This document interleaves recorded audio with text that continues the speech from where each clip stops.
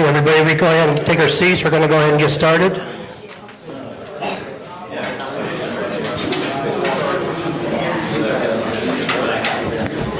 First of all, let me welcome all of you to the second World Bowling Coach Conference. Phenomenal turnout. We're happy to have you all here. We had 93 registrants, 15 different federations or countries, with 24 international coaches. So a very great, diverse crowd. And it's going to be really good on the networking sessions because we have 30 minutes between each presentation to network. So it's going to be a great opportunity to learn from everybody. So I want to give all of you give you a hand of applause because this is great for coming here and doing this.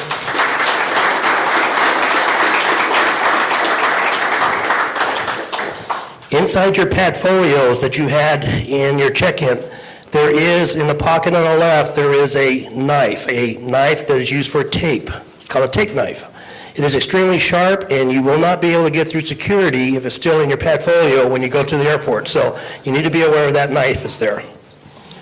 Okay, let me introduce our Executive Director for USBC and the Director and Head of the NGB for the United States Bowling, Mr. Chad Murphy.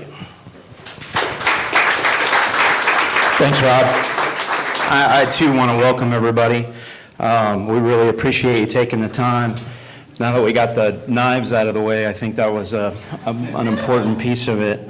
I'm honored and excited to introduce your keynote this morning. And I think a lot of you know Gordon, and we're excited to have him here. When I came to the campus 6 years ago, it was on a platform of skill instruction mixed with fun. Into the youth area. We believe in the sports side of the game. We know the recreation side is important, but we really believe in building a better and brighter future for the sport, which is what Coach V's always been about. He's the first certified gold level bowling coach in college bowling. He's taken Wichita State men's and women's to the intercollegiate bowling championships every year since 1978. He's the first coach to have both the men's and women's team to a national collegiate championships. He's coached 18 of WSU's 20 national championships teams, 9 of them being women's and 11 of them being men's. He's coached 8 collegiate singles national championships, and he's the only coach to have a college team to 3 consecutive national championship titles. The WSU men's team in 93, 94, 95 accomplished 3 consecutive national championships again in 2008, 2009, and 2010. So again, it's my pleasure to introduce Coach Gordon Vadakin of Wichita State University.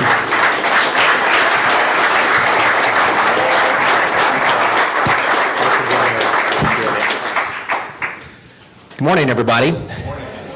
How are we doing today? All right? Good. Well, I get to be the lead-off here, and I'm really excited about that because I don't have to follow the next presenter, which is Dr. Dean. That's a tall order to try to follow. I don't know who's following Dr. Dean. Who's following Dr. Dean? Good luck, guys. You'll do fine. You'll do fine. I put together thanks, Rod, a brief PowerPoint here. This is going to be a lot about reminders and kind of preaching to the choir with all of you guys about what all of you do most all of the time anyway. So want to kind of cover a couple of points here. I used to be asked to go give talks and speeches, and maybe you guys get to do the same thing to civic groups, to organizations. A while back I got asked to go speak to our downtown Rotary Club. It was a group of, I'd say, 200 business people in the downtown core, and well-connected in a botanical garden we have called Botanica in close to the downtown area of Wichita. So I thought about this for a while. I get to do this a couple of times, maybe every year, and maybe you guys do too, and I usually talk about some of the things Chad just talked about, the accomplishments of the team, how we've done over the years, national champions, All-Americans, all of these things. And then it dawned on me that, wow, none of these people really understand bowling. They have no real appreciation for bowling. It's largely a room of business people that have no understanding of the elite level of our sport and how challenging this game can be. So I thought, let's take a chance here. Let's talk about something else. Let's teach. We're coaches, right? Let's teach. Let's talk about a topic and take a chance instead of telling them things we've done and they have no idea what goes into that. So This is a little bit about credibility here on coaching. And what I decided is to teach these downtown businessmen about lane play. I'm preaching to the choir here, but I put together some slides that I'm going to show you to kind of help you understand what I showed them. Understand, these were non-bowlers. You start at the basics, right? There's oil on the lanes. Gosh, we all know that, but they don't, right? So there's oil on the lanes, 42 inches wide, some distance down the lane. If we were able to see this oil, which by the way we can't, right? It's clear. As Rick Benoit has said to me many times, that we play on an invisible playing field. We are the only sport that has an invisible playing field. What in golf or soccer, I can see the field, I can see the lines, I can see the defenders. Golf gets compared to bowling a lot. Go play the course, right? Go play the lane, same kind of idea. The thing in golf is I can see the trees, I can see the rough, I can see the sand to some degree, right? Wow, I can't see any of that. In our sport, the golfer's equivalent to oil might be what? Wind. Might be the same thing when a gust of wind comes up. So I'm trying to explain this to these group of businessmen. If you could see the lane oil, and here's an above lane view, you guys are all familiar with it, of different distances and shapes and how we can pile this oil up in certain configurations, right? Now, that's not enough though, because once you put the oil out there, people start bowling on it, right? And when bowling occurs, and this is from one of our March sectional tournaments in Las Vegas a few years ago, courtesy of probably Kegel or Brunswick or somebody with the lane monitor system, a fresh oil pattern, obviously. The foul line is where the red is, and the pins would be down here. And this is a freshly mapped condition. And then we start bowling on it. The guys bowl on it, and it turns into this. Okay? Again, we can't see this, but that's what happens, and that's an actual breakdown pattern after about 32 Baker games. And of course, the girls break it down differently than the guys do, right? So the guys broke it down more in the middle with their different rev rates, and the guys do this, the girls do that. So I'm kind of surveying the room here of these businessmen. I'm watching them, and the scary thing about this is everyone's told me you're going to lose them. They're going to fall asleep.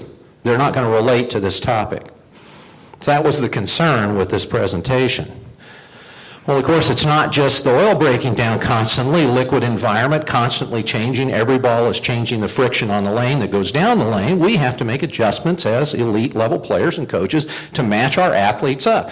So I expressed to them, these are the kind of things we try to train our athletes to do at Wichita State, is to be able to use all the alignments on the lane to try to find if you're right-handed, oil left of your target, friction right of your target, if it exists somewhere on the lanes, and then match up to the lane surface with these 5 things, not only alignment and angles, but bowling balls and releases, speed, loft, feet and eye changes to look at different shapes on the lane, bowling balls. I quickly covered, there's cover stocks. We can change the surface on the cover stocks. Balls are center heavy, cover heavy. We can change the pin positions to create different shapes with the balls rolling down the lane. We can put weight holes in the ball to change the reaction of the balls. We can change releases, of course. We can change the wrist, the hand, grip pressure, loaded to unloaded, straight. It all creates different amounts of rotation on the ball. Hand positions can be changed. Grip pressure can be changed. We can look at minimum, medium, maximum grip pressure to increase rev rate. We look at loft. We can shorten the lane with loft. We can lay it down at the foul line. Again, you guys all know this. But these folks didn't know this. Ball speed. We can change ball speed by just changing the overall energy head to toe on our body.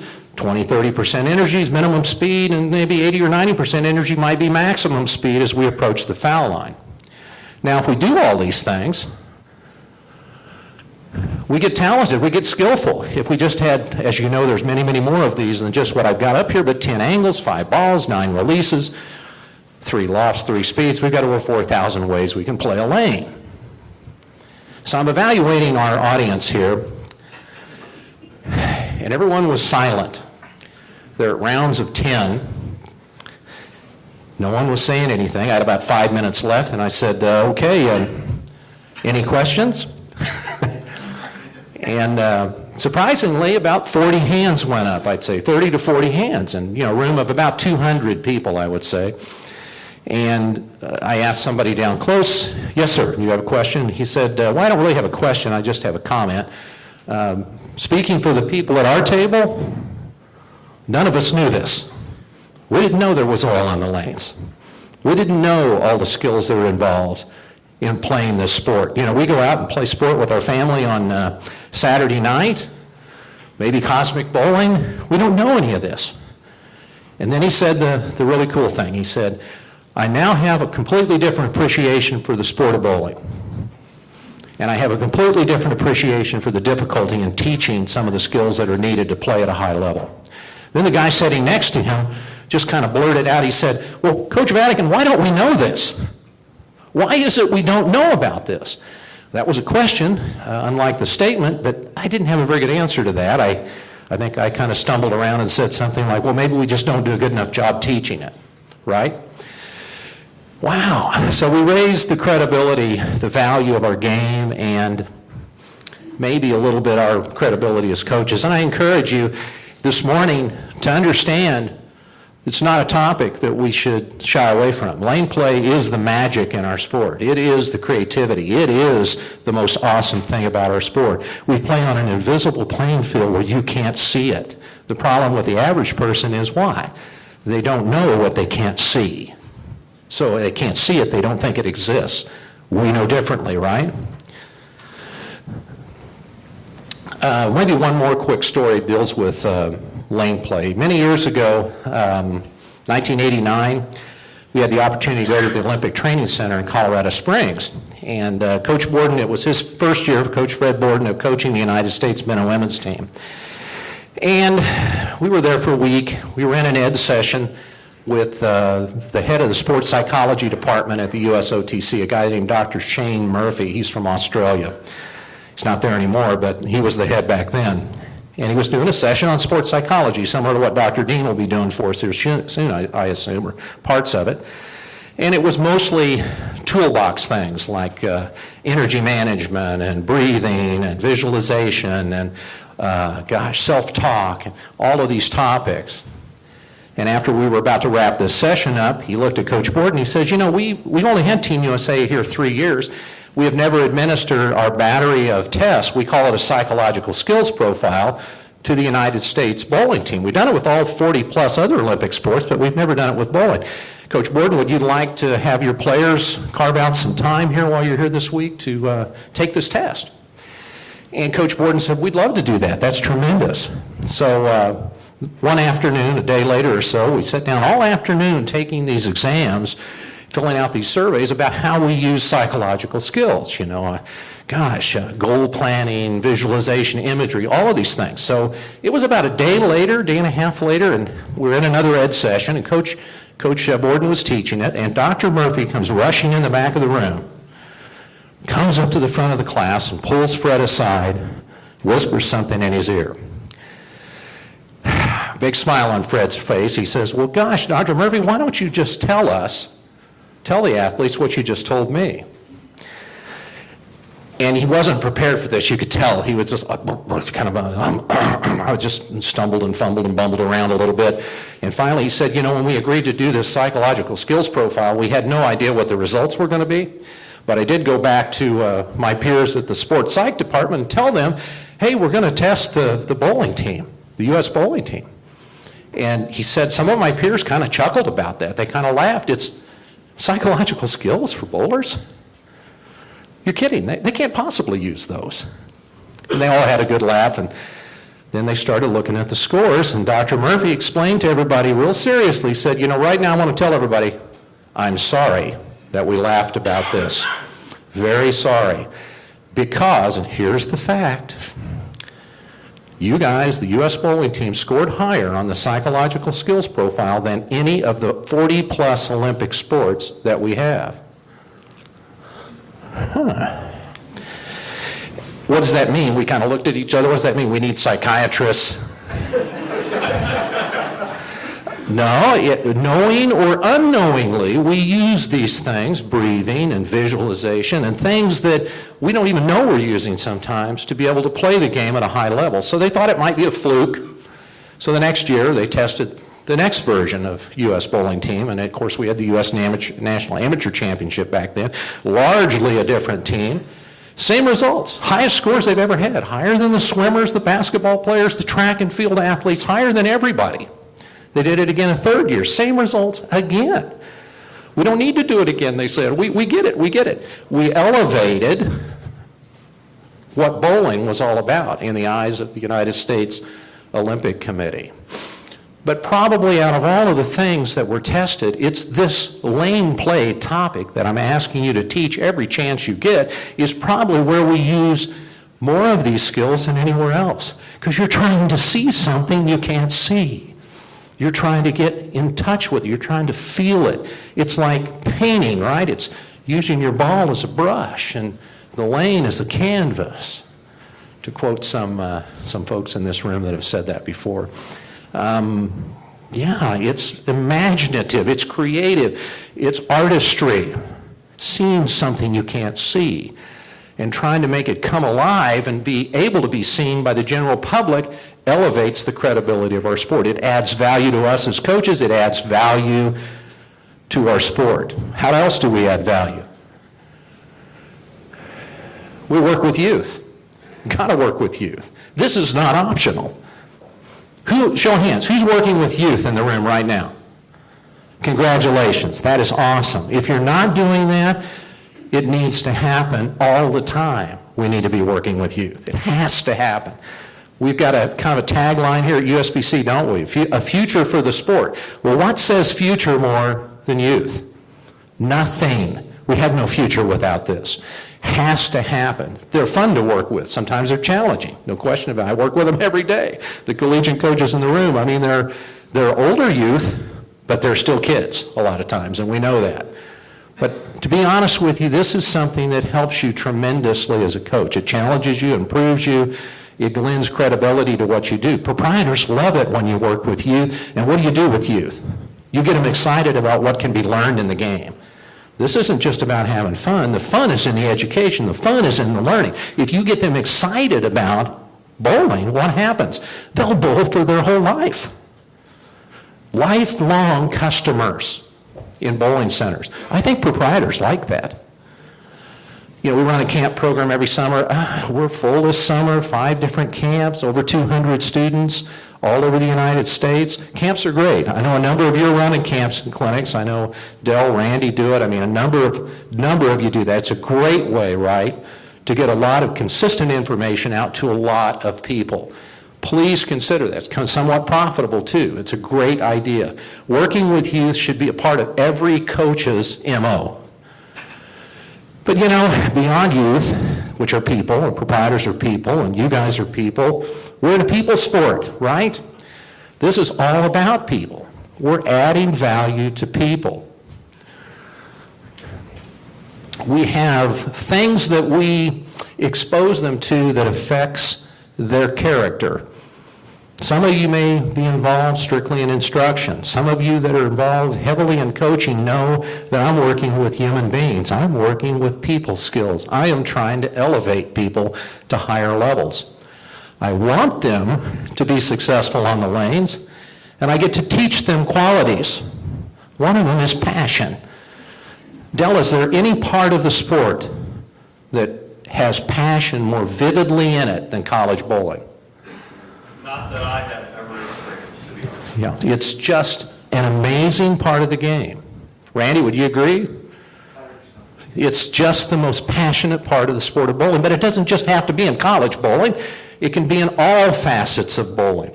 How does that happen? It comes from you guys, right? You have to be passionate. You have to show how much you love this game. You have to. You get to. It's not have to. You get to. You are passionate. You wouldn't be here. USOC did a study. I need my glasses here. In August of 2014, it's called the USOC report, the formula for developing elite athletes. When developing your players for maximum performance, what really pushes them to the elite level? The USOC recently published a report based on a survey distributed to nearly 2,000 U.S. Olympic athletes. The survey intended to gauge what the USOC could do to improve the quality and effectiveness of programs focused on talent identification and development. According to the USOC report, the top 2 reasons Olympic athletes gave for pursuing elite levels of performance were intrinsic love of activity. They liked being active. They liked being active. And love of the sport. What does that tell us as coaches? It's our job to get our players to love being active and to love their sport. It's our job to make it fun. That may sound juvenile to some of you. Fun, that's what we started with here. Having fun when we started as youth bowler. We enjoyed this. The fun is developed to a whole other level here, though, hasn't it? The fun is about seeing how good you can become, how much you can love training, how passionate you can impart passion on your players, because when they're passionate, what happens? They'll work their butts off. They'll come to the center early, they'll stay late, they'll work and love it and get better all the time. Inspiration, very closely related to passion. We get to inspire our athletes, don't we? We get to inspire them in addition to motivating them and be passionate with them. These are qualities that we get their best. We get what is the best they have out of them for themselves and actually for others around them. Gratitude. This is something that's a little lacking sometimes with young folks. Gratitude. Why do I have the PWBA logo up there? Probably one of the most exciting things happening in our sport right now is the Reinvigorated Tour, largely made up of recently graduated collegiate players from the United States. What's going on the PWBA Tour? Is anyone excited about this in the audience? Yeah. It's really exciting. Why is it so exciting? These girls are thrilled to have a place to go play. It's been 14 years since they've had a tour. So they're appreciative of a bowling tour, aren't they? They're very excited to go out there. They're out there thanking proprietors every week. They're thanking the snack bar help. They're thanking everybody they can find. It's fun when you get on Facebook and you see them in a photograph, they're sitting down to eat. It's not just one of them. There's a dozen of them eating together. There's camaraderie at meal times. They love this. They're writing thank you notes. They're setting up Facebook friend accounts.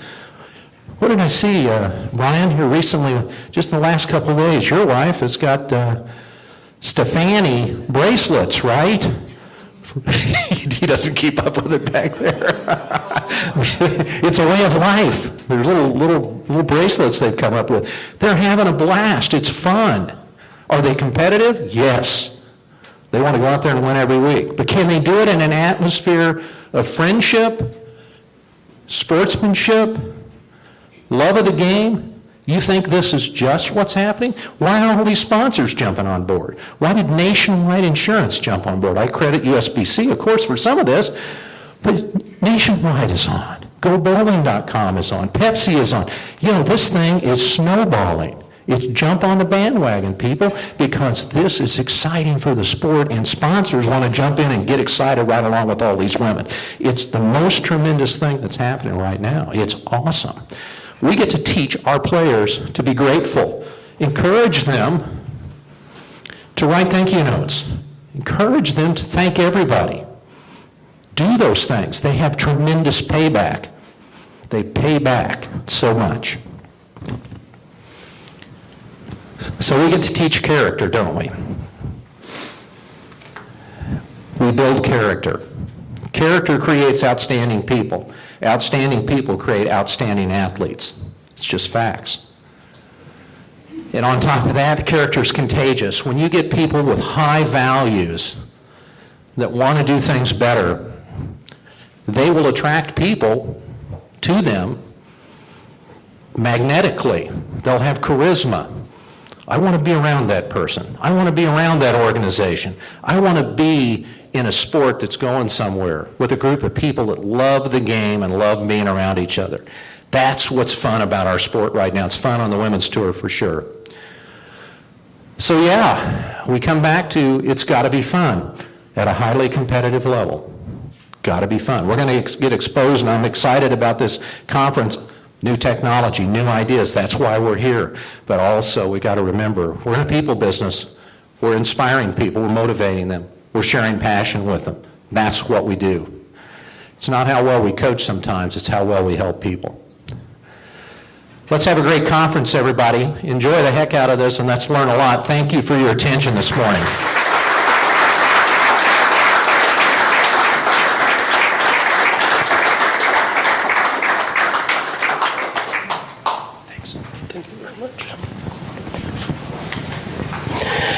Okay, everybody, we got about a 2-minute break, 2 to 3 minute break if you want to stretch your legs. The restrooms are right through the doors here and to your right, just same place that you came in.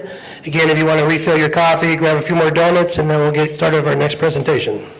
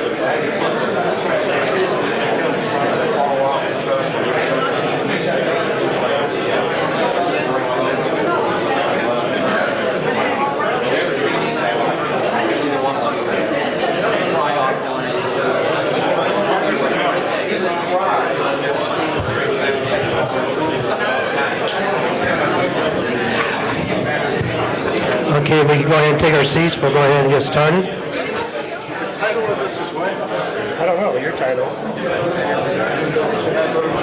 Yes. Oh my God. So I was gonna go get them. Good. Nice.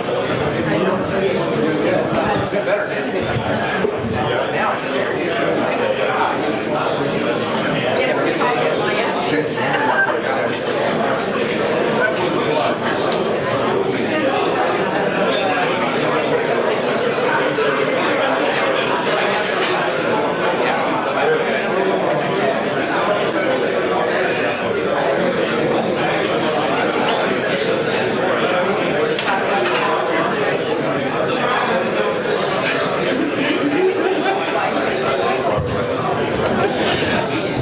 Okay, a couple of you asked during the break. All the presentations are going to be available to attendees at the end of the conference. We'll have it online on a Dropbox, so you'll be able to download the presentations. We are also live streaming this, but it's a private live stream. No one can see it. Once it's done, everyone in the conference will get a link to the live stream as well if you want to review any of the presentations.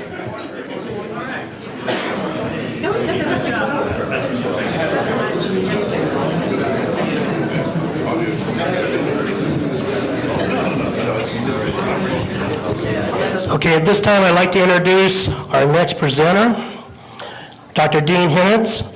Dr. Dean has been the sports psychologist for Team USA since 2001. He has been the sports psychologist consultant for a number of national championship men and women collegiate bowling teams. Some of the coaches are in the room here. He has worked with numerous title winners and several Hall of Fame bowlers on the professional bowling tours, both the men and the women's. So I gladly introduce to you Dr. Dean Hinitz. All right, thank you.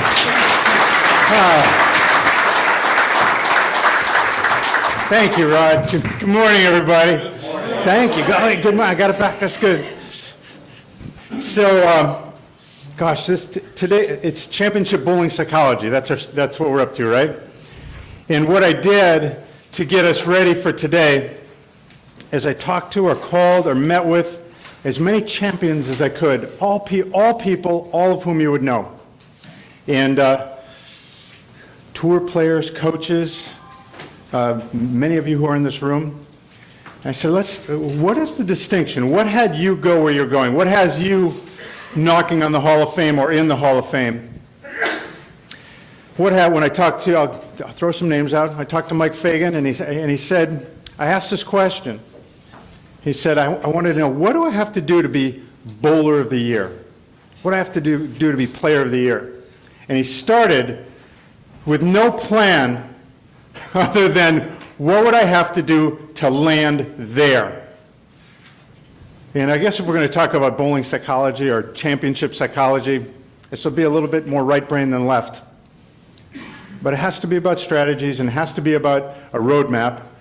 And most people's roadmaps, much like, have you ever, if you plug in Google and you try to find a place, I don't know if any of you have had this experience. I was in Washington, D.C., I was doing a clinic, and I plugged in the Air Force Base that we were doing a coaches training. And where the Google Maps sent me was to where they make the uniforms for the Air Force Base. Later, two things notable is it sent me there. The other thing notable is it had a 7-Eleven. I really liked their coffee. But this was the only 7-Eleven I've ever been to that had a fully armed, like SEAL-trained guard outside of it, for real. And I thought, well, this is an interesting thing. I wanted to go to someplace like this, and I followed Google Maps, which I thought was going to take me where I was supposed to go, and where I've gone is not where I'm going, and to a 7-Eleven that has an armed guard outside of it. I later found out it was the crack capital of the United States. Like that's what I noticed there were groups of people congregating, and I thought, this looks like a very friendly neighborhood. Everyone's talking to each other and shaking hands a lot. It's true. And I'm a reasonably quick study. I had my running shoes. I thought I'll be all right. And what happens, there's actually a point to this. When people follow a path, in a champion's path, and the reason we're so fascinated by champions is that they are more rare than not. And everybody who says, I think I'd like to be a champion, they plug in champion on their Google Maps on their phone, and then they push whatever you push to say, okay, show me the way. And Google Maps are great unless they send you to the military fatigue store as opposed to the base where you want to operate. You have to know where you're going. But if you said, what I'm going to do, we're going to paint a wall, and we painted this wall, amazing. Oh, you're such a good painter. I go, that's an awesome wall. Wrong wall. Or we're going to really execute a shot well. I'm going to bring everything I've got, and you throw a ball. He goes, oh my gosh, you just blew him back. I can't even believe you got the 8-pin out. That was amazing, but it was the wrong lane. We're going to reload. What makes champions is their mapping device actually does go where they say they want to go. And most people have mapping devices, but they send them to military fatigue stores as opposed to where they're giving the conference. I should say, probably is most people. Yeah, far and away it's most people. And so when we talk about champions, and I'm going to talk about a lot of them, what has somebody say, what do I have to do to be player of the year without having the technology to do it yet? It's probably the same thing that had Kennedy say, we're going to the moon. And then his advisor said, we don't have the technology yet. He says, well, I already just made a promise. I better get there. Or it's third grade, and they're playing kickball, and the bases are loaded. What's the name of your elementary school, Kim? Daniel Webster Elementary School. True story. Was it third grade?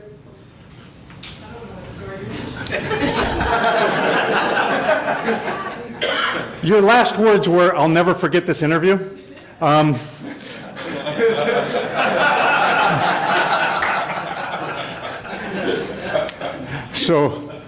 But other than those words, the story goes like this. The bases are loaded. Terrell is up to bat, or up to kick. And the bell rings to come in from recess. And she looks around and says, nobody move! Because it's her turn at bat. Nobody move. I know there's going to be a problem here. At the recess, the first bell rang, but I'm up. It's a little kid. A lot of people, that bell would go off with the bases loaded, 2 outs and lots of third graders, and they'd go, thank God the bell went off. We're out of here. Who says, nobody move, it's my turn?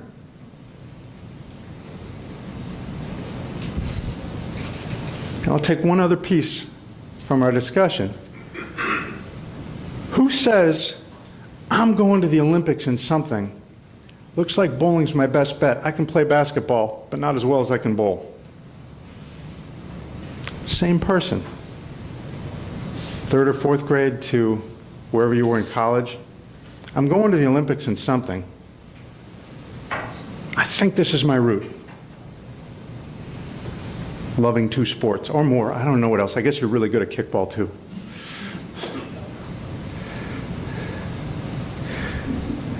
Champions have a very clear vision of what the landing looks like way before they have to have any kind of clear vision of the mapping system to get there.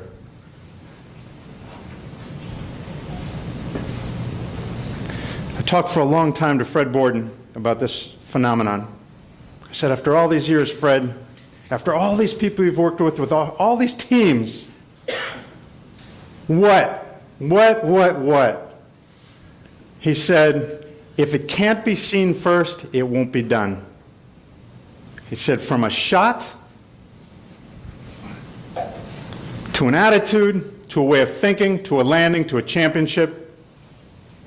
He said, even practice. He said, see it 3 times, throw it 2. They start with, here's where I'm going. There's another piece here. There's a lot of pieces. So let's play. Screw up your face, what's he going to do? All right. Let's do this.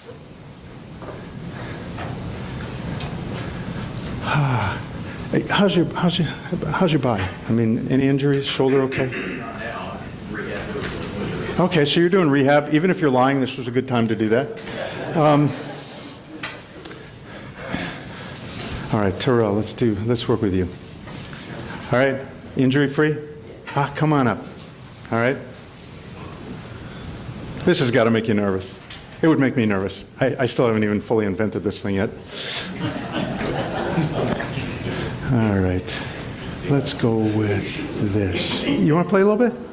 Hey, come on up. It's a tough one. This is a tough one. You want to do a tough one? Sure. All right, Peter, come on up.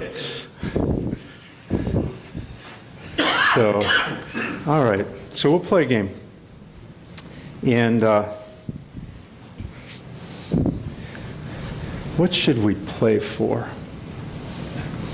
What do you want to play for? $20.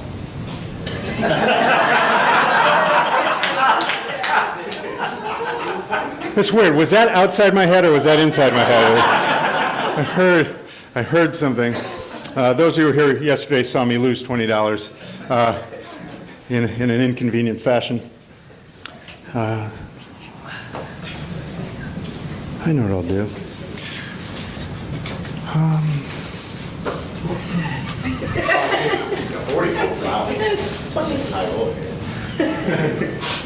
Could you use $20? Sure. All right. You know everybody here? Or did you come with anybody? No. Did you come with anybody? Oh, who'd you come with? Bill Dawski. Oh, okay. Bill, that's the most bizarre thing. He's filming this, probably, I don't know if we're being Snapchatted, but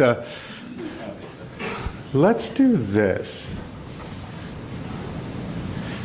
If you win, you get 10, he gets 10. Fair enough? Sounds good to me.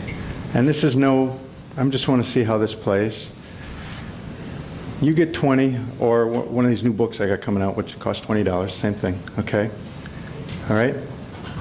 You guys ready to play? Sure. Okay, so, and this is a game that we've played at some of the schools that I get to work with, because we work with all kinds of things around championship thinking, mental toughness, all kinds of stuff. So what'll happen is you guys got to face each other, get a little bit closer, all right? And arms out in a T, okay, there you go, so they're perpendicular.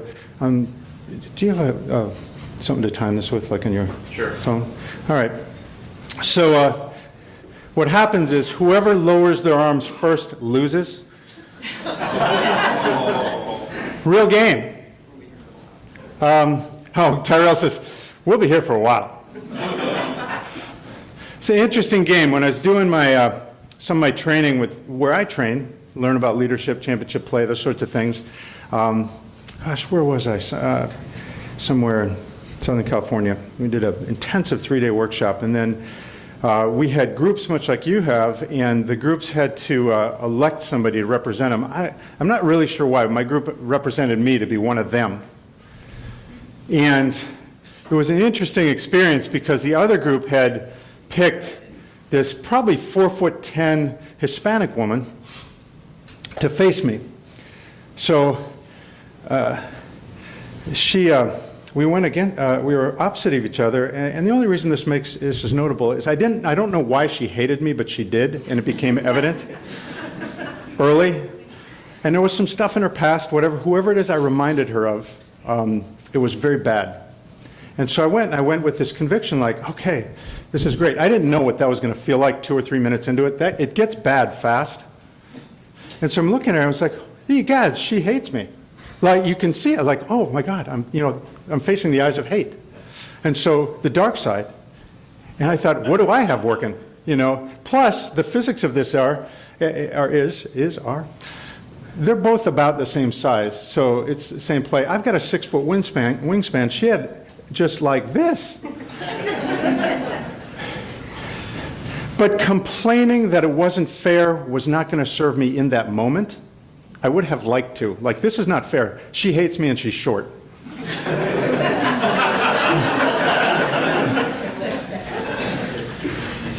And so I thought, what am I going to do? Because we represented a whole side, okay? And your team loses if you let down, your team loses. Much like the teams I work with, either Team USA or especially collegiate bowling teams. If you let down, your team loses. Now, how far are we into this, Jordan? 2 minutes. 2 minutes. And my guess is you're feeling it a little, but we're going to be here for a little bit, so hang on. So, 5 minutes into the thing, I went, oh my God, power of hate. But now I'm going to draw on power of love. I started doing all kinds of mythology things like Greeks and Romans must have done. Like, okay, Apollo help me, or whatever it is you do. 10 minutes into it, I went, and this is real time. I thought, this is insane. No one can hate this much. But my team has me up here, and I'm not going down. Like, I'm representing something here. 15 minutes into it, all I had was I'm representing something up here because I couldn't feel my arms anymore. 20 minutes into it, for real, I thought, we're going to the hospital.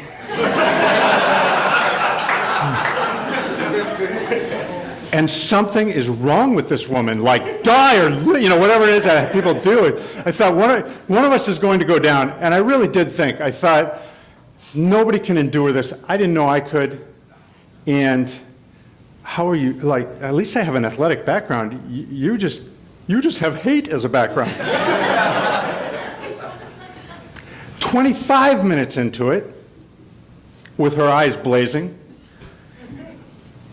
is interesting because it actually did change. Somewhere between 20 and 25 minutes, something like respect started to come in for both of us, a lot. And at 25 minutes, the instructors just said, this is insanity, some version of stop you two. Take it outside, whatever's going to happen. And as you might imagine, this woman and I became friends. You can't not, that kind of what happened. But what's happening with these guys, what do you think's happening? How far are we into this, Jordan? 4 minutes. Oh, you got nothing. Oh, we're here. So what's happening in their psychology? What do you think? One thing is happening that's distinguishing them from normal people right now. What is it? Their arms and shoulders are Skyping the brain, saying, hello, circuits open, burning, hello, brain. And a normal person's brain responds and says, message received, lowering arms. A normal person receives a signal that says, stop, slow down, coast, lower. I partly picked them because they're not normal. Actually, from a psychologist, it's probably not the best thing. But they're not normal in good ways, or ways that serve us, because they are getting signals that say quit, and they're not quitting. And I never worked with a champion ever who didn't want to quit. But they don't. And so what distinguishes them from almost the entire population is they're getting intense signals that say, go easier, stop. And normal people respond to the signal like a command.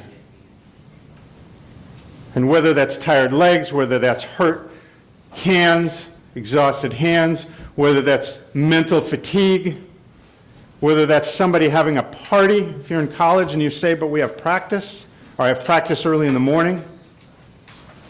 The world is filled with signals that say, go down on the water slide. And what makes champions distinct is A, they do what they intended to do, and B, they consider the signal instead of obey it. And those signals are sneaky and tricky, and they're all over the place. As I say, they're social requests, they're physical experiences. They're mental tricksters around pain, boredom, fear. Normal people get afraid and they go, I'm afraid, and they go the other direction. I'm bored. So let me flip open my phone during practice. Let me solve the boredom, as opposed to bring myself in even more. As if boredom is somehow like a virus that has to be avoided. Champions sit with their experience. How far are we in here? Oh, it's nothing. A normal person doesn't have a reason to do this any more than they have a reason to absorb feedback that's painful or critical. Sometimes you'll talk to them about, well, here's what you look like, or, here's what your form is, and you're being kind, and they're taking it like you showed them a Picasso painting, and that's their face. What do you mean my ear's on the side? It's like, no, I didn't say that. I just said you're a little fast in the third step. But they'll hear it how they hear it. But champions have a reason to go through their experience.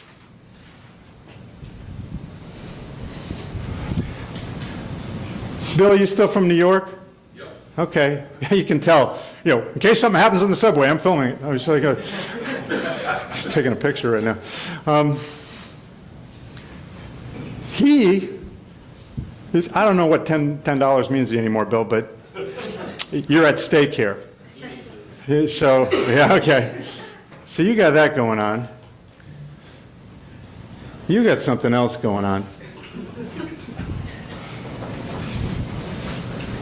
See, what Tyrell's got going on, as head coach of Team Canada, he's an interesting person. Well, I won't tell you. Let me tell you about his mother. No, I won't. He has to do what he asks his athletes to do. What a pickle he's in. Because we got him up here, and now he's saying, how could I let down? I asked this of my athletes. So he'll die up there.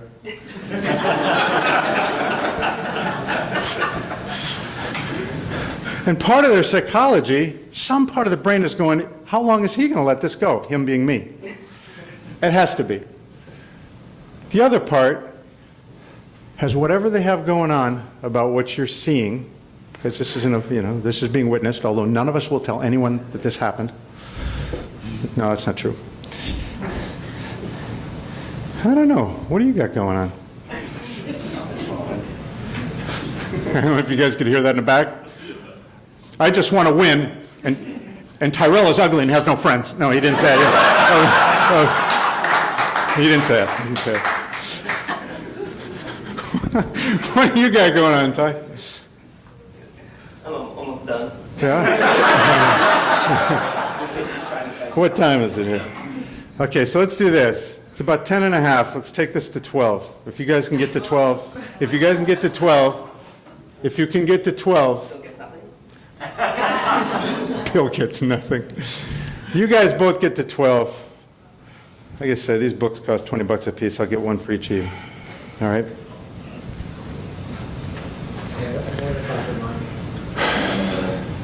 It's about zero about the money, but I figure they ought to get something out of this thing. So think about what you would be thinking and what you would be experiencing. The last time I did this, one of the people I brought up was this CrossFit Games champion. But what I didn't know is he'd had surgery and he had metal hooks holding his shoulder together. My bad. That can happen, so now I've learned to check. But it was an interesting phenomenon because it was the same phenomenon. Where are we at here? 50 to go. 50 to go, 50 seconds. Yeah. It's amazing, actually, what happens right about now. We'll debrief in a second. Where are we at, Jordan? 30 to go. 30 seconds to go. Put yourself there. See if you have it, if you can, because this is really important. Where are we at, Jordan? 20 to go. 20 to go. Got this, dude. That's hard. 10 more seconds.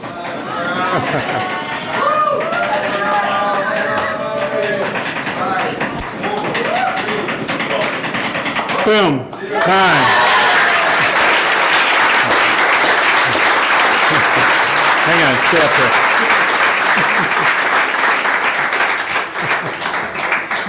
here. You know, for those of you who suffer from empathy,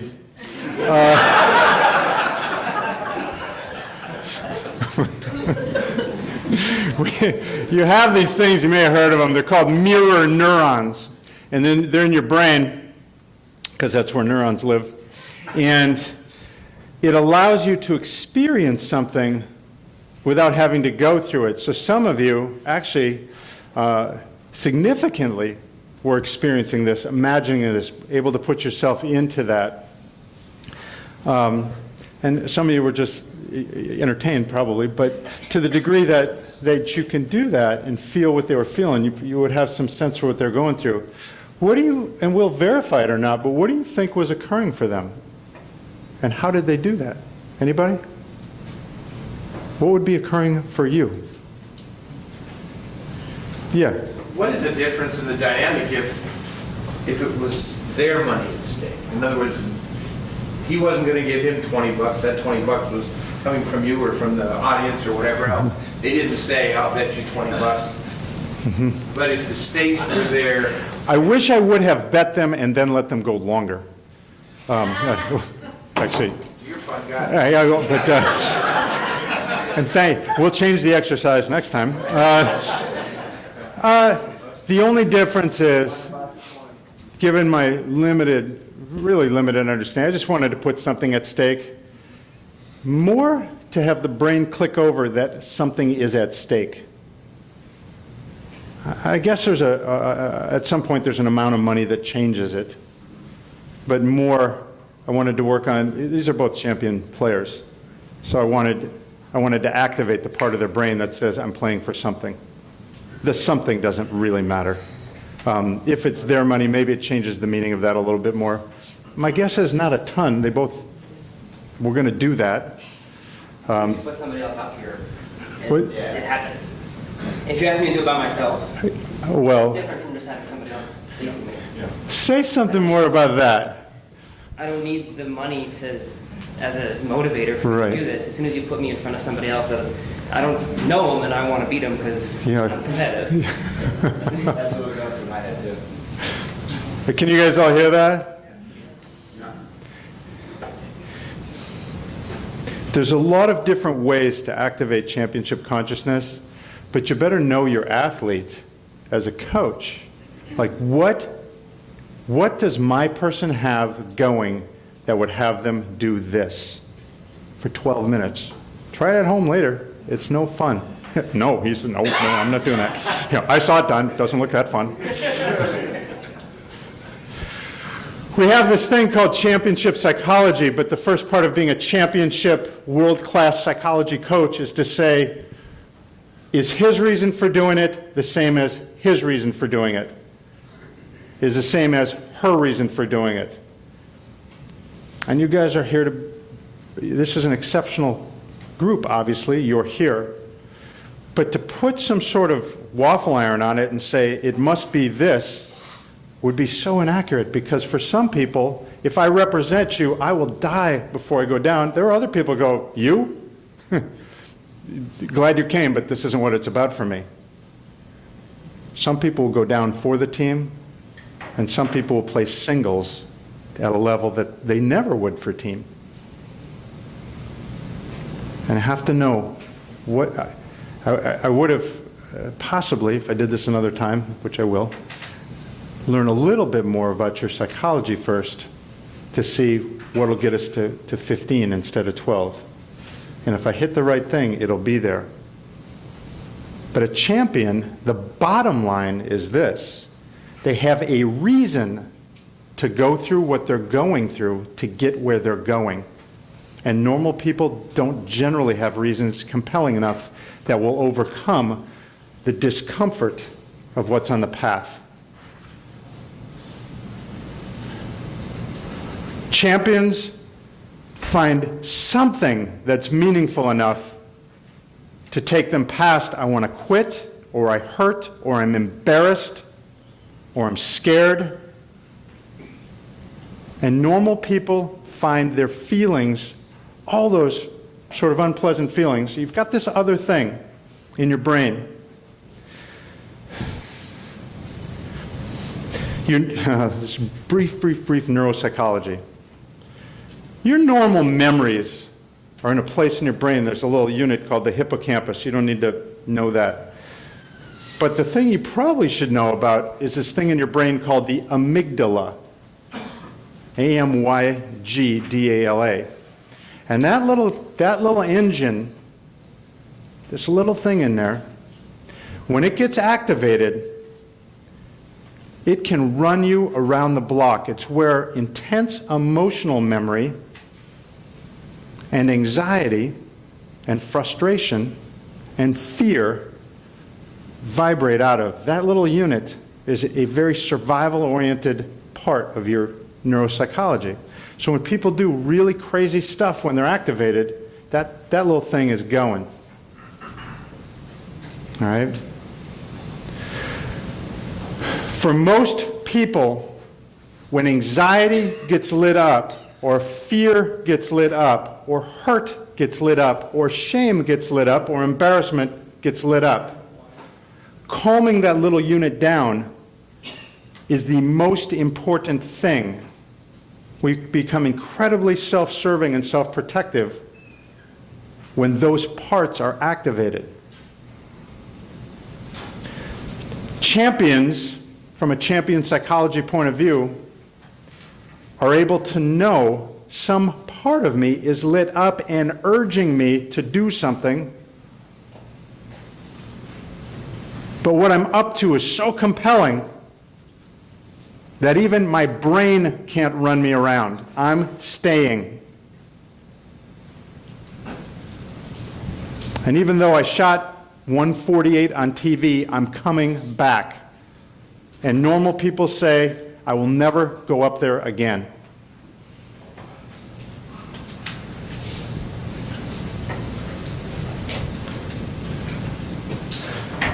Champions will get up in front of a room of 100 of some of the greatest coaches on the planet without even knowing what I'm going to ask them to do and say, I'm going to play hard and I'm going to be seen and I'm going to risk whatever happens here. I'll risk your judgment to knock out what we're about to knock out.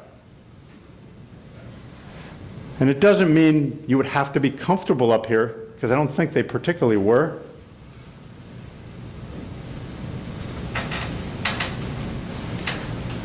Most normal people don't want to be seen. But if you're going to win and you're going to be champion, you're going to be seen. You're going to win and you're going to lose, and it's going to be viewed. And if you're not comfortable being seen, then you need to come in somewhere lower in the pecking order.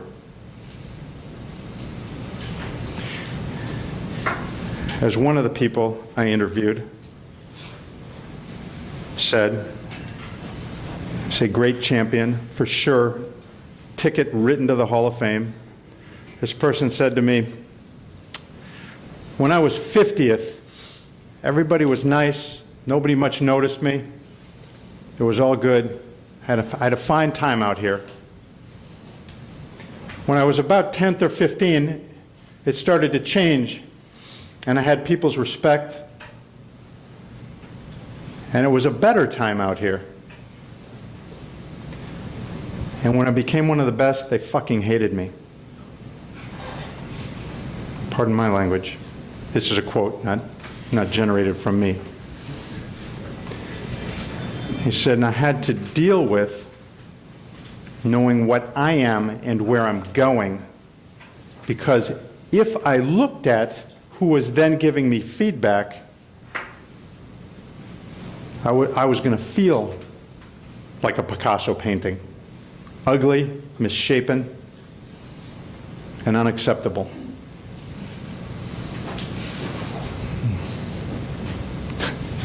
I know you guys are hanging out. I'm not paying you right this second, by the way.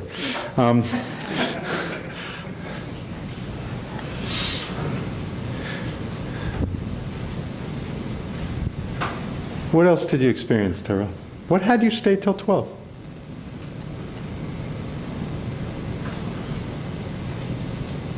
At first it was just winning. And then when you brought up my team, it reminded me that was a pretty important principle to me. And if it was one of my teammates or team members that was here doing it instead of me, like, I know I would want them to push on, and I couldn't do less than that. I had two things. One was that, just thinking about the team, I wouldn't want them to quit. And the other one was I was staring right at the Girl Anthony wall, and I know, all those accomplishments he never quit, so I shouldn't quit right now, too. Oh, man. I had the advantage standing over here. Does anyone have any money that I can tip him with right now?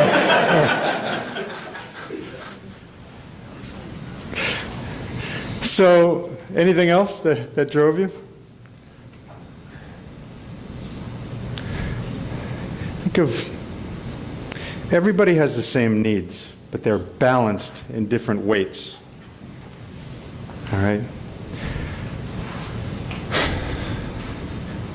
Unless you're at extreme ends of continuum, extremely autistic or extremely psychopathic, and nobody here is either of those. It's a rare phenomenon, 1%ers on either end. People will do what they have to do if they can find meaning in it. And everybody has a need for that. You just got to find out, what would this mean to you? I mean, what is that kind of response? Boy, you were at a disadvantage. You couldn't see Earl. I mean, he could. Yeah. That's right. Yeah. Right. Yeah, but I had Gordon, so for some people, whatever they're up to is a spiritual enterprise. For some people, it's a self-actualizing one. Let's see what I have. For some people, it's I'll stand for my teammates. For some people, it's and I don't sneer at this. It's even more self-oriented. Could be ego-oriented. Let's see what I got. How can I get to the Hall of Fame? Whatever somebody has, they have as a primary driver. But nobody will endure the discomfort of the champion's path if they can't find something meaningful enough to do it. And we have to be sort of careful that we don't sort of try to inject what's meaningful to us onto them. Because what drives me is real different than what drives some of my athletes that I work with. So everybody's got a need for that.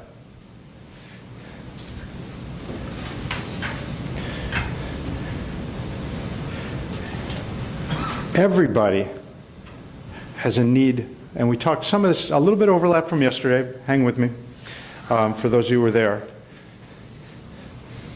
Every being on the planet, every human, except for the T-tails, as I said at the very end, the 1%ers on either end, everybody else has a need for mastery. And champions have an abnormally high need to master skills, experiences, environments. Mastery means competence, capability, agility. They say IQ in anything. It used to be, we talked about it, intelligence quotient. They used to think it just meant horsepower. G factor, they used to call it G. The guy said, who's got horse, who's got G? And we just measured IQ.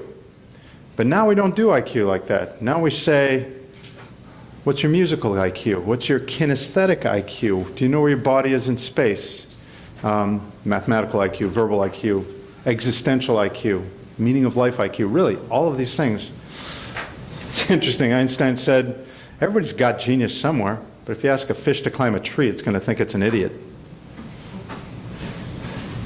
Champions in their chosen endeavor seek to develop their genius. It has meaning to have mastery of what their pursuit is. It's an internal driver. You can't pay enough for it, for somebody to feel like they get better and better and better at what they do. True champions, and I don't measure true champions by number of titles. I measure true champions by a way of being.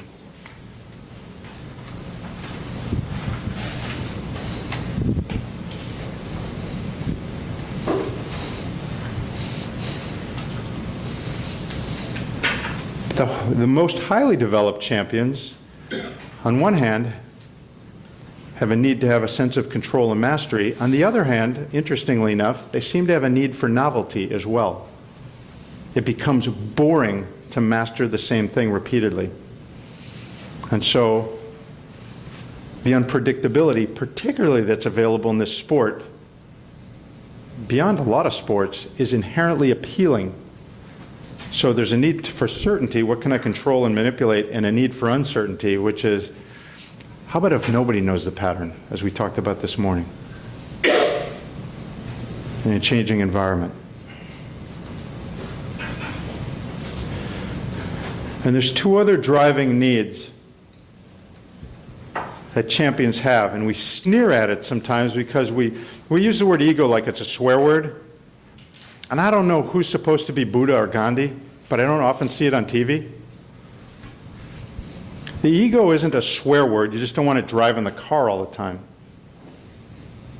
But true champions, like true artists, singers, painters, poets, treat their craft like an art, and they have a need to feel significant.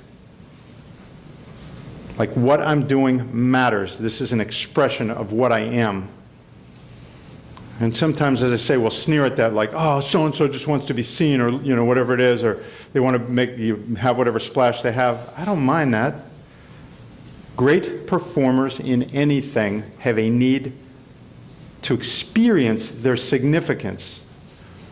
But as you go further up the championship ladder, they need it less from you and more from themselves, in terms of feeling like, to use Coach Vadakin's word, to feel like their brushstroke came from some place so deep inside, I don't even need a mirror anymore to experience my significance.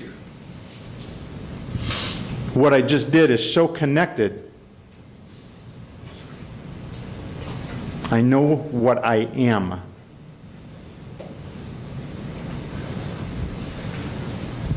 I'll let you guys sit in just a second here.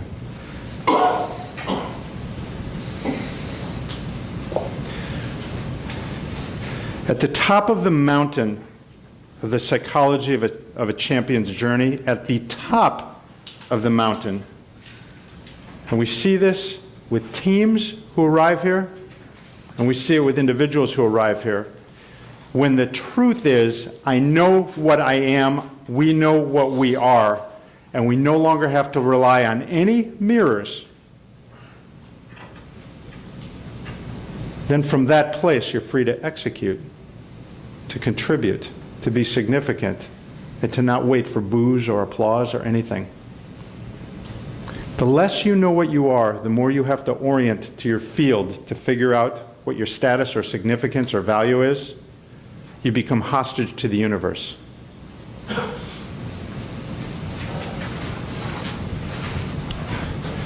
And we're not talking about narcissism here, we're talking about clarity.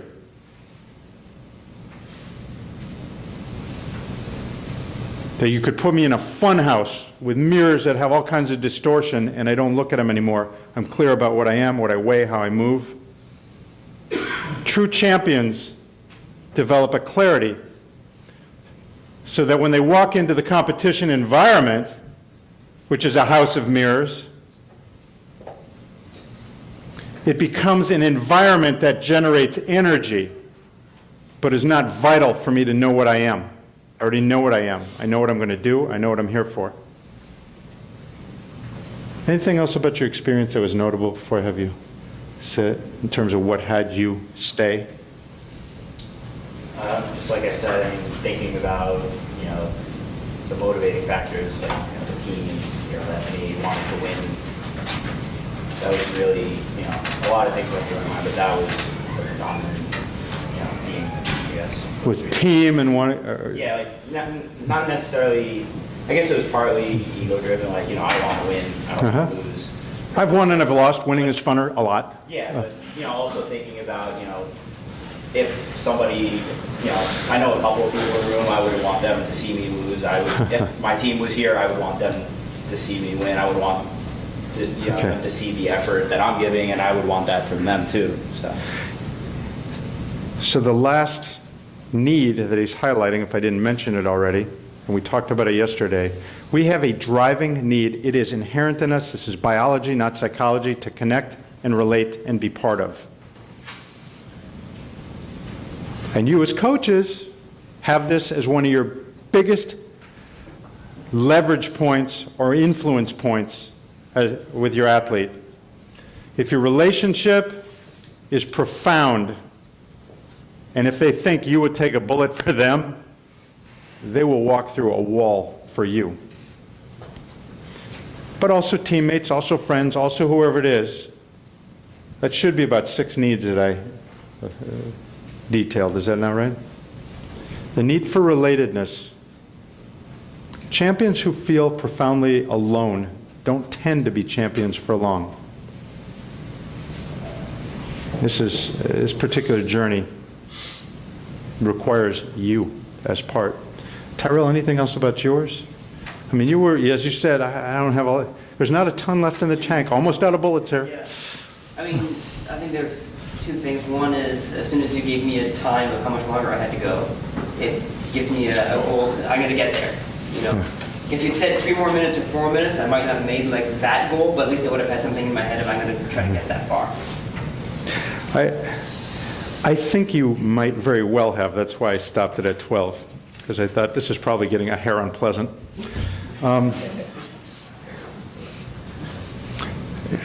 Thanks for mentioning that. I actually did that for a bunch of reasons. But when people can contain their experience, they can suffer a lot if they can see, like, okay, there's a finish line, there's a context for this, there's a place and a reason and a beginning and a middle and a beginning and middle end to my experience. It's almost like if you even think about a human interaction and someone says, I got a big problem with you, we got to deal with this, I need 2 minutes of your time, we're going to be fine when it's done. But 2 minutes, I need you to listen. It's like, yeah, I got 2 minutes. But if I just come in and say, we got a bone to pick and we're going to be here for a while, you just start, like, your brain goes, how can I leave mentally? You can have my body. To create a context for where we are and a context for the kinds of things you have to go through in order to go to that place, it's not just open-ended. Practice is this long, or we have this season, or we have this moment, or whatever it is. When people can see a finish line, they will do things and even exert more on the way to it. There's a context for practice. There's a context for a week. There's a context for a season. And our mind needs to have a frame around things. Pun intended, we'll fill frames. I thought that was good. But like those old explorers who thought maybe the ocean just dumps off into space and there's nothing on the other end, if we can't see some form of horizon, it becomes very difficult to just keep chugging. And so we chunk and we group meaningful units of effort. All right. Probably you could sit now. Give these guys a hand if you would, all right?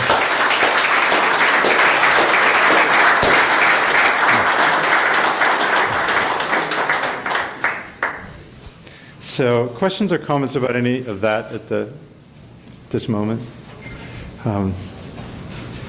It can be a hard thing in a room like this to raise your hand, but I really want to encourage you to be uncomfortable. Obviously, I'm comfortable with discomfort. Actually, I'm extremely comfortable with discomfort. I'm comfortable with people's feelings. I'm comfortable with whatever comes up. The rule of thumb is, actually, and just as coaches, you have to know this.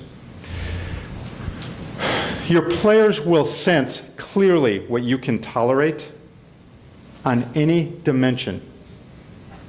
If you are uncomfortable with physical exertion, physical effort, physical breakdown, not injury, but just what Peter and Tyrell just went through, if you are exceedingly uncomfortable with that, then as a coach, you'll communicate that, you'll limit what you demand of your athlete, and they will sense those limits, and everything goes down. You have to be, from my point of view, you have to be a bigger container than the athlete is as a coach for the things that are important for bowling. It'd be like in my job, my other job as a clinical psychologist, oddly enough, one of my areas of specialty is post-traumatic stress. I work with cops and firefighters. I'm sort of drawn to intensity, obviously. And so, but I also have experienced some things in my life. I've been through some stuff that cracked my shins hard, had a few things happen, traumatic things.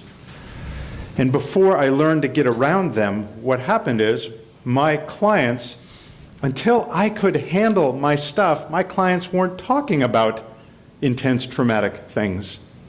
It looked like a spectacular coincidence. I'm uncomfortable with this, and they never talk about it. How awesome is that? Great match. And then lo and behold, as I sort of did my own work, had to resolve some things that, some stuff that had occurred in my life, did my own therapy, all that stuff. And I could hear things without having it knock me off my chair anymore. Lo and behold, my clients started talking about more intense stuff. To the degree that I could tolerate something, they would bring it. To the degree that I wouldn't, they would cap it. I don't think any of you have to play better than your players for them to be champions.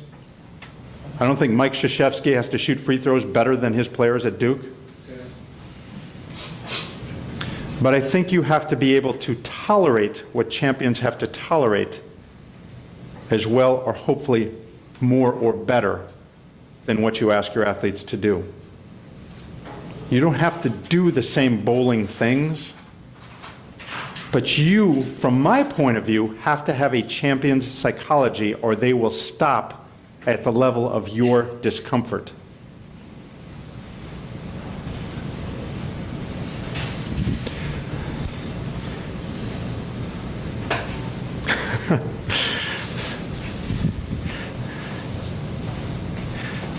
Coach V, I hope I don't embarrass you with some references to our conversation. We have one of the interviews I have in this next book is with Coach. I'm going to embarrass you, but I'm comfortable with that. I'm comfortable with his embarrassment. I'm glad of that. I feel like I've done my work.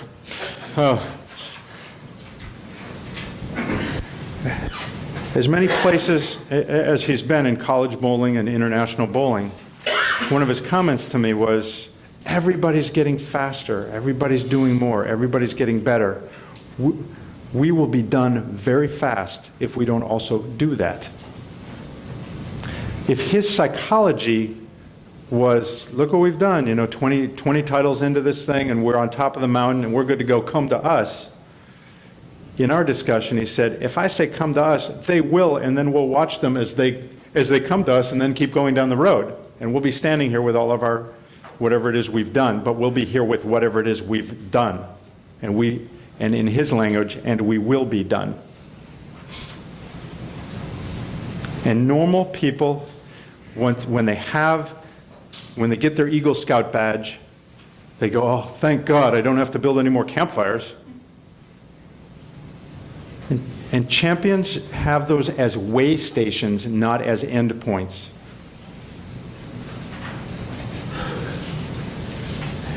It's very, very hard to run faster when you're in front. This group is self-defined as achieving and not stopping. By virtue of what we're in the middle of as we speak, that piece is a lot handled. You're here going, how can I get better at what I do?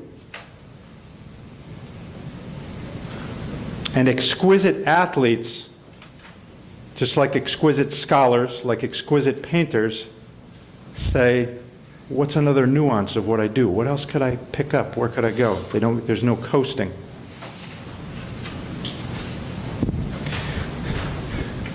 But I ask every champion I work with that I could think of in the development of all these interviews, you're on TV, it's the 10th, gotta have it. Where do you go? It's a question that always fascinates me. So let's take a look. Let's put TV on this. How are we doing here? Okay. This one time I ran out of time when I was talking. It was weird. So let's play. This one you can do. Come on up. And Carol, you want to play a little bit? Can I invite you? Come on up. This is interesting. No more arms. Stop. This one is not physical exertion. Yeah, right. And based on the exercise, champions want to fly. Okay, so this is an interesting one. Again, it's funny. Most people, they'll see in their mind's eye, striking for a title, whatever it is. They almost never, when they're dreaming, laying in bed, go 4-pin for the title. Like it's not where they go.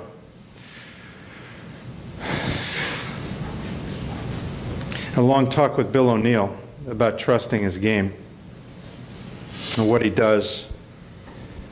He said, and his comment was, "You really have to trust at the end of the day." He goes, "When I'm up there, I don't have to consciously tell myself this, but he goes, I have to have a knowing that I know how to bowl. Like I know how to bowl, so I'm not up there with a question. Do I have basic coordination?"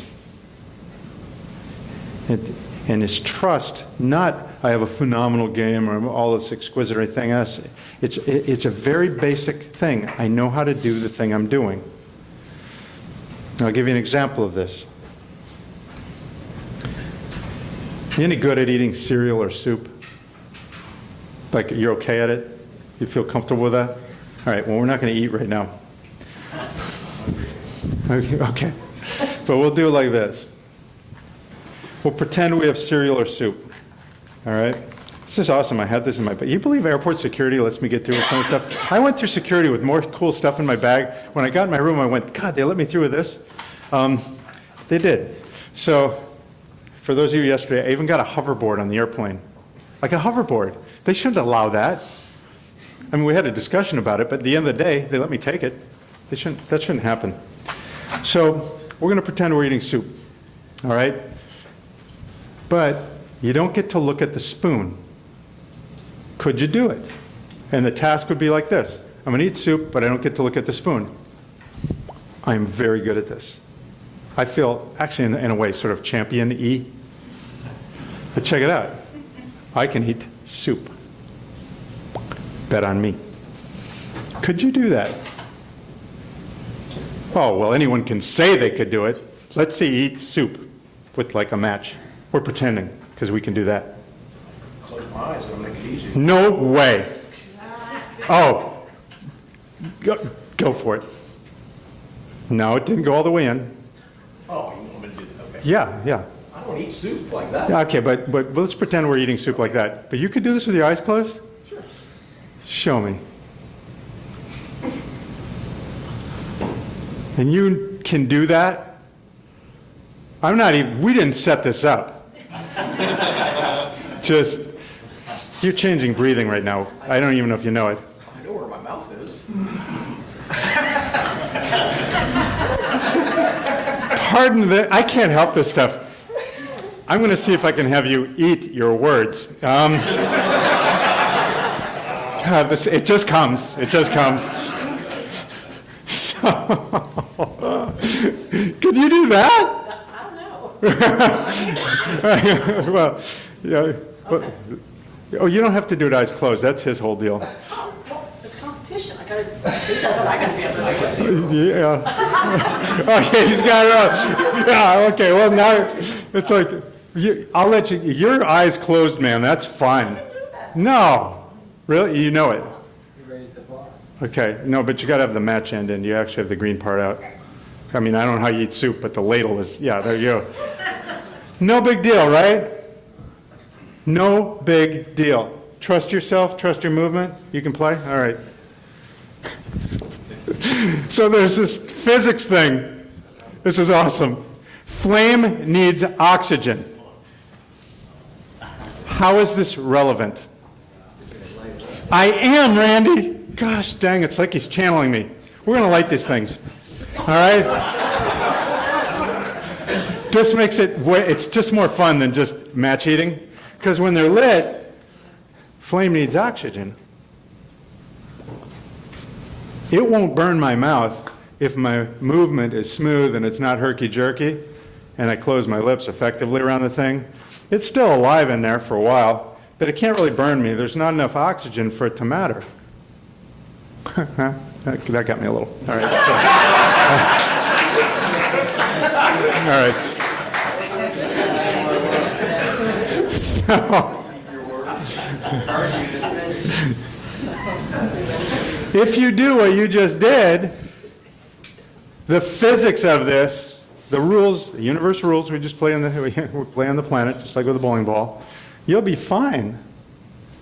But if you waver, you get a little tickle. We'll call it a tickle. Fire. The question is, now you just told me you can do this with your eyes shut. I probably can. Yep, I can. Trust my spare shooting, too. Because I can. Because I can. And I put a match in my mouth the way Bill O'Neill shoots spares, which is I know I can eat soup, I know I can eat cereal, and I know I just had 3 practice sessions with my eyes open. But you don't have to close your eyes if you don't want, although that would be kind of cool. That's the first time I ever did it. I always have my eyes open. But the thing is this, you saw them do it, and they didn't even look at the match, did they? They're really good at this skill. In fact, assuming they have had normal developmental processes as kids, for decades you've been eating cereal or something. So this neurological link is way more grooved than their spare shooting. And I've actually seen both of them shoot spares. They're pretty good. Could you do this now with it lit and not look at the flame and just shoot your spare the way you shoot your spare, the way you just did your deal? Flame on! I always wanted to say that too, like in the, that one movie. All right. So you light the match. Oh, all of a sudden. Yeah, this is great. This is great. Yeah, here's Bill as a coach. I've got an idea. How about you take one for the team? All right, so that's great. This is me following the rap of like, I have to be the bigger container than my athlete. It's like, show us where we can go. You're my athlete. Okay, so, but again, so we'll practice. I'll give him a freebie. Practice. Can you do that? Can you do that? All right, let's see if it changes when it's on fire. Go ahead and light these things. You're up. It changed. Did you see it? Did you see it?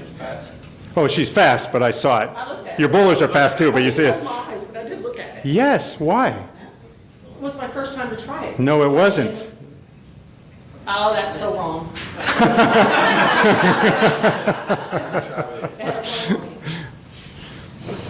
All we did is put a TV camera on it. Right? All we did is call it finals. All we did is say lights on. First frame. All we did is go from shadow practice to lights on. You really won't get hurt. I demonstrated it a number of times. This is not the venue I'd put you at risk. People are filming. The guy from New York is doing this. Yeah, that's right. Really, being on the internet is iffy. I don't want to be on it for this, all right? So, oh, and here's what happened at the World Bowling Conference. Somebody lost their head. They lost their head. What? We're plotting here. That feels good. We're plotting. Let's go back to where we were. We're on the same team. Okay, so what do you have, Bill? Spare shooter? Yeah. Lights on. Go ahead. Does he trust him or does he trust me? You did it first, so I trusted you. There's just like a couple of things that are no matter what, as my friend would say. No matter what. If your player trusts you wholeheartedly, you could ask them to change hands practically in a tournament, and they'll go there. If it's to that degree, to the degree to which they trust you, you could get them to do that. And I'm not asking you to do that. Don't go home with a book of matches. I had a lot of classes, and I'm certified in this.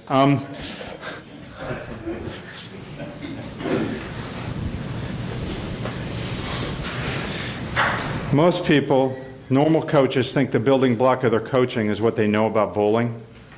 The building block of your coaching at a championship level is whether or not they trust you to take them where you're going.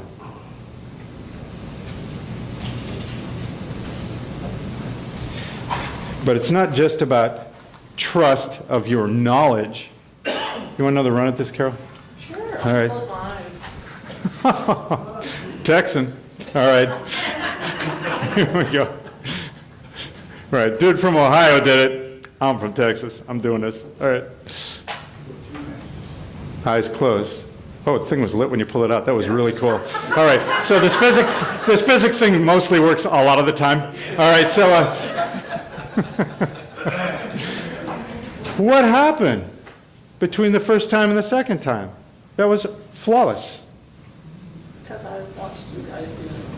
All right. I trust you. Thank you. Actually, thank you. Very, very. I do not take that lightly. For reals. This is, okay, so trust is one of those things like, highlight.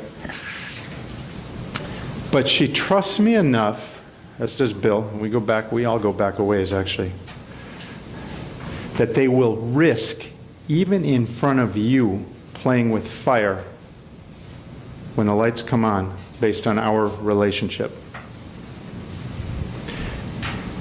And as we said yesterday, and I'm going to reiterate, people think there's mental toughness A and there's mental toughness B, and everyone gets fooled by mental toughness A thinking that's what it is.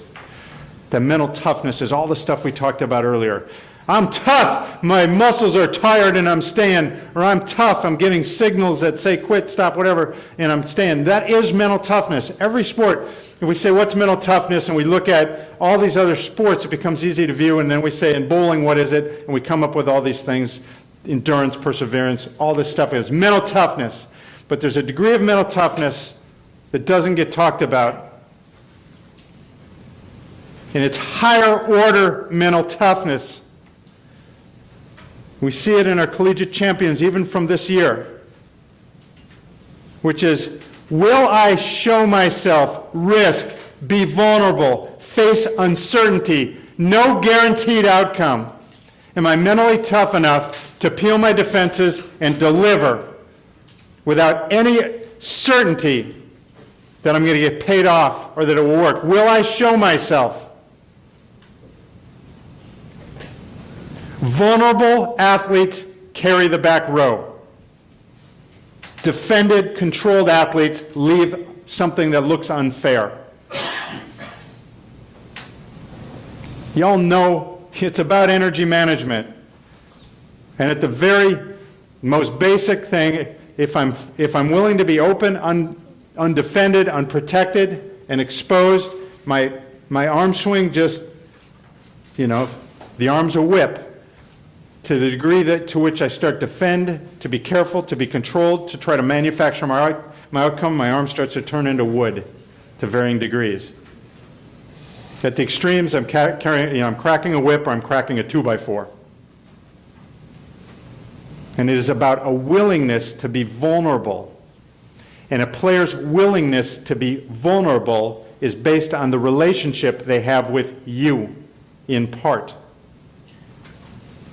Because although the most important and influential people in someone's life are their parents early and then other adults, late, by the time they get to you, you're it, if bowling matters to them. And if I can connect, and if they know, which they do, I will not hurt them on purpose, there's not a chance in the world. I won't have them play with something that's going to sting them, really. They cannot fall with me. And if they mess this up, well, I guess it would burn. But like I say, I wasn't random about who I chose, obviously. And we have something, long-standing relationships, to a degree, and enough trust that they know I'm not dropping them. And even if they mess up, I'm not going to humiliate them. I'll have fun like we do. But I'll never shame somebody on purpose.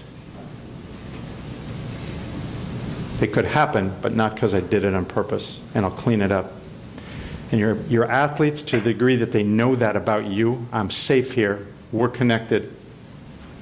As long as I bring it, I don't expect you to tolerate half-hearted behavior, because it's not where we're all going, and it's not where your athletes say they're going. They're paying you, or they've signed up for your school. So the kinds of things that we sort of ding have more to do with effort than anything. But if they trust you on all the ways we could list on this board that trust matters, you can take somebody to a title. It won't happen every time. Only one team or one person gets it each time. But if they don't feel profoundly safe with you, then you're crippling your athlete. And they have to work harder to find the whip and to get the wood out of there. What else about your experience allowed you to do that? Like what happened from looking at it to not? Well, obviously, I've never done this before, but you made the analogy to shooting spares, which I've done many thousands of times. Yeah. And that gave me the confidence to know that I could do it as I were eating soup.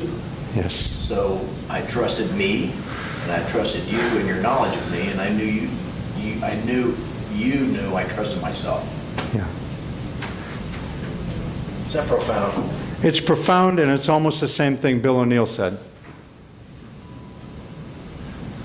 which is, I already know I can do this. I already know I can do this. And champions know that they can do this, that they're basic. They don't have to tell themselves how to bowl anymore when they're playing. Kara, anything else on yours? That's all. I would have never done it unless you suggested it. And I would have been afraid to do it. But kind of like what you said, you suggested it, and then you showed us how to do it. Yeah. And you made it familiar, like it was something we do every day. So I had no trouble doing it, and I wasn't afraid of it. Like it's something I do every day, and it's familiar. And as we take the drama out of it, all a tournament is, in a sense, is saying, I'm going to see if I can oppose so much drama that you end up questioning whether you can do something you do every day.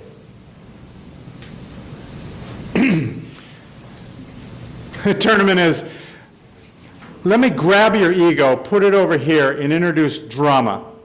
I'm going to call it titles, I'm going to call it money, I'm going to call it people watching, I'm going to call it all this stuff. And I'm going to see if I can impose such a movie, such a hologram, that let's see if I can have you remember two things. Here's your test, and tournaments are tests.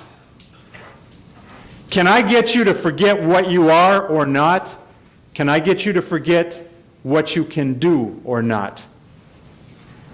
And the champion athlete simply has a great memory in there that says, I can remember what I do, but more important than anything, I remember what I am. And all these lights and all this pageantry,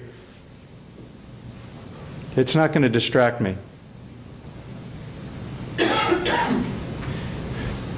I mentioned this yesterday. I was talking last week before to Matt McNeil. He was up in Reno. And for his third all events Eagle, it came down to it, and so I don't know if someone put it in his ear, he was keeping math. I don't really know how he knew. One more strike, and I have my third one. And I said, gosh, one more strike, and you have your third all events Eagle. I mean, is that what you said? He goes, no. Because you don't bowl and think about one more strike and I have my Eagle. He said, when I come to play, there's this thing that I do called bowling, and I just sort of keep my head down and do it, and I know if I do that thing and I'm lined up, it's going to turn out really well. And I came here to bowl, so I just bowl. And it's maybe a little more fun and a little more exciting. He doesn't say it's daunting, he says it's more fun and more exciting. But all through our conversation, it was a discussion of, I know what I do and I know what I am, and it won't change based on whether or not I carry this back row. And interview after interview after interview, every champion had some version of, I sort of stay under the radar. Maybe I come out of it and look around and go, this is what's happening, but then the world gets really small, and I'm just going match to mouth because I can. Carolyn Doran Ballard, more than anybody, said to me, and again, I have to tell you, I have permission to share these things. I didn't just like call them and say, this is between us, but then come here. This was with permission. She said, there's nothing for me out there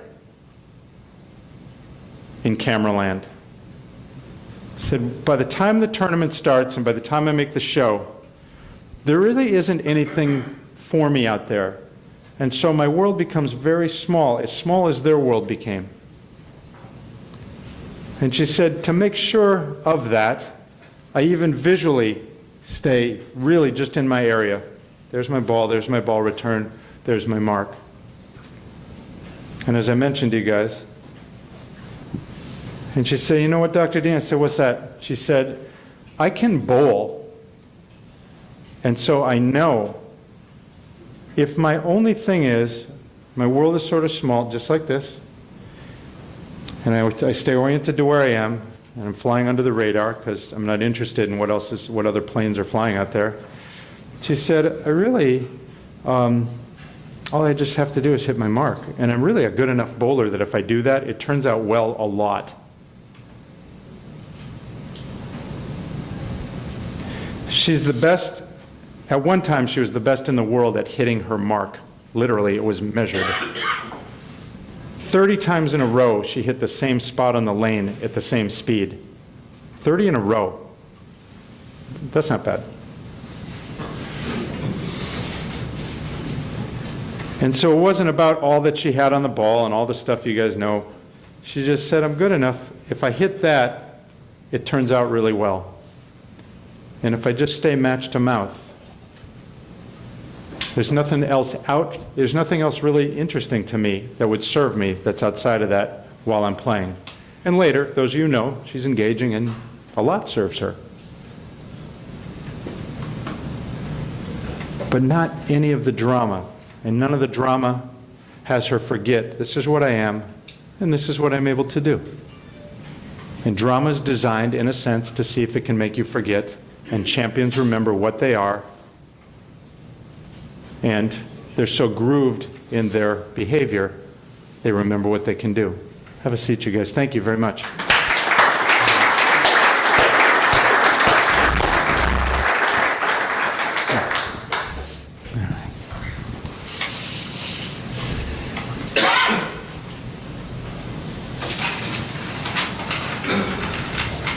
I want to say one more thing about two things. To the degree that you can handle discomfort, to the degree that you can say, I can do some version of this. I can tolerate excess, I can tolerate training, I can tolerate boredom. I've been afraid too. To the degree that you can tolerate the things that your athlete is going to have to tolerate, they will with you.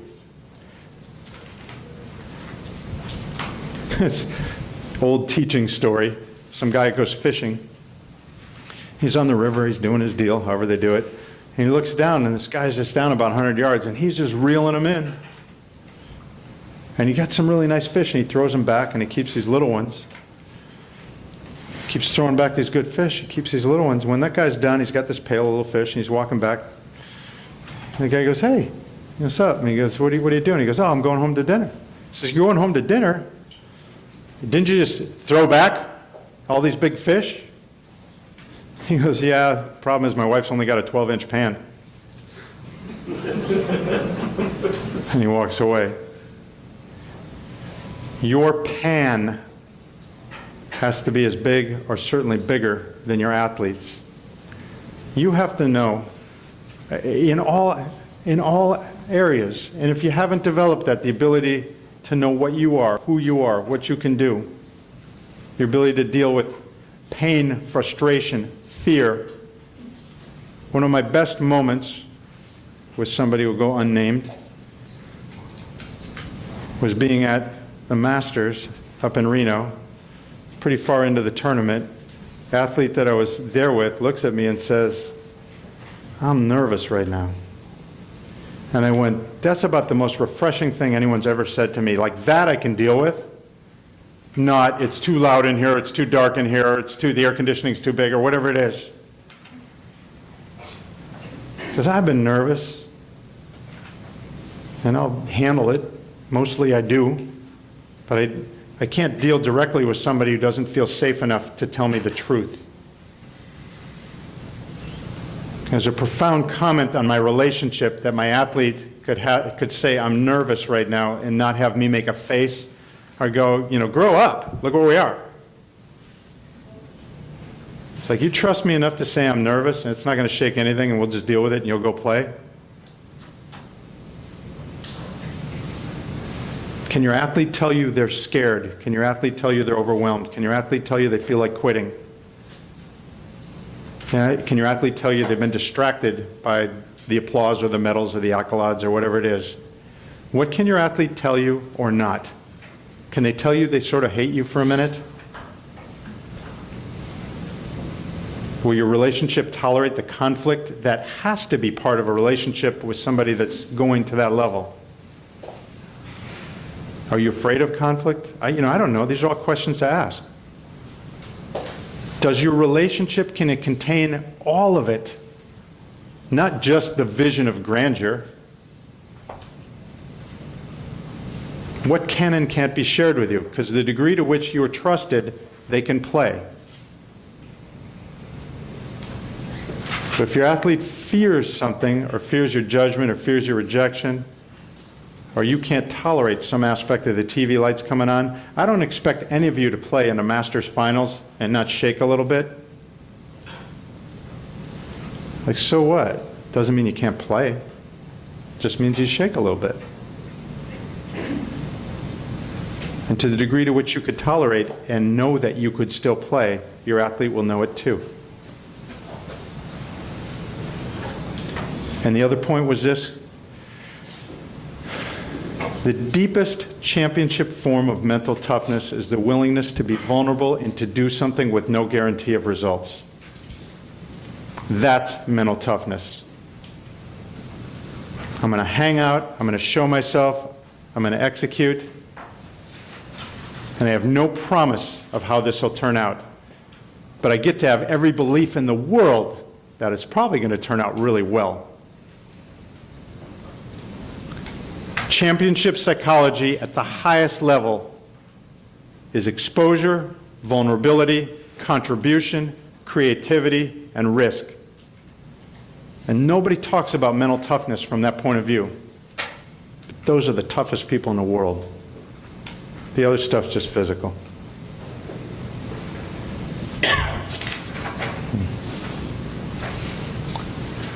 All right, we're right around there. Time for question and answer. Oh, okay. So I can have a question and answer. We'll wrap it up. Anybody have anything about any of this? Yes? So earlier you were talking. Let me give you a mic for a sec. Oh, yeah. Yeah. So earlier you were talking about the amygdala, right? That area in the brain. The amygdala, yes. Yes, sorry. How can we work with athletes to get them to figure that out, right? That they've good. seen that. Thank you. Great question. If we activate it, so if up we go, his is firing right now, all right? In this moment, I mean, you can't help it. Your breathing's changing. It couldn't help it, all right? Pupils are dilated, actually slightly. His pulse has to be elevating. It's just biology, okay? He has two things that he can do right now. One is he can say, check me out, reacting.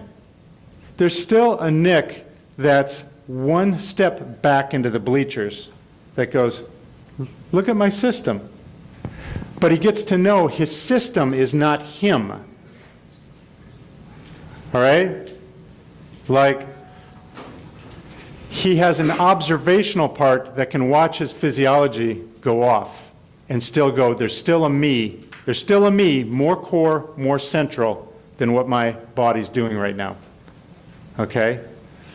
The other part is, Nick knows he has all kinds of empowered responses that he could take. He can get up and leave.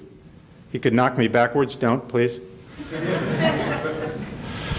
But knowing that you have response options, that I have an empowered way, I can watch what's happening, and I have an empowered way to deal with it, is the coping strategy for activation.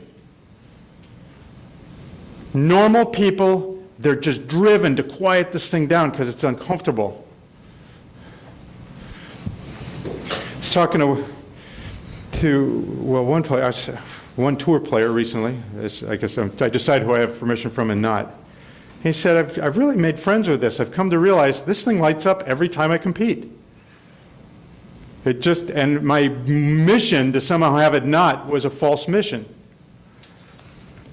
What I have to learn is no matter what I'm feeling, I can still do this.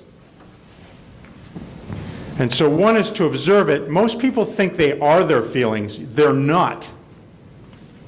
It's like, oh, I'm this. It's like, no, you're not this. Your body's just doing something for a moment. You're still the one who sees your body doing it, or your brain doing it, or your urge doing it. Right? And the other is, anytime we feel like there's something we can do, it's incredibly reassuring. Oh, what can I do? Oh, I can bowl. What can you do? Well, get off of I can strike or spare, get onto I can really balance well right here. Get onto no matter what happens, what can I do? I can start, Ron, I'm sorry, not Nick. My bad. Ron, not Nick. If the camera's on, it's Ron. How do you not say wrong name? What can I do? At a world-class level, I can push on time. And it's incredibly relieving to know there's something in your game you can do at a world-class level. At a world-class level, I can let this thing drop on its own time. I don't have to pull it. At a world-class level, I can be really lined up so my leverage is amazing. And when we have empowered response options, it's not useful. It's like in Little League, I see this happen with coaches. Hey, throw strikes! And the kid goes, what? Like, oh, throw strikes? That's what this game is? Oh, I'll stop walking people. Thank you. Throw strikes doesn't do anything. But if I say to a kid, you can tell him anything. You know, Have a soft view of your target, but get it in there somewhere. Or just, you have a board in front of you. Make sure you step on it so your hips really pivot and you feel that power. And you give them something to do and they're like, oh, I have something to do. And then strikes happen. In baseball, start on time. Make sure you start on time. Can we have time for a couple more questions? Ah, please. Hi, Dr. Dean. Hey, Brian, glad you could make it in. I'm glad to be here. So I'm going to go back to the beginning. You sort of posed the question, what makes a champion? Do you feel like it's more, or that's a question, but do you feel like it's more of an inherited or an inherent skill, or is it an acquired skill that, you know, somebody that doesn't naturally have those feelings can learn? Part of why I like that question even extra more is the last time I Googled what champions think, because I like to know, okay, what do all the experts say? And there's all this stuff about champions aren't born, they're not just born, champions are made. And I thought, well, that's wrong. I never saw a kid, again, unless they're at the T-tails, unless they're so, you know, really for whatever reason neurologically they're out. I never saw a kid who wouldn't strive. I never saw a kid that didn't envy ability. As we talked about yesterday, I never saw a kid who just said, doorknobs are too much, I'm just going to sit in the house my whole life. I never saw a kid who wanted to learn to use a bike, a skateboard, a hoverboard, or anything. I never saw a kid, if they're young enough, who stopped on the way to where they were going. But I've seen kids, by the time they get to grade school, certainly middle school, who have all kinds of thoughts about what they can and can't do. I worked with one the other day. I said, I'm just not an athlete. I said, really? How do you know? And so we went and did some stuff. I took this. It was well, I'll just tell you because you have no way of knowing who this is. There's a school I consult with. It's a school for genius kids.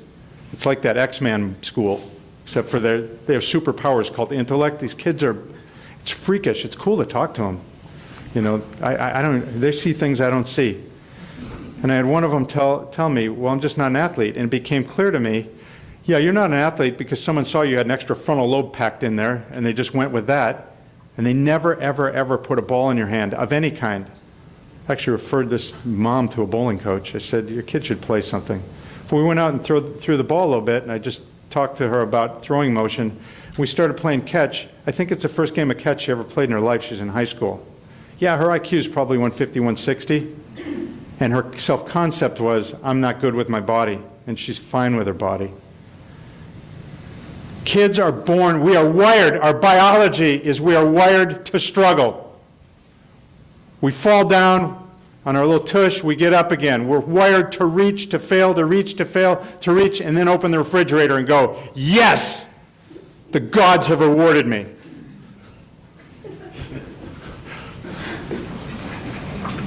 Kids are wired for struggle, they're wired for falling down, they're wired for getting up, they're wired to envy things they don't have. We use the word envy. Kim and I had this conversation like it's an evil word. It's not. There's a form of jealousy that's probably not so good, like you're taking things that are mine, and then that's a weird thing. But envy, that can be a healthy driver. Kids have it. It's what drives them. They envy people who do know how to balance on a bike. And they strive and they wipe out and they strive and they wipe out. We are wired for struggle, injury, recovery, and reaching. Champions are born, every one of us, and we get unmade. And as a coach, you have to tolerate that people are wired for struggle. You have to tolerate that they're wired to cry and that they're wired to keep going. And there's nothing about crying that says you can't still roll a ball while you're crying. It's just that part of the brain going off. That's not you. People cry with me sometimes. It's happened. We just keep talking. Champions are born and unmade. And then our job is to, somewhere, I guess in the Bible it says something like, be like children. That strikes me as a remarkably good idea for championship play. We strive, we struggle, we see what we want, we go take it without any reasonable expectation that we could or couldn't. Kids assume they can do stuff, sometimes crazy levels. They'll tie a towel here and jump off the counter because they think that's the ticket. Well, life remains a good therapist, it tells you. That one won't work. Champions are born, they're unmade. Your job is to create a container so they can be reawakened, from my point of view. Another question anywhere? We're out of time. Oh, we are? Yeah. We're out of time. We're out of time. So let's have a round of applause, if we could, for Dr. Dean. Thank you.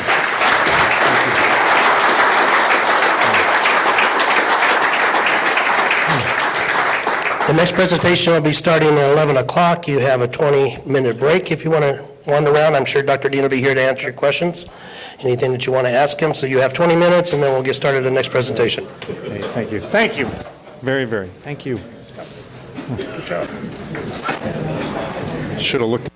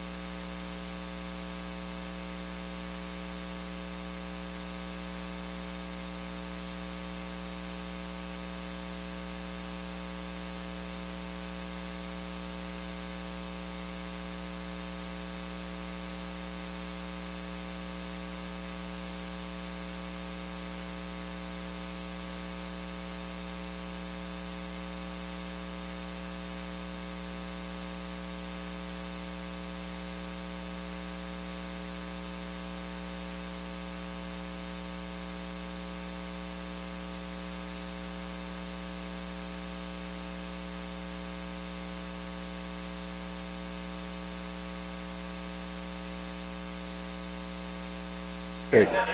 Sound check.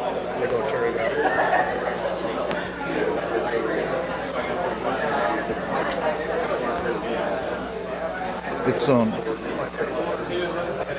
Set, check. 1, 2. 1, 2. Mic. Check. Sound. Check. Check. Check. 1, 2 mic. Is it okay? 1, 2 mic. That's maybe 2 now. 1, 2.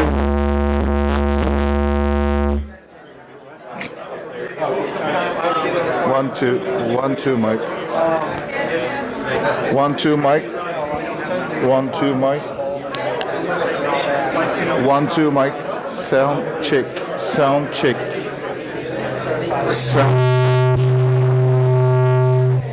Sound check. 1, 2, mic. Sound check. Check, check, check. Check, check.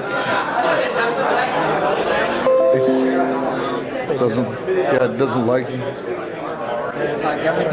Try this one.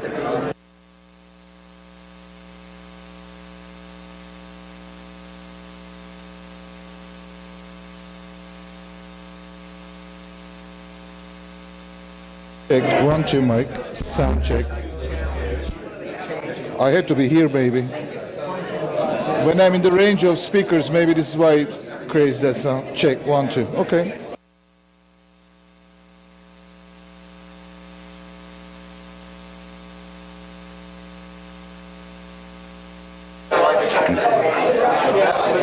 Check, check, yeah.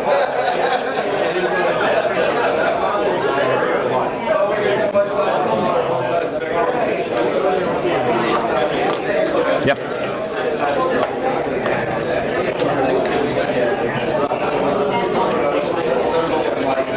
Nasty. No.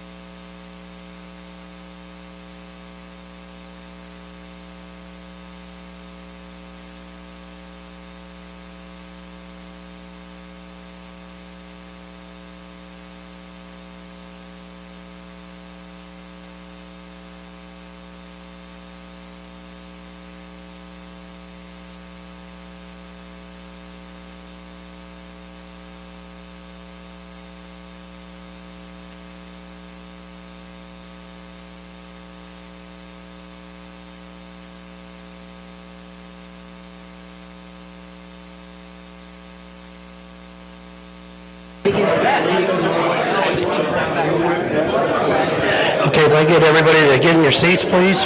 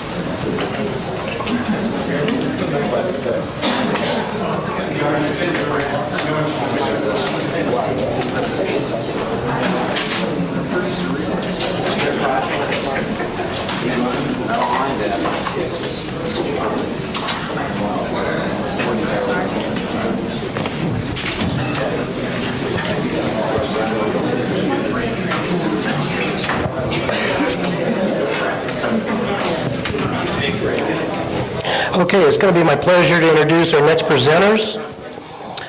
We have Onder Gurkan, he is on your right, and we have Juha Maja. What does Maja stand for in Finnish? It means actually treehouse. Treehouse, So okay. I'm not from a royal family, probably. Okay. But Maha means stomach. Yeah, but Maha means stomach, as you wrote there. So they are a part of our partnership with the ETBF. ETBF is the European Temp and Bowling Federation. And first I'll start with Onder. He's the chairman of the European Temp and Bowling Federation Education Committee, and he is a member of the ETBF Presidium. He's responsible for the coaching programs in the European zone. He is also a level 3 ETBF instructor. He's a head coach of... Former head coach of national team of Turkey and some... Okay. And we got Juha, he's the bowling training center, he head coach of bowling training center in the Czech Republic, a visiting coach in the Cortain Bowling Training and Education Center in Finland. He is a full-time professional bowling coach since the year 2000. He has been coaching top-level bowlers since 1991, a coach for the Finnish national team for juniors and youth 2000 through 2007. He has many WTBA and ETBF medals as a national team coach. He is head coach and head instructor for the Finnish Bowling Federation Coaching Education Systems from 2003 to 2008. He is a member of the Finnish Bowling Federation's Technical Committee 99 to 2006, and he is a founder of the Cortain Bowling Training Center, and is creator of the Finnish Bowling Federation's Level 1, 2, and Coaching Education Program. So please welcome our friends from ETBF for deep practice, Onder and Gurkan. First of all, thanks, Rod, for putting us right after Dr. Dean. You will probably find this ahead of you next year in iCoach. We're going to pay back. Yeah. We don't get mad, we get even. So, welcome back again. Some of you may remember us from 2 years ago, but technically we are representing European Temp and Bowling Federation, plus our training centers actually. We've been doing this about, for decades, more than decades. We are usually known as ETBF brothers because we usually instruct people together. So this is our deal. Yeah, we're twins. You can notice, how close we are. Today we would like to share with you, some base for the deep practice idea and how we are using it in our training programs and some tools of the trade that we're using when we were doing that, and what do we do in our training sessions to create a practice environment that allows us to use the deep practice techniques that creates, again, a good environment for the bowlers. They are enabled to change. That will be our today's presentation. Usually he puts me to all the speaking, but this time, because I'm not only handsome, also smart, I'll let the boss do most of the work, so I'll just stand here and look handsome. I'm good at that. That would be the plan. So when we first started to do our programs, there was one idea behind everything we wanted to create in European bowling. That is to create something, not only, we don't want to call it coaching, we want to call it kind of a learning process. We want to call it like a learning system, a teaching system also. So that gives you another point of view. So you try to create a structure that should be kind of academic. So when you go to the academic structures, you have to be much more, how we call, thoughtful about what you're saying, or how you base your principles. But first thing is, I think, everybody here knows that, even they know it in Europe, our famous coach, John Wooden. You haven't taught until they learn it. I think that's a very good starting point for us, Whatever we can be coaches, we can be tons of certification, we can go to tons of classes and do hours of classes. It doesn't make sense unless they learn something. If we cannot make a change on our bowlers, it doesn't make any sense. So, technically, we are all teachers, another type of teacher.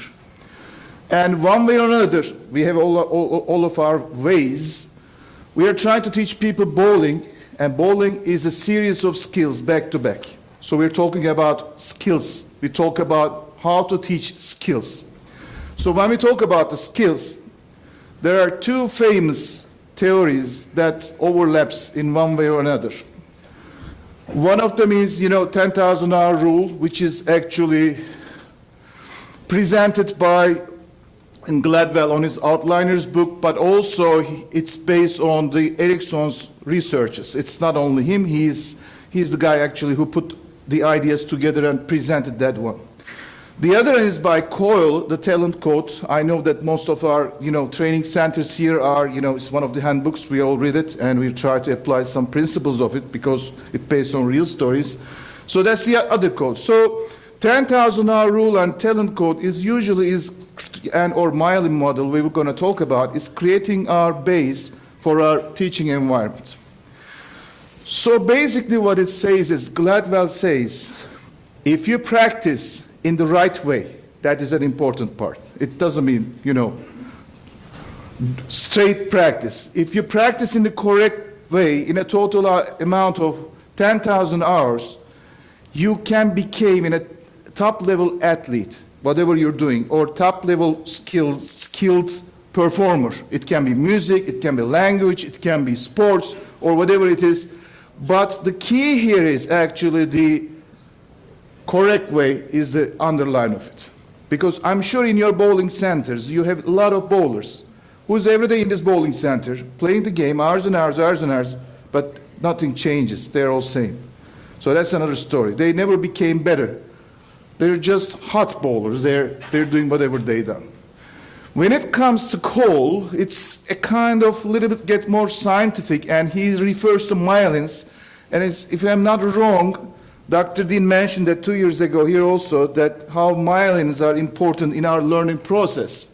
Myelin is what's happening in our brain. And myelin is this actually. That is what's myelin.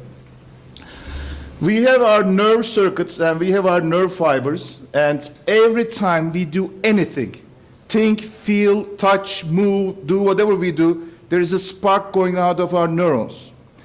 And the more we do it, the myelin covers those neurons and creates a secure environment and technically converts, for example, the copper wires to fiber optic wires. You can say it like that.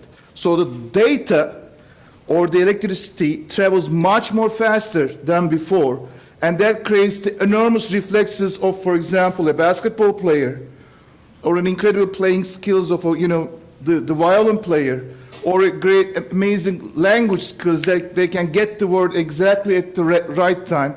Or sometimes, how many of you watch Cake Boss here? The TV serial. In the cake box, whenever he puts this thing on it, little things, decorating the things, it's incredible, how he can, every time press it the same amount of time. That's again the same thing, He created myelins for this skill. So every human movement thought or feeling or whatever creates that circuit. Myelin wraps around these neurons to keep this circuit faster, to try to make it faster. And as far as we fire that continuously, it gets stronger and stronger. There are good parts of myelin and bad parts of myelin in terms of deep learning, actually. First of all, if you want myelins, you need to fire the circuit. That's number one. It has to be fired again and again, again and again. The other thing is, it is universal. What it means, you can count it for language skills or, handshake to, trade skills or whatever it is. That one is critical. It wraps, it doesn't unwrap, which means if you created myelins for one skill, one way or another, there is no chance to change it. If you want to change a habit that has been, became and covered by myelins, what you have to do is recreate this habit again. So if a bowler, learns something to do something in one way, and it's been done there for many years, there's almost no chance to change it unless you train him with a new way of doing it. So we're going to talk about it further in our in our development part. But this is incredibly critical. This is a very good example of it. This is a drawer in our kitchen. And 2 months ago, me and my wife decided to make a change in our drawers. After 9 years of sitting in the same house, same kitchen, we decided to get this one we were using for the zip locks and other things, the tags, and we learned that we are using it every day, and we decided to put it here. Bad idea. Every time we go and need a zip lock, we are opening this one, not this one. 9 years were enough us to train. So that is actually happening in all our lives, and we can't believe ourselves. We think, we must be seriously idiots, How can we every day, every time, we are going to this one, not this one, Even if we are a monkey, we will be trained already, But we still go this one, We have to find a solution. So that unwrapping myelin is everywhere, all around us. So it's weird. But all of those theories, my friends, is referring to major things. One of them is repetition, which is a thing, but we will talk about it. The second thing is a deep, deliberate practice. And what does it mean? That's the key of it. If you want to create myelins, if you want to teach something new, if you want it to stay there, if you want to create myelins by making them, we have to create repetition environment, an environment they can repeat in the right way. Plus, that environment should provide a deep, deliberate practice. So that comes to another point now. Mr. Burke from UCLA, he says that the brain, when it wants to learn something, if you create an environment that is effortless performance, we are all in our comfort zone and we try to learn something, it's not going to work. It's not a good learning environment. You have to create something that challenges the learning process, and which he refers. Some may think that our brain is like a tape recorder. So if you repeat everything again and again, it stays there. No, it's not. It's kind of, he says, it's a living structure. So the more we generate impulses and we create difficulties, the issues, then it becomes permanent. Then it becomes the part of the brain. So that defines as something very important. Our learning environment, hopefully, is not in the comfort zone of our bowlers. It should be challenging in them. It should be in they should feel like I'm going to reach it, but couldn't reach it. It must be something like that.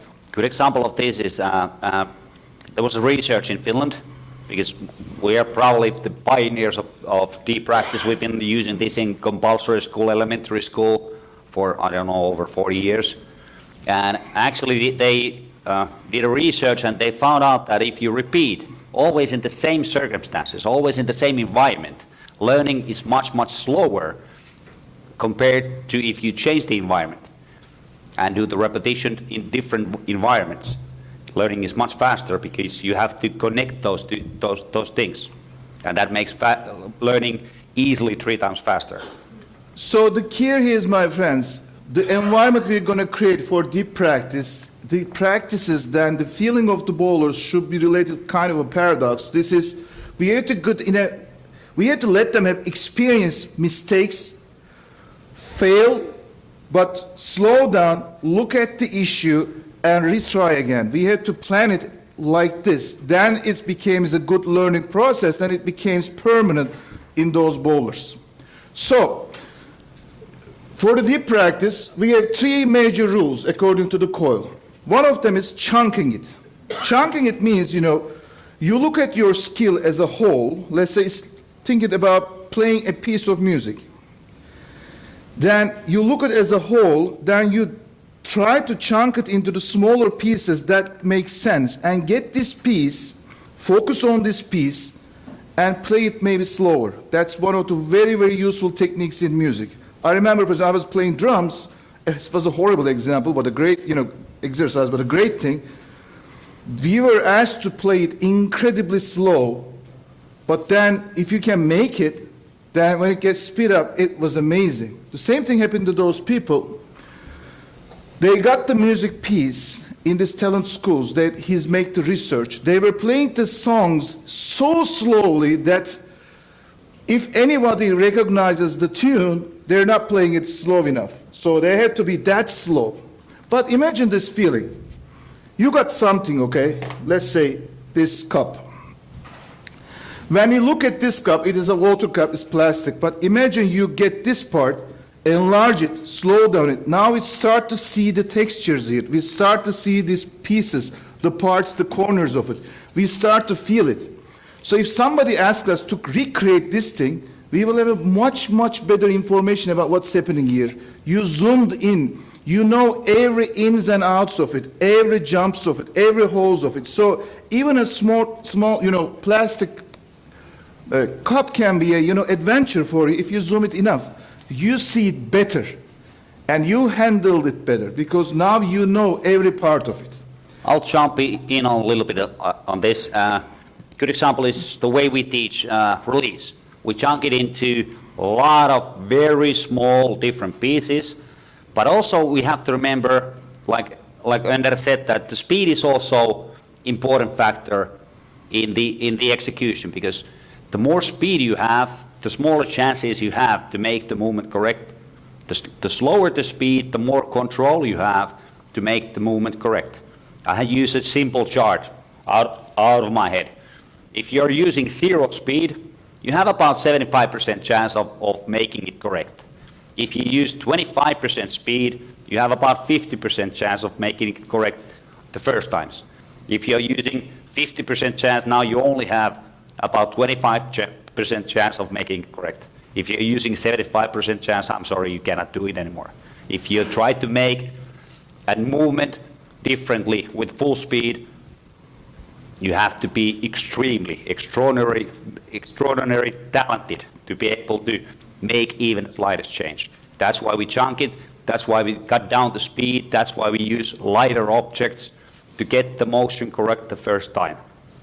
I was supposed to demonstrate you, for example, the series of drills that I'm using to drill the release, but I don't have a bowling ball here, so maybe we'll see it later. But like I said, the speed and the object is important. If you look at any other sport, they teach always the movements. First of all, they teach from start to the end, and they always start with the lower speed. And in sports where you're actually using an object, they always start with lighter and smaller objects to make it correct the first time, which is often the most crucial part is how long will it take you to make it correct the first time, and how quickly you can separate the new way from the old way. Then once you can separate the new way from the old way, actually the myelin start to work for you to make you learn it faster. The second part is about repetition. We talk about it. Now it's time to define what we mean exactly by repetition. So technically, nothing is useful as repeating the action to create myelins of learning a process. We all know that. I don't need to explain it to you. Nothing is compatible with that, talking about it, thinking about it, reading about it, because if so, all of our coaches will be better than our bowlers. Technically, we talk much more about it, we read more about it, but we don't repeat it as much as our bowlers. So it's not working, we know that. The key here is, the classical learning says that, the more you repeat, you're better. Deep practice doesn't say that. Deep practice says it depends on how you repeat it, actually. So instead of making, let's say, 200 shots per day, an efficient environment, let's say, in an efficient environment, making 100 shots is much more useful compared to 200 shots without any purpose, without any difficulties or planned in the right way, which I will come there. But please remember, you should not be in your sweet spot or comfort zone in the repetition if you want success in the learning process. It will be tons of time repetition. I'm again referring to the people in the bowling center, the ones who live there. They are never getting better. They're only league players. You don't get a champion out of them. They have to do something else out of them. Because they always do the same thing. They always do the things that they can do, which is their comfort zone. To boost learning, you have to be always slightly above their skill level. That one is actually the how we call, I can feel much better. The ones who knows about Martha Graham, she is she's the pioneer of modern dance, and she stand against the windmills because she fight against the classic ballet theories and try to create the modern dance of the freedom of the dance, freedom of the body and everything. The way she describes the art of dancing or the art of the improvement is that we are always living in a divine dissatisfaction. I don't hear any better words than that. A divine dissatisfaction. That's what motivates all the artists to work better. They, when you go to the, any art show or exhibition or anywhere or any musician, hey, is this your best piece? I know, but they always know in their mind there can be one better one. It's not always the final one. Because if it's the final one, they are dead. There is always something more they can reach. So in our learning process, we're talking about it's there. You try to reach it, you fall short. So you try to go there. But we are not talking about impossible tasks. We are talking about reachable. This is just beyond the comfort zone of the people. They know they can do it, but they can't yet. They have to work hard of it. Whenever they reach to that point, you define the exercise again to make it a little bit more difficult. So this always creates a dissatisfaction with the bowlers. After every exercise, they have to be still. I did it, but they still go. It's not like hey, this exercise I want to get 27 tenths. Otherwise, you're not in the team. It's not like I'm not talking about that. We're talking about one step further. A good example that we're using about that is, for example, in every ETBF exercise, if they're doing the single pin exercise, let's say this is our single pin here, they're supposed to call a shot. This is what we call it. Maybe it's wrong in English, but we ask them, if it's a single pin, you have to tell, what are you going to do with this single pin? I'm going to hit it to the back, I'm going to send it to the right, I'm going to send it to the left, not covering the single pin. Every time they add one extra task in the practice session, to take the single pin. It's not only taking it, you try to do something with it. So one step further. It's like, climbing the stairs, not using the elevator. It's something like that. Also, one good thing about chunking and making smaller speed is actually the athletes are focusing better. And they are much better processing what they are doing. And we know the fact that people only learn the things they process in their brains. If they are not processing what they are doing, there's no learning whatsoever happening. You can easily see that. Ask them, just put a 5-pin. If your machine allows you, the pin setter allows you, let them hit them 5-pin. After 5 minutes, they will get bored. But then start to talk about, now all of you has to hit, the ball and the pin has to go back together, roll together. That's number one. If you do, okay, are you good? Now send it to the right, send it to the left. Now center. You can call it if they don't want to call it. Then you can get their weaknesses. One part they are usually weaker than the other one. Then ask, hey, focus this one, for example. And in the future, it pays it back like a split covering, of course. So it's always, everything should be within the activity's original settings. you know your bowlers, it's so easy to define something a little bit over their comfort zone, and it also brings fun to you because you see them improve actually. You see them fail. Huh? You see them fail. Making them fail is easy, but keeping them awake, keeping them alert is much more fun to me, you know. I want their eyes to be shining at the end of the exercise. And like Dr. Dean says, actually quite often you have to teach people to learn to fail, because failing that's the key to learn. If you're afraid of failing, there's no learning happening whatsoever. And different cultures have different levels of fearing to fail. Okay, my culture, it's easy because we fail every fucking day. Sorry. But so it's easy for us to laugh at ourselves. But for example, all I need to do is go to my neighboring country, and that's a totally different story. They are dying afraid of failing. So you have to teach them to fail. Yeah, we Turks, we don't, fear of. Yeah. We don't because do, you don't fail. No, we don't do it.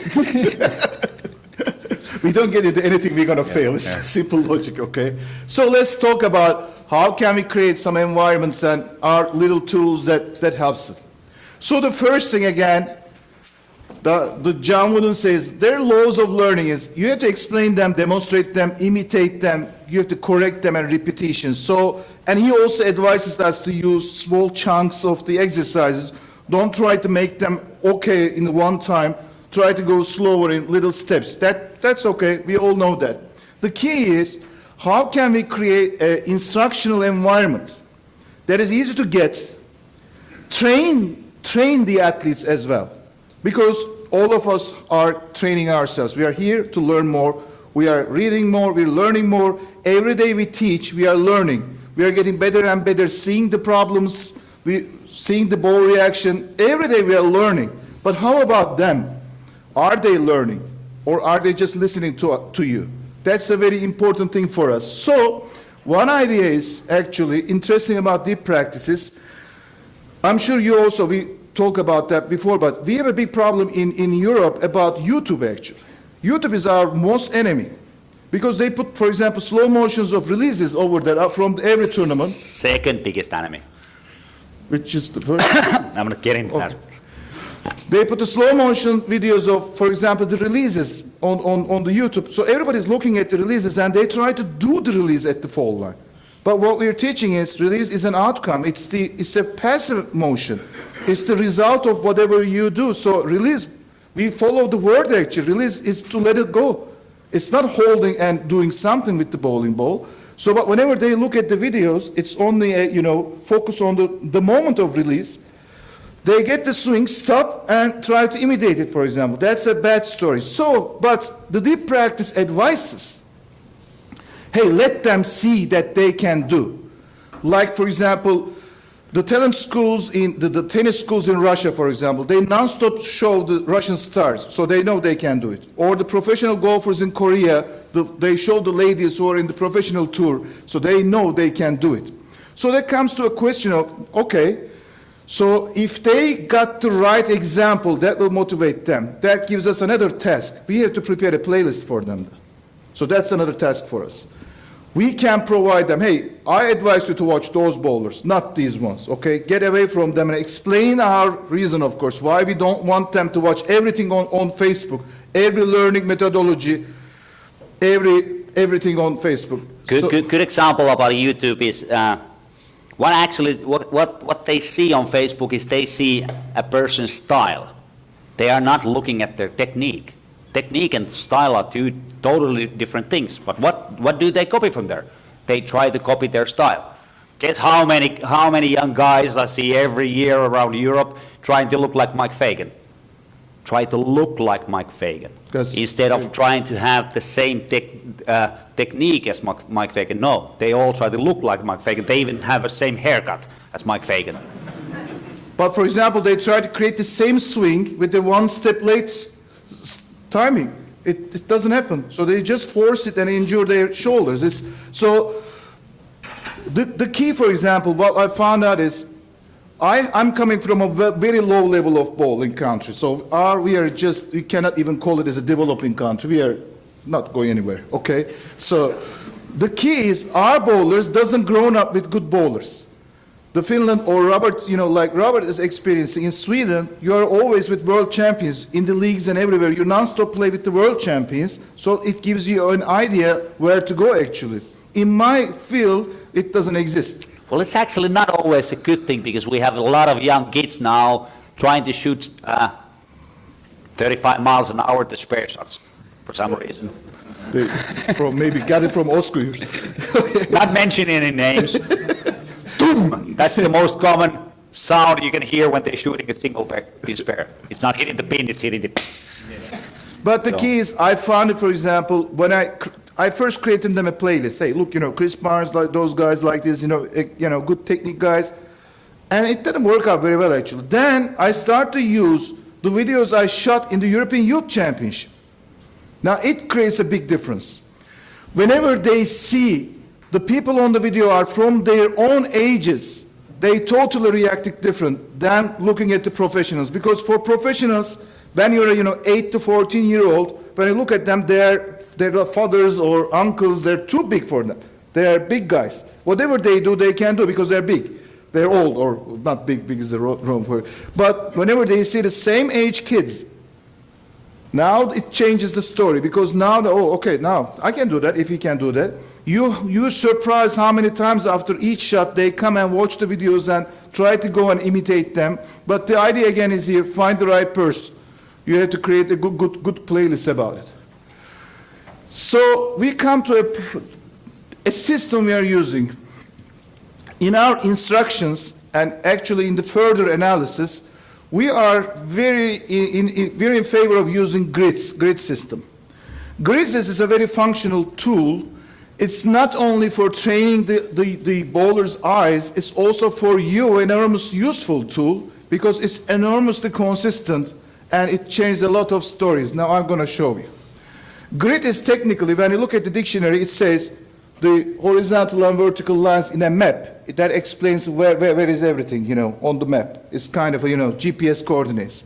But in visual literacy, grid is not that. Grid is the geometric structure, the orderly structure of everything, and it shows how pieces are related to each other. So, as an example, can you tell me if this part is parked correctly or not?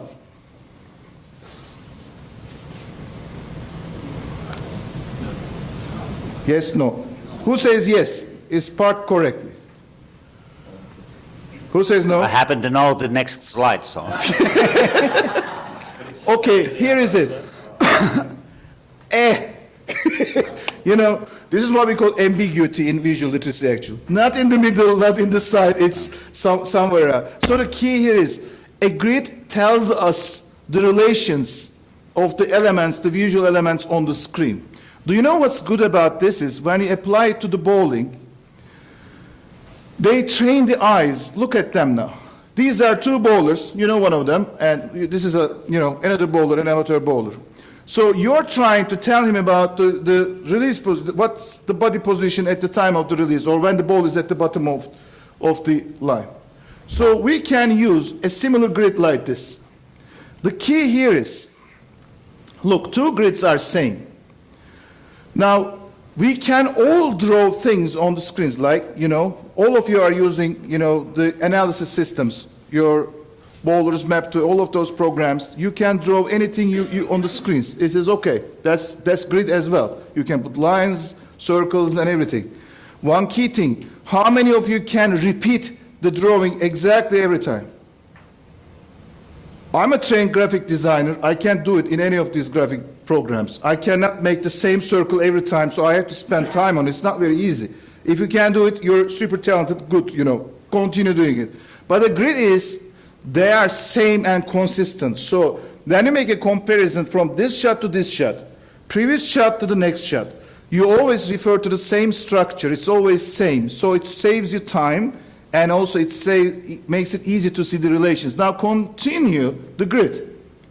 Now look, this can only maybe tell you the arm and the ball relationship, But now this, or if you move it in a much more smarter place, like we usually do, we put it in the middle of the belly side.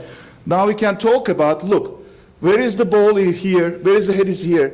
Where is the head is here? How is the head and the ball is structured? And what is the body angle position? How is the body angle? Where is the trailing leg? Where is the trailing leg? So after some time, my friends, they don't see Chris Barnes or themselves. They start to see the forms. When they start to see the forms, it's always a faster learning process, because when you combine this system with a video replay system, they can look at it and immediately see the issues. They don't look at the other things. They start to look at the relations, because you define them, what you want to see, and the grid helps them to see it better. So let's see another example from the back view. Now, this classroom is full of trained eyes. You can see the differences, right? You can see differences between two shots easily. The question is, can your bowlers see it as good as you are? But if you put something like that, you can easily see the head and the ball reaction. Or now you can extend it for a body angle position.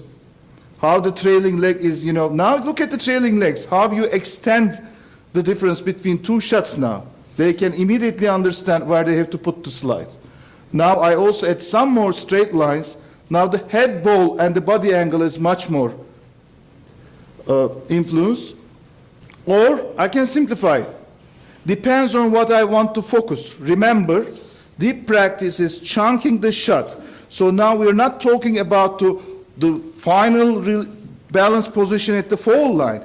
We are focusing on how the head and the ball is related, and in relation to that, how is our body angle. So we are focusing the shot into two focal points. And the bowler is now only looking at those relations. He doesn't care about the others, because you are defining where to look.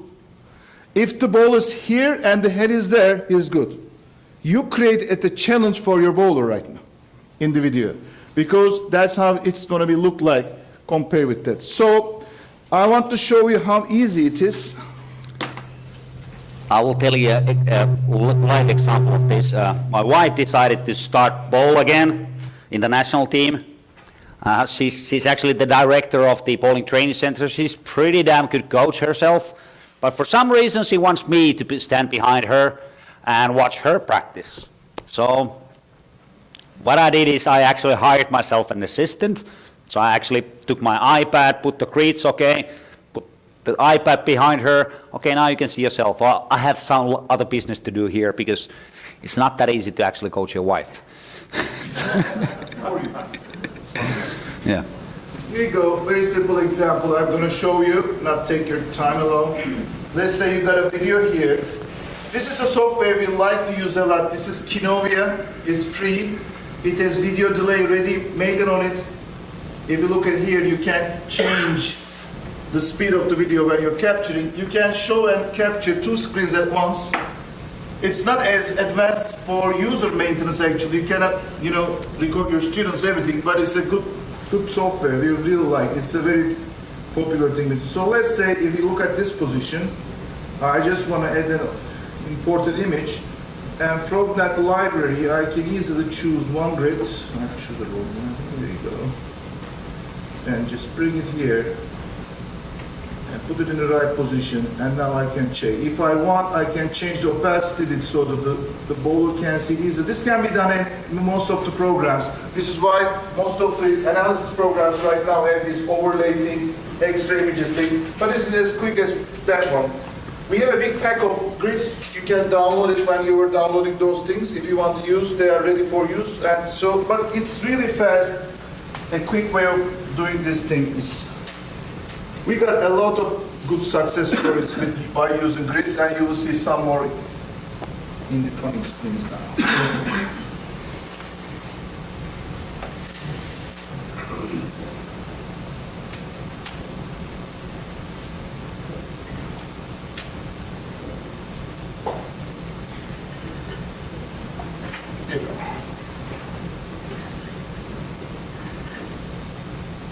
I had to open up my voice. When I get there, it hums.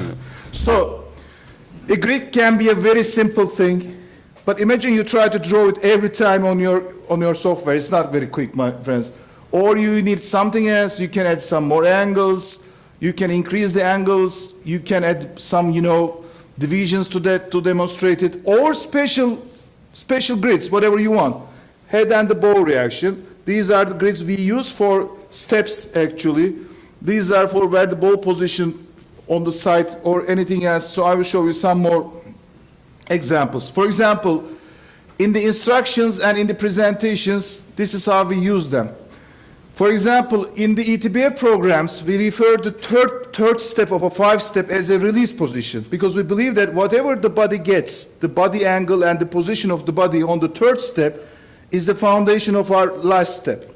So this is why we call it in the release step. So when if the body is in the right position in the third step and everything is working fine, we believe that it will be also fine in the release position. So if you look at here, we can easily define how the head and the ball is related, the body angle, and also they can see the relation between these two also on the fall line, so we can easily compare them. Why?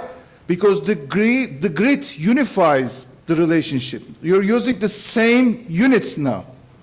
So you can easily relate this thing to this shot because it shows you the same relationships. Or here, for example, this is how we define the timing. Actually, this is in a 5-step. When the ball is at the bottom of the swing, when the ball and the knees are aligned, we usually call it the optimal timing, right? This is in ETBF education. This is our timing. That's something we spoke last time, actually. Yes. That's the handsome guy from the ETBF videos on the pictures. So if this is how we show it in the presentations, or if you want to show them how pros are doing it, like captures, we prepare those screens and they can easily see it. Now look, when you look at those things, you start to see the relationships and the body angles. So when we compare this thing to them, their eyes are already get trained what to look. We define what we want them to look actually. In this session of the training, what we're saying is we want you to see the head and the ball relation and your body angle. That's all. We don't care about the other things, whoever you are or whatever. But if you look at them all, here or here, many professionals, you see those relations, how it happened, so we ask you to do that. We don't necessarily use digital grids. We also use physical grids. This is one of the grids we use tons of times in our exercises, actually. It's our 3-channel system. We also explained that before. Or in our presentations, we use that kind of demonstration. But it's also a grid. We show the relations where everything goes. We define the steps according to the channels. Where do we want each step? Which channel they should be on? So where do we want the ball during the whole approach? So this is how we do that. Or comparison. We are doing the analysis for this bowling. Or 3 bowlers versus Juha. How are they timing at this position? And if the bowlers have a hard time to see the steps, we can increase the grid in a much useful way. So we can easily, what's the differences? Look, here, they're all in the same box, but here, it's in this other box or 1 box late. So we can call how late the timings are. Now we come to the good part. How can we show the bowlers their improvement? How much they change? That's the key to the motivation. That's the key to keep them in the practice. That's the key for commitment. Because That's the key how to get them back and pay you more money. That's another story. So if this is your bowler's first shot, look, here is where the ball is, and this is the step size of it. And if you see, there is no left arm here. And after the practices, you show them this video. Now the ball is here. The step gets shorter, and you start to get a left arm here. So now they say, because they feel it now. They saw the change in a much more stronger way right now. So you can extend it. That was your first time, and this is how your second time. How do you start the ball? How was your timing compared to this or like this, However you want to, promote the changes. Remember, it's so critical to make the bowlers understand the results of the practices they make. They have to see before and after in a stronger way. They have to believe it to that, then they can come and do it again. It's the key thing, I think. If they see the difference as strong as possible, they will keep on doing it. This is what we experience actually right now. And they understand the effect of the changes, what's happening. When we come to the practice, let's say we make the instructions, we use the grids mostly for them, then we come to the practices. One of the things some of you may remember from the last year, our programs consist of 8 simple drills. We are using 8 drills for everything, from the beginner to the top professional bowlers. It's all simple drills. And this is technically, when you look at it, the chunking of the thing, because we are just, put the main shot into pieces. They should play, but okay, next time. All right, but the key to them is, Juha can, explain it better. Yeah, first of all, what we do is when we chunk it, we always pay a lot of attention that we always start the motion from the optimal motion of a normal shot. Meaning, for example, if we take one-step drill, we only take the last step. We're actually putting from the beginning. In the stance, we put the body into a position that it should be in a normal shot. We call it negative transfer versus positive transfer. If we make the drill, if we chunk the drill and put the body into a different position, we want it to be on a normal shot, we're actually creating negative transfer, so we're actually teaching them wrong body positions. So we always pay a lot of attention to look, okay, this is the right position, okay, we start from here. So that's because if you start it from the correct position, you're actually creating positive transfer, which gives positive results also for your normal shot. But if you do it from a wrong position, you're actually making the body understand the drill absolutely different than it should be. Good example of this is there's only one drill that I ever use kneeling down, and I try to use it as little as possible and make sure they are absolutely in correct position, because whenever you're kneeling down, not to mention swinging the ball, you're actually teaching to lift the shoulder, because otherwise they're bouncing the ball to the approach. So that's why I don't want them to be on the floor that long. Just very short, just to get the idea and then get up. Because that gives a negative transfer. But what they learn if they kneel down and swing the ball, what they learn is they're lifting the shoulder up, because if they swing it the normal way, they would be bouncing the ball to the approach all the time. So that actually teaching them to swing wrong, they teach them wrong release position and so on. The key here is, when you put let's say we got a 5-step shot, and let's say we got the last step of the shot, okay?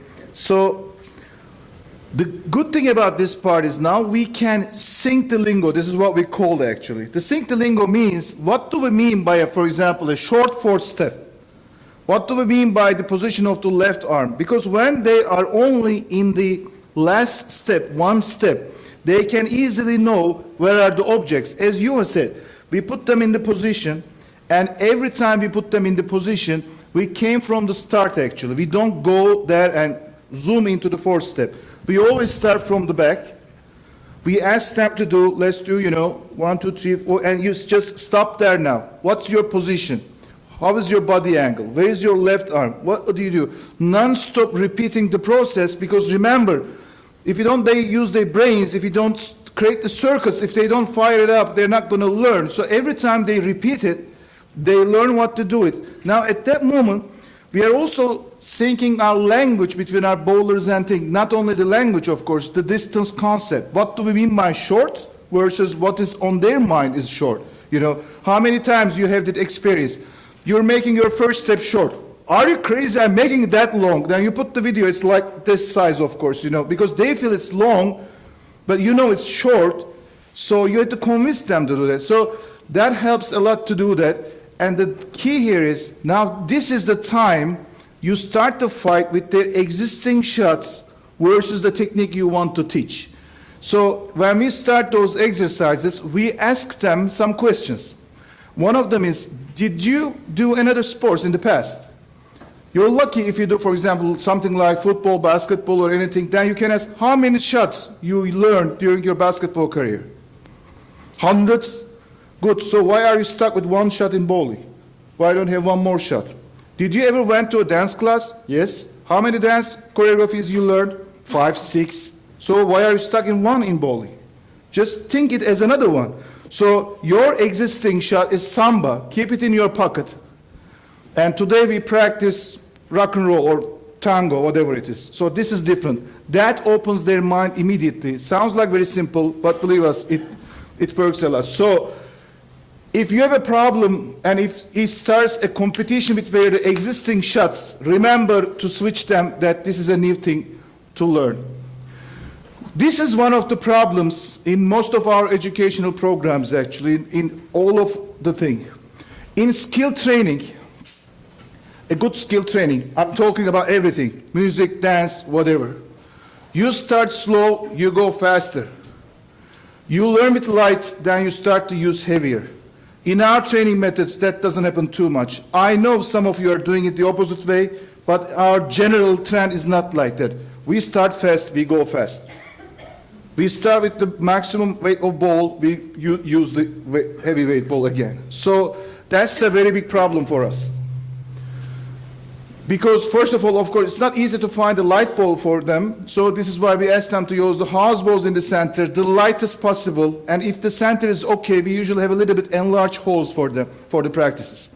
So we ask them to use 6-pound balls, that light even, but just get a little bit enlarge them. Maybe 10-pound balls for men. Also, perfect coaching tool is actually those handle balls, you know, that are made for handicap bowlers. I'm using those a lot for all of my students, because with the handle ball, you cannot, first of all, you cannot muzzle the swing. You cannot accelerate or decelerate the swing. You cannot change the swing direction. It goes exactly where you swing the ball.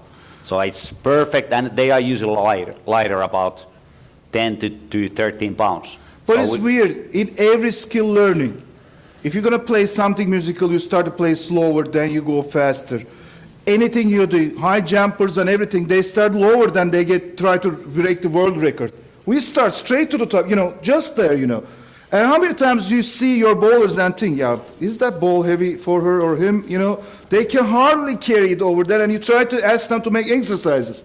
You know, it's so hard. So this is why we, you know, try to get slower in the pass and lighter, and this is what we call mini shots. Mini shots is this, actually. Mini shots is a miniature shot. We explain it, yes, sir. But when you light the balls, normally when you go in a house, there is no lighter balls which have holes there. This is what I told just now. We asked them to, if possible, if not, if the center is okay, we get some special ones with extra deals for us.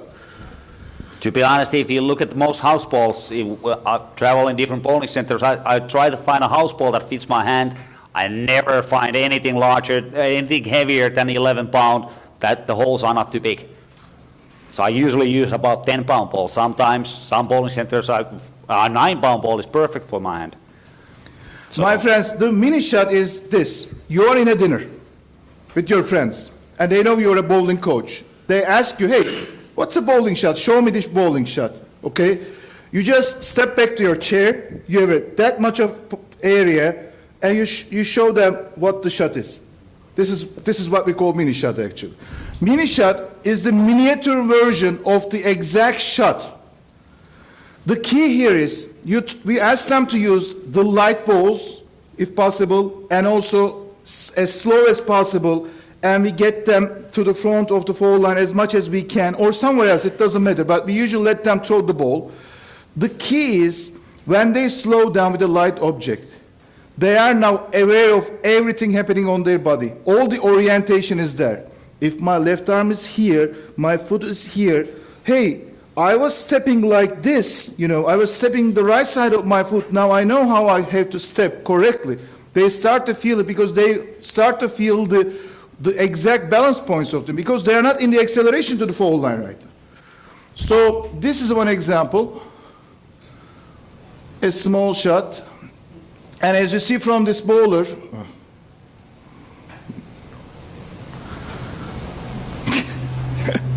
sorry.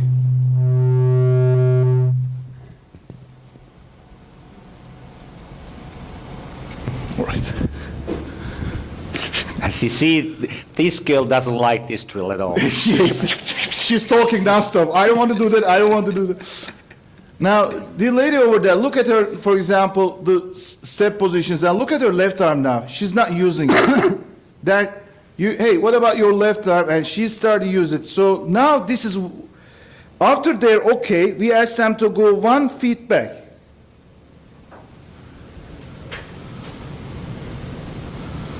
Now the pieces start to get into the place. It's so interesting. After those exercises, you increase their speed. They got a better speed because they learned much better timing and their swings get softer. So as it's more freer, they got much better speed. And this is 1 feet back. What 1 foot back. ball is she using, Onder? Huh? What weight ball is she using here? This one is her own balls right now. Regular This, weight? this is heavier, but in the beginning they used the light ones. So this one is a real ball.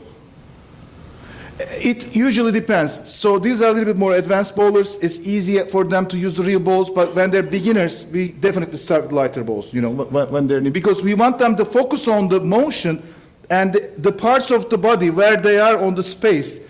We're not bowling yet. We're teaching the technique. So that is how it goes. Now, here's my favorite gentleman in my whole life, my basketball. Amazing word. You can practice shooting 8 hours a day. This is the guys I told you about. But if your technique is wrong, then all you became is very good at shooting the wrong way. Perfect explanation. Nothing is, you know, we all have been there, right? We see those days. So, one thing is, of course, using the amazing video delay systems. That's the end of the story now. It's for a long time. This is the best training method. It's proven, works fine, it's cheap, easy to make. It's here, it's repeating for a while. And helps you not to coach your wife. My friends, it's so easy now. Any kind of camera, even the webcam of your laptop can be used for that. A free software called Keynote, you have the delay. You can connect it to your TV or something. 5 seconds, you're done. Without spending 1 penny, you can use your laptop for it. You're okay. Or any new nice digital cam, the webcams now, high definition webcams, they're using outside. This is a very good one. Those webcams, perfectly fine. Or simple, those technologies, any tablet, phone, or something, you just connect to them here, and you know, with the adapter, you can, if you want, you just connect them to any TV you like. It is done. I don't know how many steps is that. But that is, my friends, everybody has a tablet now or a phone right now. So only one application, they are good to go actually. So you don't have to do anything. Here you go, Juha, making his shirt. Very simple, easy to place. You can use it with that one, or the good thing about those systems is you don't need a high-end equipment for them. You don't have to spend tons of money. And the good thing is, even a tripod, you need the cheapest one. But I can't close it, so. All right. So this is one of the photos I take from of our classes in Italy. This is how focused the bowlers are. They're just coming and looking. This is a set of, all the equipment today, we tell you, is actually, even though we both work on our training centers, we are talking about mobile systems today. You know, so any of you who are visiting other, you know, centers, or you cannot have a stable system in your bowling center, fixed system, these are those solutions actually. So as you see, there is a station here, there is a station here, this is my laptop connected to the computer, and there is another one there. They are non-stop focused like that. You can even leave the place, have a coffee some corner. They don't even recognize it. It's so interesting, a big change actually in the way they practice. And these is Italian people, they like to speak a lot, you know, Frank knows probably, you know, when you leave them alone, they start to chat. Don't practice too much, actually. At least that group, it was like that. And they chat, so it's happening everywhere. But in this way, this is exact. They didn't know I shoot the picture. They were non-stop talking. The key is they evaluate themselves now. They know what to look for because we give them an explanation in the beginning. We show them the grids. Then they know what to look for. So it's happening itself. Every shot is processed in the brain now. They make the shot, come back, reevaluate, compare it with how they feel, so it's going by itself. They are learning. It's very, very. Especially if you think of coaching youth. What are their most common thing during the day? It's looking at the screen. Now you're actually get them to look at the screen in a purposeful way. Now they're looking at the screen while bowling, while learning bowling, because they like to look screen. I don't call them teenagers anymore, I call them screenagers. Now the key, my friends, is, okay, we put the video delay systems amazingly, they are happily repeating it, blah, blah, blah. But if they see it right, I have some bowlers non-stop every exercise, they have a video delay system behind them, and I said, why are you having this thing behind you, you know? You keep on doing the most horrible shot. I'm not saying it, of course, but you know, it's happening here. It doesn't help. He doesn't see what's happening there. He just put it and looks himself. Yeah, I look good today. It must be like that. Otherwise, you don't repeat that shot again and again, you know. You do it and you see it again and you don't do that, you know. So you have to show it how it works. Now, how about using the same grids also in the video delay systems? Because in the beginning, we do the instructions, we do the analysis, so they know the grid look. They know the change in the form. They know the relations now. What can be our methods? Now this bowler is improving. Again, we all can see it. But can he see it in a live video that is repeated after 5 seconds? It happens again. Can he see it correctly? Because technically, is, you know, trailing neck gets better, the ball gets a little bit much to the under the head or blah, blah. Look, if you put a grid like this, he can now see it better if there is a change or not. Or, as I told you, if there is a focal point here, I want him to focus only the head and the ball reaction. He can now see it better, but also is improving in the body angle. He can see it better now. So only thing he have to look is these 3 items, if my body is fitting to that. So he can easily see his improvement in the relations. This is, for example, a video delay system. If you can't do anything on the lanes, we are using it as digitally. So we draw it on the lane. On the video delay, they see where they are stepping. And as you see, this bowler is out of the way he has to walk. You know, he's somewhere, he's going there. His target line is somewhere here. But this is why we ask him to practice. So as you see, he likes to go to the left, so I blocked it. We call it physical grids. And this is a physical barrier, actually, a strong grid. But these are the grids, and also there is a, you know, replay system here. That's the poor man's grid, actually. This is what I call them. You have an rubber iPad, band. huh? It's a rubber band. Yeah, this is the rubber band. So I have the shot here, I have the grids. I want to emphasize what's happening here. A simple thing, put an elastic tape. I want to let her see it better than use 2 of them, actually. So it usually makes more sense to show it than cover it. So this is why we usually like to show 2 sides of it and to get the shot in between them. So it makes more sense, actually. So this bowler can easily see the change because we emphasize the focus point. Now she has to get the swing in between these 2 lines. So in this shot is much better, and she can also see where she steps. She steps in a much correct position. And if you really want her to focus that, but nothing else, just put 2 papers and the elastic bands keep them. 1 iPad, more action, simple. And or a transparent paper with a marker on it. You just draw anything you on an iPad, no problem, and easy to carry. I'm with there, you know, 1 pen, 2 slices of paper, 2 elastics. I can do everything here. You see, I marked the right position. This is out of it. This is in the better position, for example. It's only a plastic paper, as you can see here, that I marked. And I can keep on focusing. I can limit where she can see it. So we can also extend this thing, not necessarily on technical exercise, not necessarily fundamental exercises. This is how a station looks like. So in this exercise, for example, in this setting, we have, you know, we provide them the oil patterns, and we for every case, we always keep 1 screen, repeat the shots. Because whatever they do, if they have any questions, hey, did I do something wrong or something, they could ask you, but it's always better for them to see it then talk with you. This is what we believe. And this is the station for these two cameras. They zoom to the pin settings, and this is the exercise. You know that entry angles thing, we all, using it. This is how we use it, for example. We zoom to the pocket.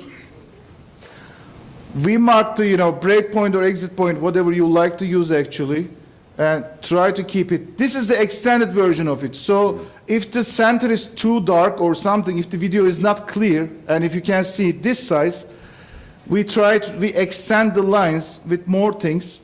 And this is the pin exit area we wanted to go, the ball to be out actually. This is why we're using this mark. Or in some cases, again, you can zoom in better, or you can define external things in a much different way. However you like, it all depends. In this case, we don't have tapes because the center doesn't allow, if the center doesn't allow you to put tapes, you just digitize the entry angle. So they make the shot, they see the outcome, they look again what they really did. And if it is related to a shot, they have a chance to look at how they make the shot. So we arrange the delay times. Let's say this is 10 seconds, and the other one is 17 seconds, for example, the shot is. So they can easily look all of them in these exercises. But this bowler learns how to look at the pin area and also double checks if she or he is seeing it correctly. So that's not a, very desired shot for her. She hit the bumper. This is what we call the wrap-up of the day, for example. Let's say if this girl practiced all day long the steps and the swing and the head position, we put all the grid on the lanes, everything together, and we use them like this. So the end of the day, we try them to see everything together, if it's okay or not. So now it's like a game, especially with the young kids. We want them to hit this mark with the ball. We have to let them feel. And the head should be in this zone. This is the fun part of it. Can they do it? For example, this lady on the right side, she can do it. So every time she only looks at this, nothing else. Am I on the circles? Just focus on this thing. The only thing. That also is a good refer to the Dr. Dean's yesterday, the autograph shot, the comfortable shot, because they don't think anything else. They just try to go straight and let the ball go. It's a very good thing actually. And this is for any case our side camera. If they want to see something else, something's correct or not, side camera. Same here, this lady can do it as well. So she just fills the blank, fills the blanks. Yeah, maybe you can call that like this. So for us, for example, a technical practice day is pieces, and we plan the exercise. This is something John Wooden advises a lot. Plan your exercises, plan your day, and stay within the day and the program. For example, in this case, in this lane, she has to make 5 to 5, 10 to 10, 12 to 12 shots, straight shots, straight. When she comes to that lane, there is two different oil patterns here, and these things, these objects here, there is a string in between them that shows the desired line that we want them to throw actually. So you see the string here, it goes to the break point here, there is another string here, it goes to the break point here. And when they come here, they have targets to the break point on pattern A, they have targets to the break point on pattern B. So you plan this screen, we do it in the morning, we don't spend time on that. We give the break, they change the exercise. We give the break, they change the exercise. The key to that is they stay in the zone. They feel it. First, they got the idea of a target line, 5 to 5, 10 to 10, 12 to 12. They got the line bowling concept. They roll the ball over a line, then they go to the angled lines. So it's kind of an improvement on top of each other. This is a practice plan before before a break actually, because this ends 10 days or one week before the event. We just taper down the exercises. It's simple. The logic is like that. This is what we call the physical day, the physical fundamental day, spare day, technical day, game day. We all them. The fitness is Not necessarily they go to the gym and do something. You know, walking 1 hour is also good for them. This is how we define it. For example, this is a 1 hour exercise or 1.5 hour exercise. It's all 20 minutes chunks. They have to do everything on 20 minutes. The first exercise is swing. 1 to 3 steps with swing. And the F means what are you going to focus? They have to focus on swing in this exercise. They have to focus on steps in this exercise. And for example, these 2 days, different exercises. The next day is, and a spare day, same key, but other exercises for their spares. And here, technical day, they have we ask them to do the targeting. For example, from different arrows, or in between the arrows, they have to make shots to 5 on the breakpoint area, 8 on the breakpoint area, 10 in the breakpoint area. In ETBA programs, we usually define it somewhere around 45 feet. Usually the spare day is the most difficult because you need to make 50, 17 spares. That may take some time. Okay. And the game day is only game day.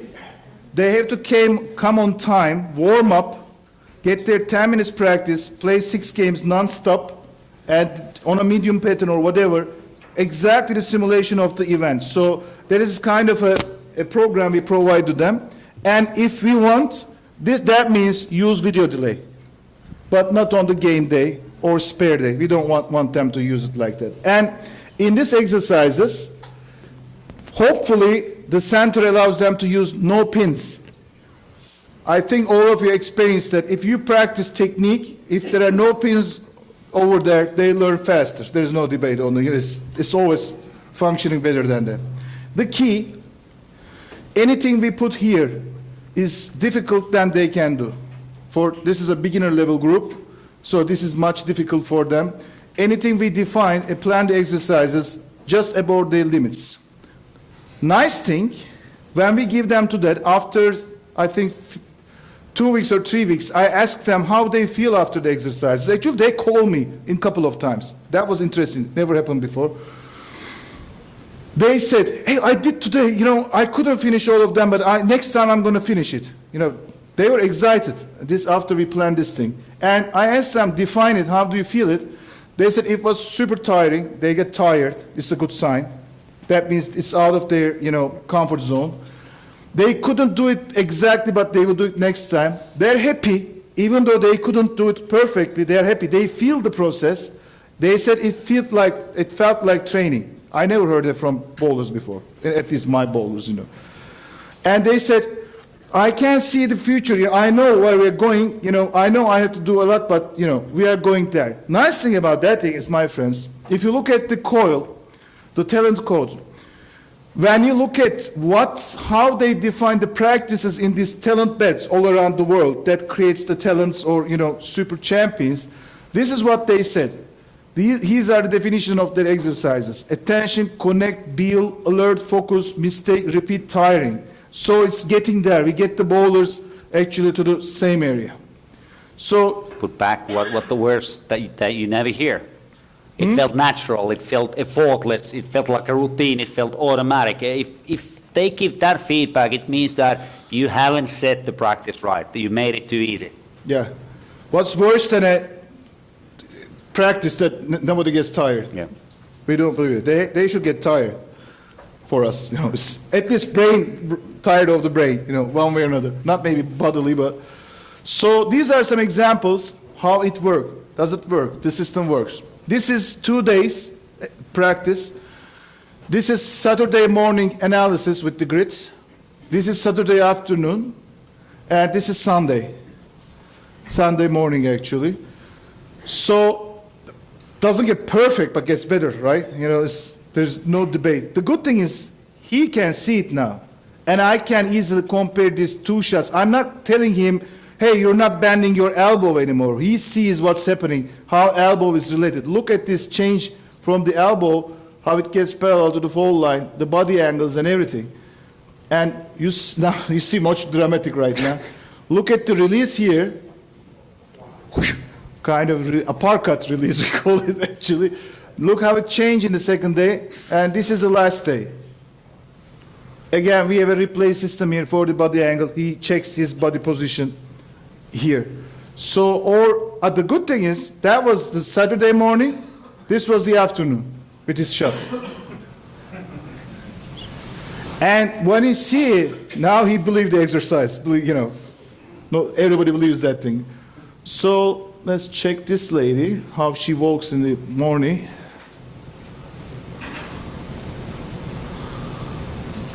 She goes everywhere almost, I think.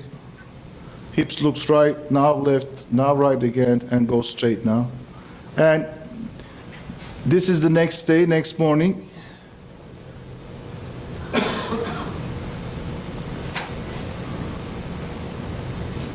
So much more swing speed, you don't need to lift She's it more, more. Yeah. The key is, she said, I feel much more comfortable now. And she hits her target much better. And I think that's a good thing for me. Now look at the upper left. A very tense bowler. He thinks at every step he makes, And this is how it changed. Stop, go, win. And look, he doesn't even use the center. He should get his money back, Is this the same bowler? Yeah? Yes. One day after. Yeah, this is the next day actually. The good thing is, you may believe me or not, but they stay like this because they feel comfortable. It's better for them. Biomechanically, they feel comfortable. It stays with them because this one is disturbing. It's not a comfortable movement actually. When they got it, they keep on doing it. Again, it's not perfect, but they're getting better and better. And we're not always working with professionals. At least not me. It's not my world. So the key here is, my friend, just planning everything out of their comfort zone, but in a reachable environment. They have to feel it. They have to stay within this divine dissatisfaction. I like to use that word, you probably get that one, but I really like it. Now, back to my problem. At home, what we did at home, I mark it actually. We do deep training for ourselves. So now what's happening? Every time I go to this again, I go to the upper one, okay? So now it reminds me, we are on the learning process. 50% we are better now. We are learning. We are fighting against 9 years experience, but we do the same training. So I put a mark here to retrain myself. I hope I will better than be monkeys actually soon. So, my friends, let them have their, 10,000 hours in the most efficient way with deep practice. This is, I think, the logic we should follow one way or another. And this is what we're going to present to you. One small note, we are, every 1 year we have the other side of the world, we have our event. That will take place between 15 and 17 September 2017. We all wait in great Finland. This area is hot. You would like to get some cold over. Right, Nick? Is Nick here? No, okay. He likes to swim in the lake. It's like, I don't know, how much is plus 7 degrees Celsius in Fahrenheit? Somebody convert? Maybe. How much promille? Plus How 7? much promille is going to say? Okay. What? 45, yeah. It could be a little bit cold. It's about this cold. That's how we rate in Finland. How cold is the water?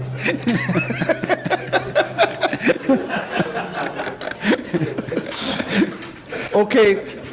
Anything? Any questions we would like to answer? Yes, sir. So the tape that you're putting on the... Okay.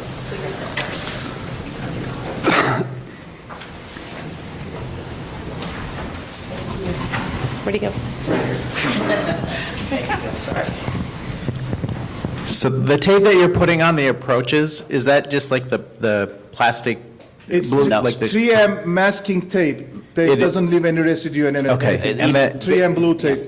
Very important issue here is to try to buy the most expensive masking tape you can find, because if you buy the cheap one, you will wear your knees out actually cleaning the approaches if it leaves the glue there. And the good thing is that tape also, even if you put in the entry angle thing, the laying machine can go over it and come back. Doesn't take it off. Okay, and there's no issue with sliding on it? Nothing, No. nothing. Okay, great. So, well, yes, sliding on it, no. Don't no, put it, never put it on the, Slide part. on the last last 3 You foot. see, usually, especially in the bronze glass, there's a line. We don't tape it Yeah. further than that. We only tape where they slide. The window they will slide in.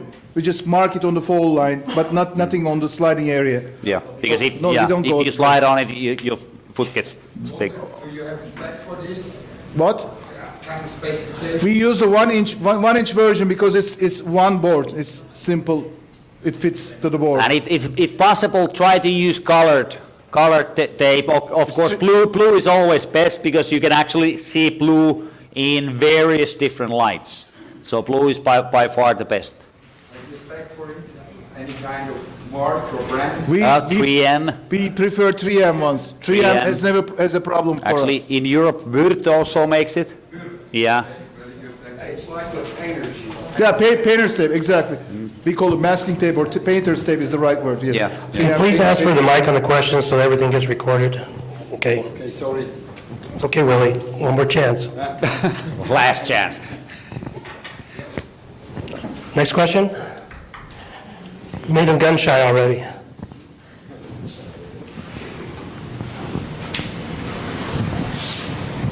Hi, more about the blue tape. Is there any residue left on the approach after you take the tape off? Not this one. No residue? No, the cheap no-name ones, they leave it, they stay there.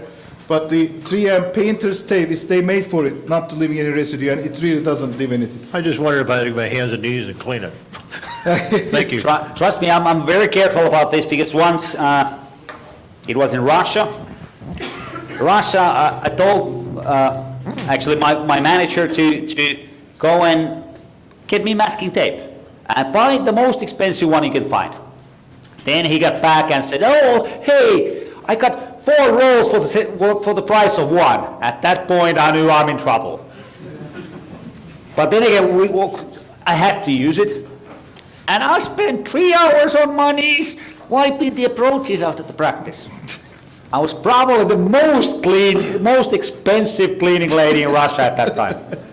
It never had any problems for us yet. This 3M painter's tape is perfectly working. And it's every hardware store here because I usually buy it from here. This process that you go through in the training, what period of time? It depends on what bowlers ask for, actually. Some of them, these ladies, for example, you show is they ask for an annual program. So they're coming every month, and we fill in between their monthly programs, and we use an online system called Sportalizer that we put every exercise on it, and we taper down according to their programs. But for example, the last guy you saw, he came only for 3 days. It all depends to them, but he creates much more longer programs with high school kids because they have a bowling high school in Gurkan. Yeah, usually what we do is we use 6 to 8 week programs because then they have their exams depending, sometimes every 6 weeks, sometimes every 8 weeks, so we always prepare a program for that period. These ladies' programs are 6 months, 6 to 7 months usually. Also depending on which season, if it's off season, if it's pre-season or tournament season, it depends how And you actually. the one thing we do is if it's summer season and if there's no tournaments, we add more fundamental exercises actually than the technical ones. It depends what they need. Or we just change the ratio. When it gets closer to the tournament, we are much more technical than fundamental. Under, you have a question back here. You talked about there were 8 drills you took the bowlers through, and you said at any skill level you would take them through that. Is there a list of those drills that coaches can access so that they can use those? Or is I'm a that little bit correct, the eight drills. The eight drills are the ones that are the fundamentals on level 1 coaching education. okay? They are also the fundamentals of level 2, but then level 2 we add there are 5 more. Small things, but the major things. What's level 1 and 2? Are you talking That's skill right. level of the bowler? No, that's EPPF coaching education. Your coaching program okay. levels. Okay. Then again, okay, we have a system called Coaches Camp every year. For example, this year, we over 4 days or 5 days, we went through 48 different drills. So we have Well, now, some would be base drills, and others would be corrective techniques based on an individual's needs. Yeah. But there are a core set of drills you use. Yeah. How would we access those? We can provide you a list, actually. Some Yeah. of them are actually, the drills, the way we apply them is a little bit different. One-step drill is, the old classical thing, the way we do is different. Okay. We have one step, two steps, and swing starts, some swing exercises. I can provide you a list of We're them. all looking for better ways. Okay. So you have a captive audience here of curious people, I think, in whatever we can gather. Okay. That's going to make us better. Come to Europe. Just around the, just across the border, that's all. We are neighbors. Yeah, virtually neighbors, yeah. How many hours is the duration of the sessions? Like the guy that came in for 3 days? Yeah. 1 hour, 2 hour per session? The day, you mean? How many hours? It's about per day is 7 hours, actually, including the lunch break. Really? Yeah, what we That's do. a lot, huh? Yeah, but it includes also, the analysis, the talk, the presentation of some contents. We put some theoretical in between. It's not only all the lanes, not 7 hours on the lanes. It's about 4 to 5 hours on the lanes, actually. Okay, thank you. But answer to that also is, if Koreans practice 7 hours a day to beat them, you have to do at least the same. But sorry, in the regular things, is we usually, those packages you saw, the exercises are 1 hour, 1.5 to 2 hours exercises, daily ones. These are these 3-day sessions. They come for a camp for 3 days. These are much longer than the others. But the regular day, the schedule I show you is about 2 hours, 1.5 to 2 hours. Any more questions? Excellent. Let's give a round of applause to our European friends.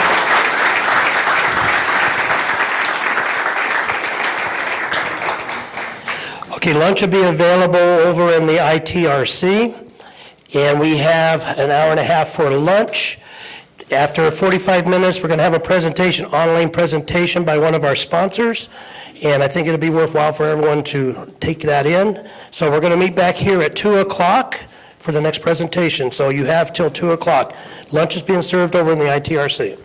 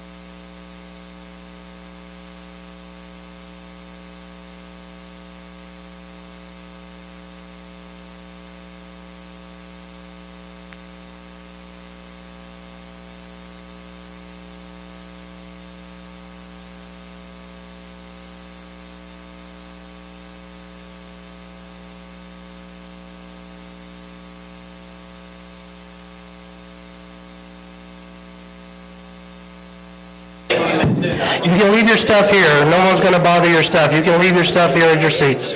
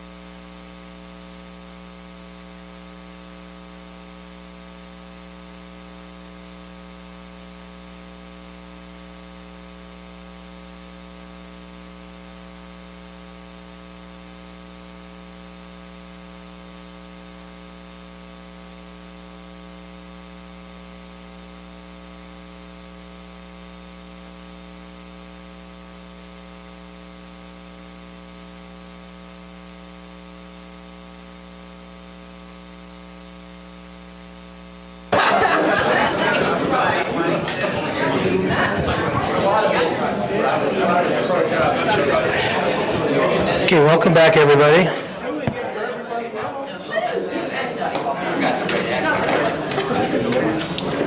So how was lunch? Lunch okay? All right, great.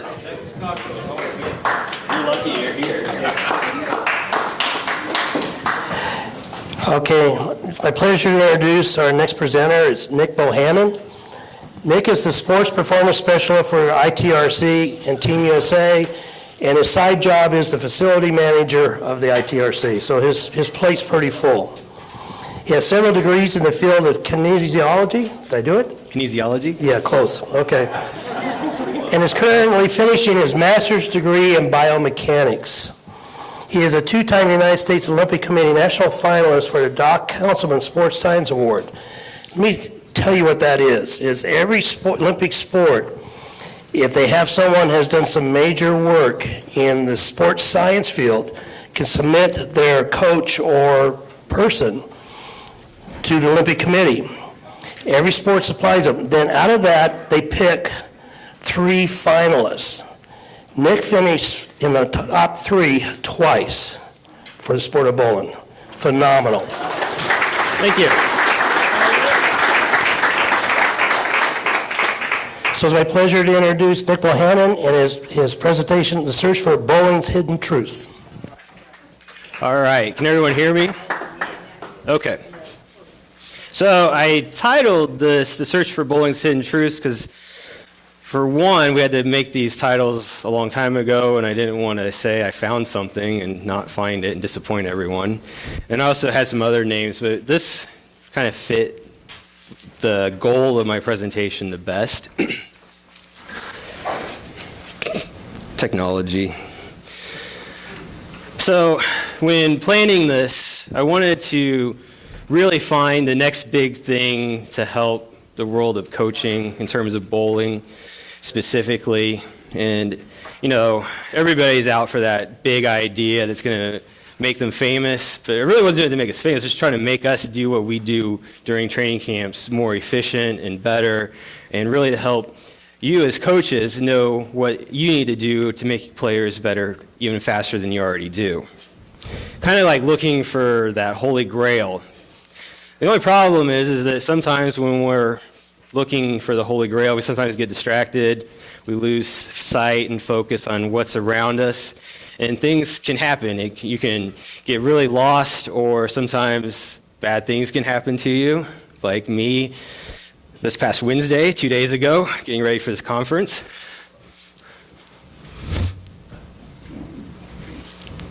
So I'm in the pro shop waiting for something to print. So There's a little backstrap. yeah.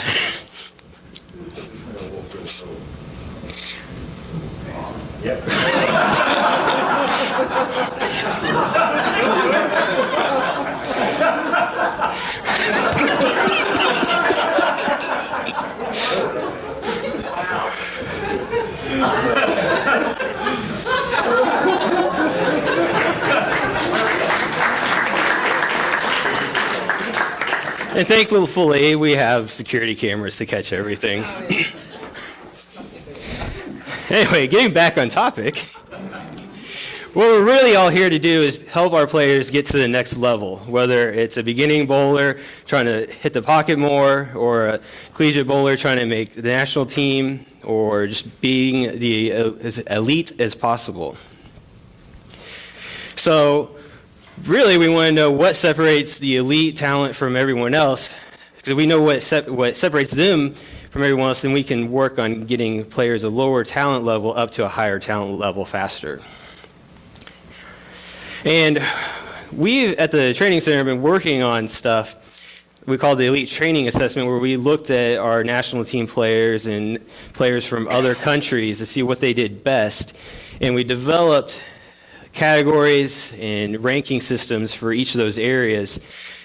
And knowing what players do, we can help them get and find their weaknesses and work on those areas the most, instead of spending time on stuff that they're already good at, working on their weaknesses to be more abundant in all areas of the game and having more versatility.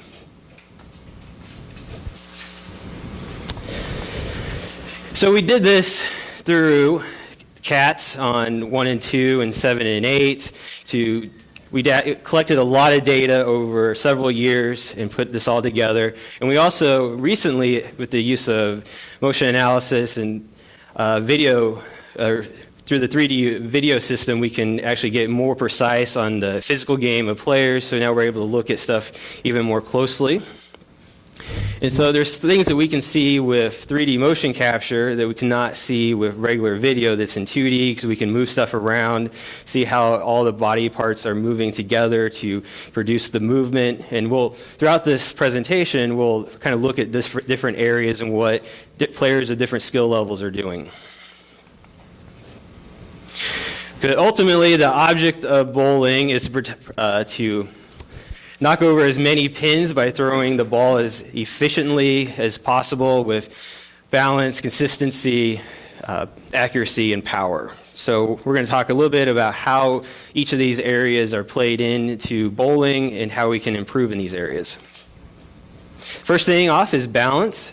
So in order to improve balance, we're using it to maintain stability, and we do this by lowering your center of body, because the closer your center of body is to the ground, the more stable you'll be. And the center of mass of your body is going to be found usually right behind your belly button, right above waist level, and then as your body moves, it's going to change as well.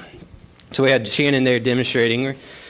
So the center of mass, once again, is found at the point where all the weight of the object around a certain point is equal. And as the body changes, the center of mass changes, and if the center of mass is going to move outside the base of support if the body parts get too far away from this base of support. So in our push away, if we get the ball out too far to the side, it's going to dictate where our center of mass is, and it's going to push us or pull us off direction, so we won't be as stable. So in the training center, we do balance testing with the Y balance test. We have 3 directions. We test both legs, pushing out in the front direction. We'll do similar to the finish position for both right and left-handed bowlers, so we'll be doing both legs, and then we'll also do in the opposite direction. So we do 3 different directions. Basically, we're trying to reach out as far as you can in all 3 directions without your foot touching the base or resting your foot on top of the red piece, and you can't kick the red piece either. So you need to maintain stability while you're doing the test. And then we also take a leg measurement and put that into a formula so that we get a percentage of how far you're able to reach relative to your leg length. And so that way we can compare you to anyone regardless of how tall or short they are. So it's all pretty balanced. Get it? So with balance testing, these are test results for all of the female bowlers that we have tested over the years. So this is going to be, I believe it is 387 individual test scores. So if an individual has done the test more than once, I just took their highest score. So these are all unique scores.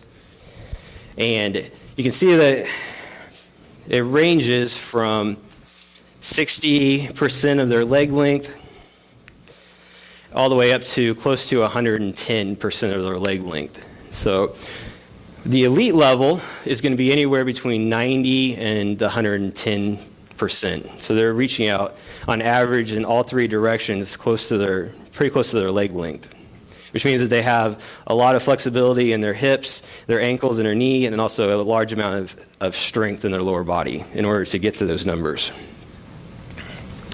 And then for the males, it looks more of like a normal distribution curve.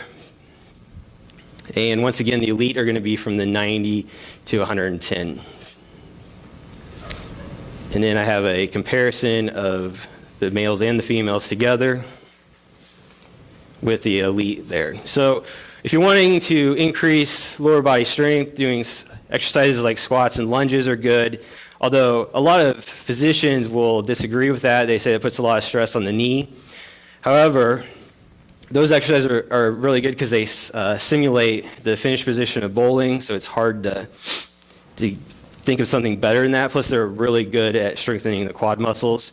And anytime that you ask a physician what would be a better alternative, they tell you to do like straight leg raises. So you're like laying down and, you know, doing 4 different directions of lifting your leg up. But that's a single joint exercise where the body needs multi-joint because we're working a sport. So a lot of the muscles are going to be multi-joint muscles. Like one of the like your hip flexor, of your quad, your rectus femoris is a 2-joint muscle. It crosses your hip and your joint. Your gastrocnemius of your calf muscles crosses your knee and your ankle. As well as when you're doing straight leg raises, you're really only working your hip flexors, or you're only really working the muscles around the hip, where squats and lunges are going to be working the muscles that work your knee. So you have your quadriceps, which means you have 4 muscles. 3 of them are only crossing the knee, so we need to work the knee joint as well as the hip joint. And then also doing different balance exercises like standing on one leg, reaching out in multiple directions, so if you're opposite foot, bending over, trying to maintain balance while being only on one leg. Will be really good for maintaining and increasing lower body strength. So that brings us to consistency, which is the ability to repeat a task and produce an expected result every time. So in the past, when using 3D motion capture, this is how we would look at consistency. So what these graphs are representing are the hand marker. So we put a marker right here on the hand, and so this is where that marker goes throughout the approach when looking at a side view. So we have,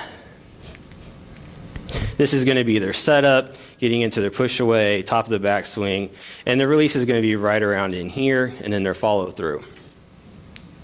So these graphs are really good for seeing that the path that their hand takes during their approach was different. The only problem is that we can't really tell what was different or what caused the difference. So it doesn't really help us much in terms of coaching.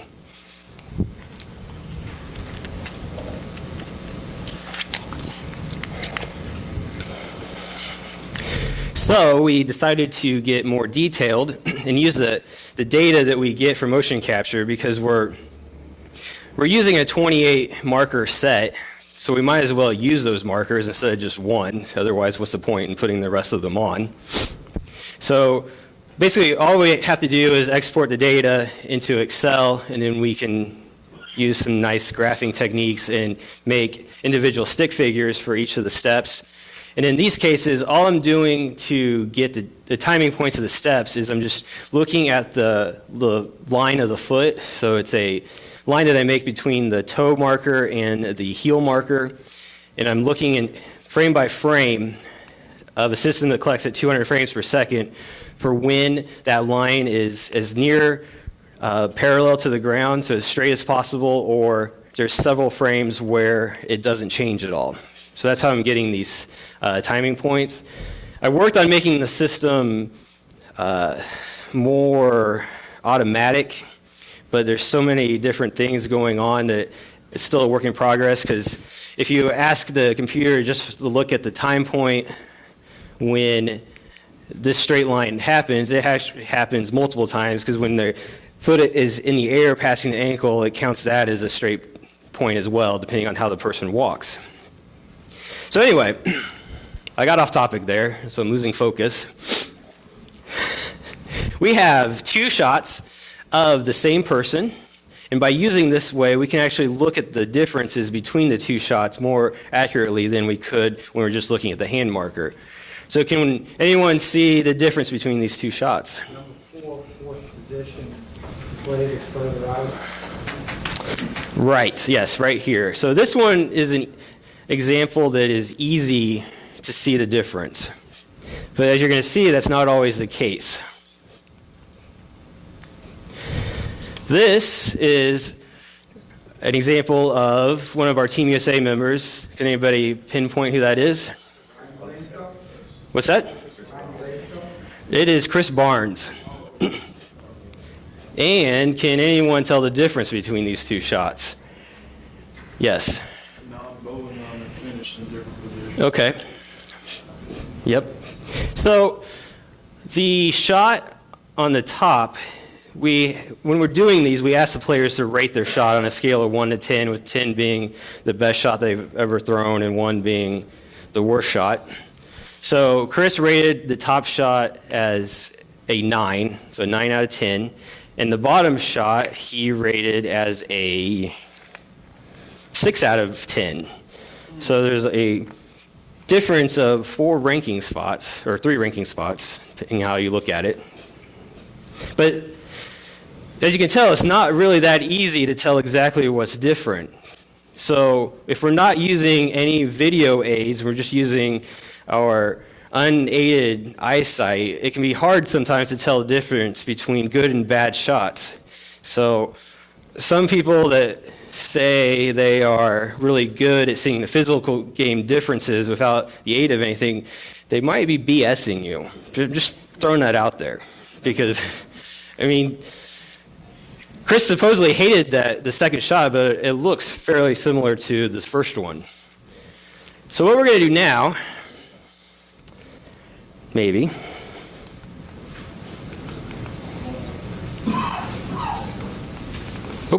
there we go. We're going to take his good shot, and now we're going to put his bad shot on top of it. So his bad shot's going to be in black, and so we can now see the difference more easily. So you can see that his setup was a little bit different. On his bad shot, it was a little bit forward, but this is kind of arbitrary because basically what we're doing is I'm just starting the time, and I make the film wherever, or the video file wherever it is. So they might have some fidgeting that is still going on here. We know that Chris can fidget once in a while. So after that, what I do is, to get things in line better, I basically take the point where the swing is at the minimum spot or the lowest spot and make that universal for everyone. So then we can line things up better.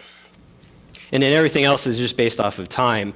So depending on this, and this is just the first frame, so depending on what all he's doing after that can be some difference there. But then as we're going on, you can see that there's a little bit of difference right in here. But then he gets lined up at the top of the backswing, and he has a little bit of difference coming down. And it could be that he was leading with his arm. We don't really know.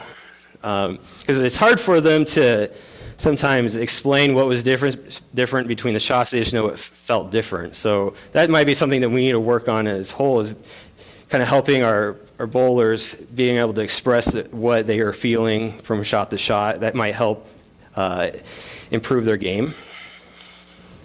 So now we're going to look at this would be kind of a house bowler. He averages anywhere between 190 to 200. You actually will meet him later. He's one of our engineers in the specs department. But once again, it's kind of hard to tell what's the difference between these two shots. So the first shot, he ranked it as a 10, and the bottom shot he ranked as a 5. So you would think that there would be quite a bit of difference between these shots, and really, when I started this presentation, I was really expecting there to be a huge difference between a highly rated shot and a poorly rated shot, but there isn't. Include the result? They were shooting on just at the 5, 8, 9 pins, but unless you want to know. Did they include the result of whether they hit the targets, the pins or not? We did not. We should probably add that in, and to be a good feedback. But for example, for Barnes, the speed of his good shot was 18.44 miles per hour. The speed of his second shot was 18.4. So pretty close. Yeah. And with this bowler here, this shot was at 17.65 miles per hour, and his bad shot was 17.86. So when we put his bad shot in,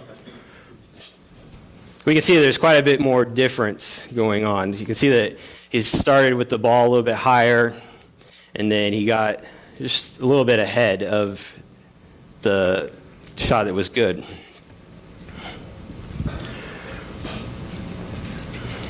And then we can compare Chris and this bowler. So you can see that definitely the lower skill level bowler had more variance between his good and his bad shot, which we would kind of expect too. The higher skill level bowlers are going to hold themselves to a higher standard, so their big difference isn't going to be as big of a difference of a lower skill level. And we're going to continue on. This is another bowler on Team USA. Do you know who this is? This is a female. It is not. This is Kelly Kulik. And once again with her, that's hard to tell what's the difference, because when we get to this slide,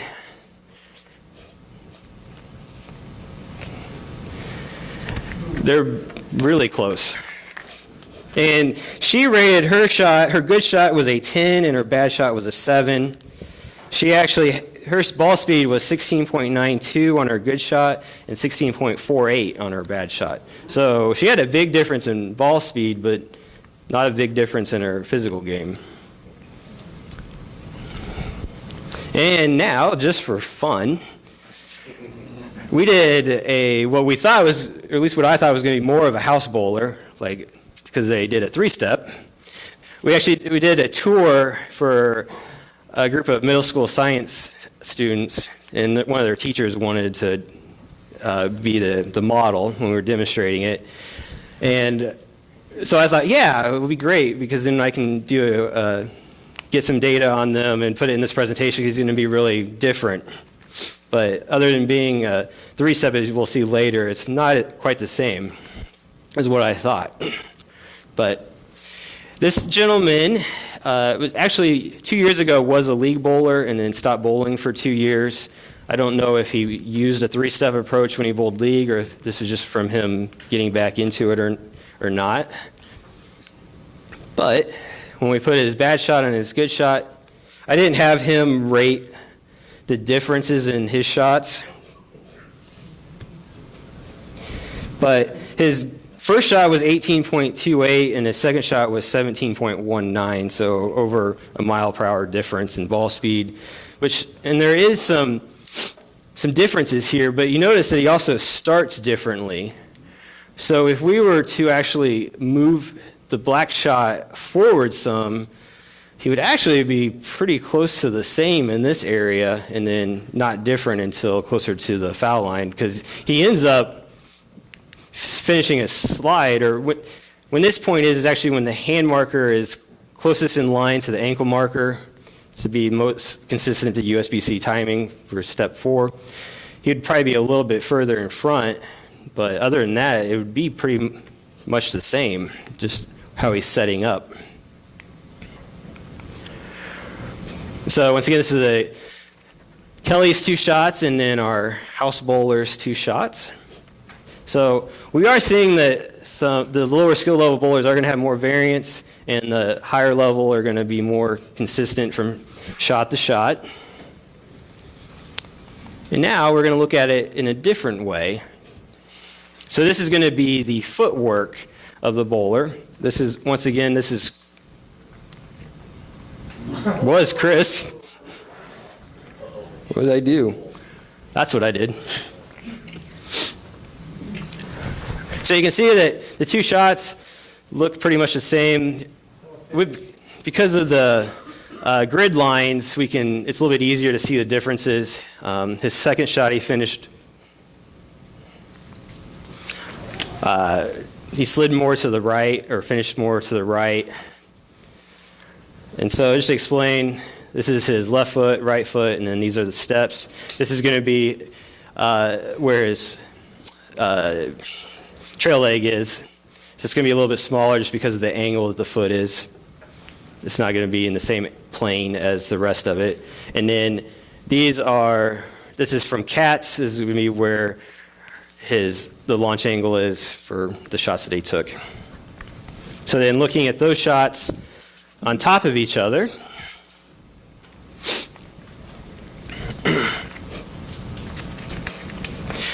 you can see that his setup was in the same spot, and then his steps were a little bit off from the beginning, and then but the ball path was pretty much the same, just probably a board or two off. And for numbers-wise, he was at board 19 at 15 feet, board 18 and at 18.8 at 15 on his second shot, and then at 39 feet, it was at board 9.2 for the first shot and 9.6 for the second shot. So pretty close. So now we have our engineer, and you can tell that the shapes look a little bit different, but not a lot off. So we'll go ahead and put the shots together.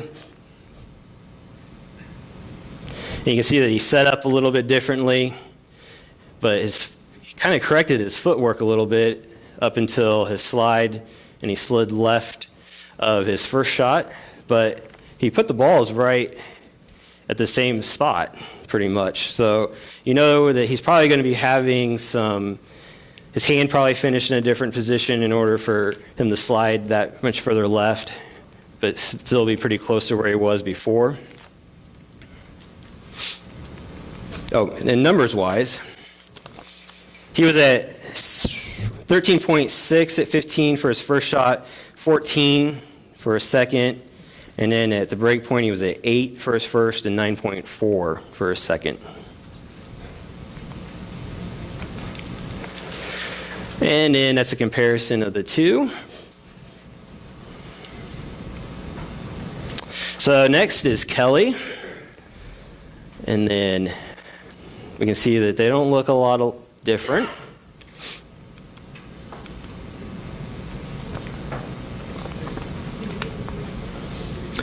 And you can see that her footwork was pretty close to the same. So she was even more consistent than Chris with her footwork. And she was at 14.3 and 14.7 and 7.9 and 8. So the ball paths are going to be pretty close to the same as well, even though she didn't like them, the second one. So something just didn't feel right to her. And then the fun one. So this is our house bowler, and we can already see that the ball paths were different.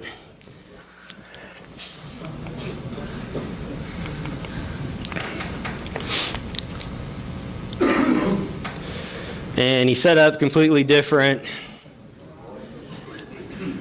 So once again, it might be beneficial to work with players on their setup, making sure that it's consistent, and that way you can get it off on the right foot.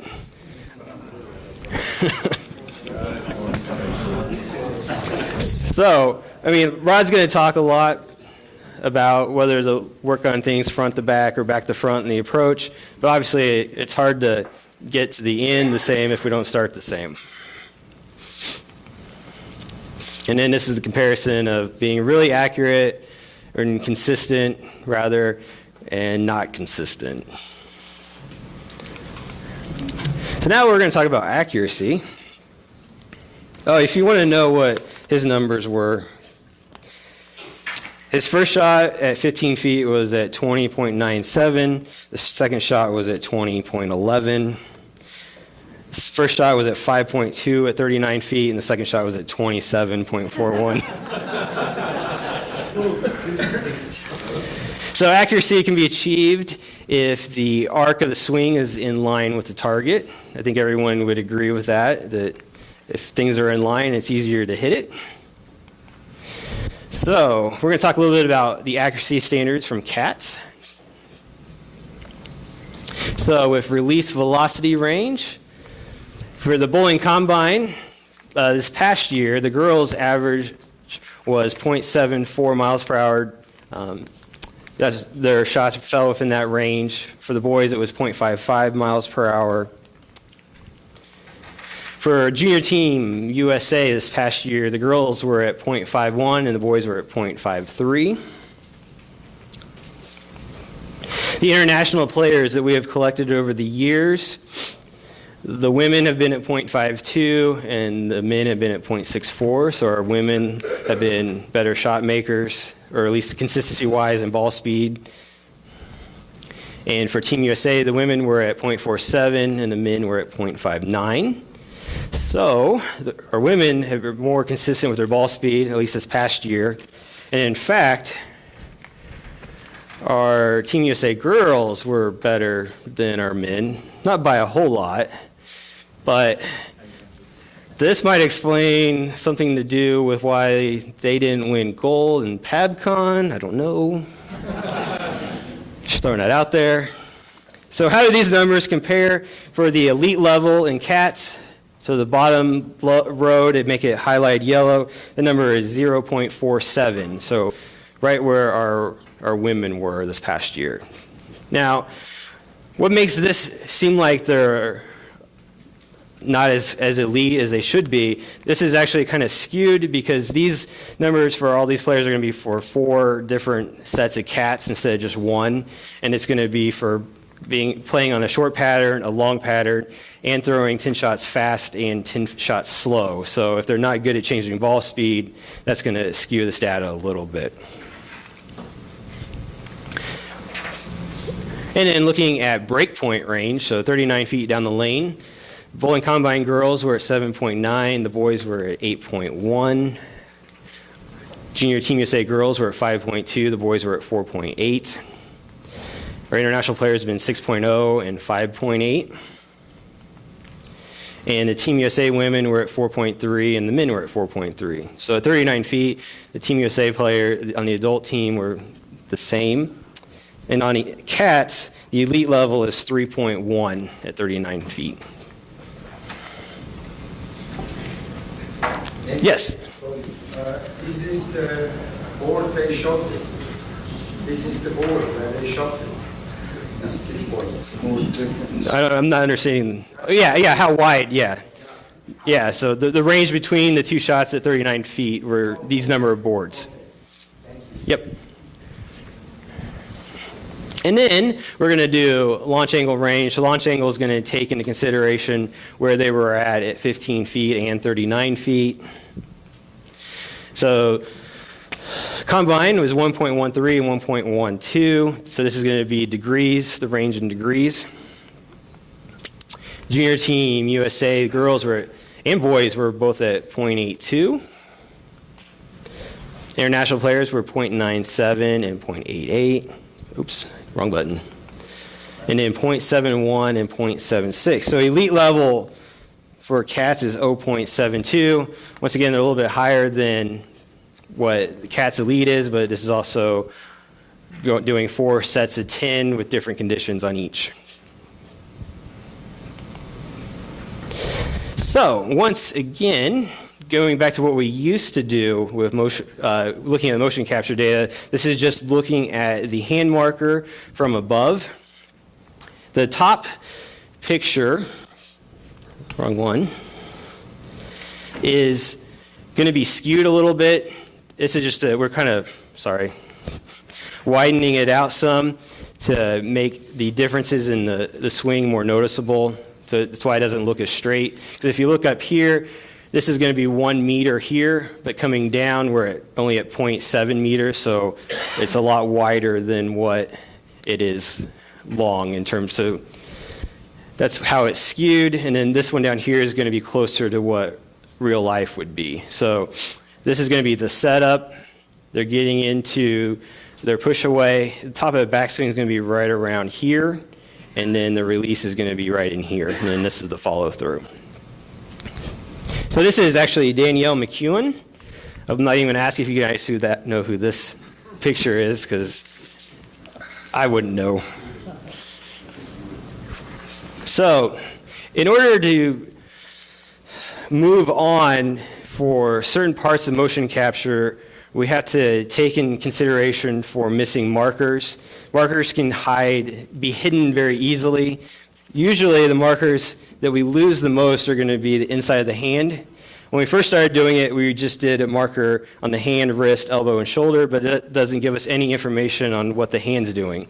So we started adding those in, but during the setup, it's hard to get those based on how they hold the ball.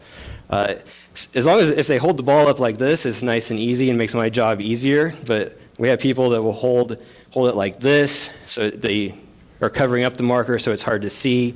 So in other sports, this is for baseball, all they're looking for is basically joint center, so they have a big marker on the elbow, they have one on the hand, and then they're using these two. There's a small marker here and a small marker here at the end of a rod, and what that enables them to do is to prohibit the marker of the wrist from being blocked by some movement. And so all they're doing is taking the average of these 2 points, and it's going to basically put it right here. They're going to take, this plus this divided by 2 and put it right there. In addition to that, this allows them, even though they're using a small marker set, to actually see the rotation of the forearm during the pitch, so they can see when they do different pitches what it's going to be doing. We unfortunately cannot do this in bowling because it would get in the way, because this side would hit the leg, and then this one we don't need because we can see that marker fine. And we can't do it perpendicular to that because the ball will get in the way, and it's also difficult to do that because you have to have the markers be on the same plane as what you're doing in order to do it. Because if you have it one up here and one here, that's fine until you get to here. Now the X and the coordinates of those markers have changed, and so you can't have a continuous motion, so it gets very difficult. And then another marker that we tend to lose is on the hip because they'll get their elbow in the way, but it's stuff we have to work around. And then I also wanted to add in here, the people usually get upset with me when I ask them to do motion capture because I never tell them that they have to put spandex on because I figure that they won't come if I say that in the first time. But I'm nice compared to these studies where they make them get naked, so maybe I should tell people that in other sports all they have on is a pair of underwear and that's it. So anyway, so what we've started to do is try to make an artificial marker, which is going to be the center of the ball. So what we did was we took, this is a side view, this is the hand marker on the outside, this is the inside hand marker, and then this is the wrist marker. And by taking those positions, we're basically just making a plane and then projecting a point perpendicular to that plane at the distance of half a ball to try and project or estimate where the center of the ball is going to be. And so we're doing this, so you can see this from the side view, and then also from if you're standing at the foul line looking back, the center of the ball would be here. This is the hand marker, wrist marker, and inside hand marker. But like I was talking about earlier, sometimes it's hard to do this because if we lose this marker, we can't do these projections. So it gets challenging, so we can't do it with all players for the whole approach. Once they get past the push away, usually we can see all the markers, and so we can see the release stuff easily. It's just sometimes getting the setup, which is, as we've seen earlier, can be one of the most important things. So it'd be nice if we could get all the markers all the time. But by using this, we can add this data to our previous swing observations. So now we have an orange line, which is going to be the path of the center of the ball. And then this yellow line is going to be where the foul line is. And then this gray line is going to be the path that the ball took. And this is going to be data from CATS. And then I just extended it more back onto the approach using the same line that CATS gives you for the launch angle. I just continued it on further so we can see it more lined up with the swing. So up here, it looks like it's not really lined up much, but when we get down here, it looks more lined up. So the release is going to be a little bit right in here. It's going along the same path as that from CATS. This can get skewed a little bit because it's two independent tracking systems. We have the motion analysis and CATS, and if they aren't collecting at the same calibration, if you could say, it could be off a little bit. And also, when players let go of the ball can go along a different path, because I'm sure we've seen video where they let go of the ball and the ball goes to the right a little bit and then goes down the lane. So that can make this not lined up as well. And then not knowing exactly where the release happens makes it difficult as well. Because in other sports, they're being analyzed, like softball or even golf, what they do is they actually wrap reflective tape around the ball, so that way they can track the ball as well. But we can't do that very well. I've experimented with putting reflective tape on the ball, but the cameras don't pick it up very well because of the size of the ball. It's more of a flat surface, so it doesn't provide enough coverage for the camera to see, and it's too expensive to wrap the whole ball in tape, and you're basically ruining the ball too, possibly on type of adhesive it is, and it won't perform as well, so they won't throw the ball necessarily the same. So then we have another bowler. So this is going to be Chris Barnes. So once again, the top one is skewed. The bottom one's going to be more normal. And we can see that his ball path that we estimated is right along the same path as his cat's data points. So that's showing that his swing gets really straight. And the other thing I wanted to mention was that, going back to Danielle, you can see that she's keeping her hand more on the side of the ball throughout the approach, where with Chris, his hand is actually moving from one side of the ball to the other and then back.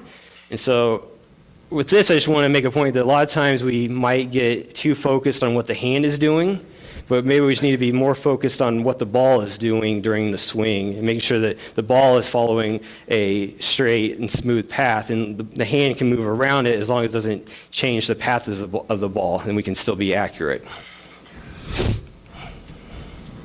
So then we get to power. So the physical definition of power is the rate that a force is applied to an object over the course of a traveled distance. So meaning that if you can move something over a longer distance in a faster amount of time, you're going to have more power. But talking to the engineers in this building, they don't really like this definition, or the definition that's used in bowling, because we just kind of use it freely, where power is only really going to be used at the release point, where you're moving your hand quickly around the ball to get more, like a higher rev rate, is really what power would be in terms of bowling. But we can't really change anything now.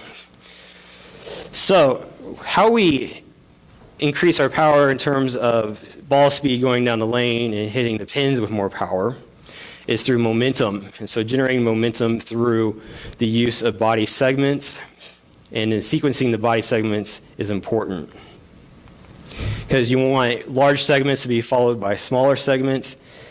So you want big muscles used first, then smaller muscles, and then doing a closed kinetic to open kinetic chain. So what that means is that any exercise that you do that involves your lower body, for example, and it's connected to the ground or in contact with the ground, is a closed kinetic. Where if you go to a gym and do knee extensions, because your foot's not in contact with the ground, that's an open kinetic exercise. So closed kinetic to open kinetic chain in these terms means that we want power to come from our feet and then travel through the body to our hand, and our hand is releasing the body. So any overhand throwing activity is an open, the closed, and bowling's the same way. So this is just a graph showing that we want the momentum to come from our legs and then our torso, upper body, forearm, and hand. We don't want our torso or upper body to reach their maximum velocity before the legs reach their maximum velocity, because then we're not generating the forces from the legs to our upper body correctly. So a good show of this is with pitching. So he has a foot in contact, so it's a closed kinetic chain. He's generating momentum from his legs through his torso and then through his arm.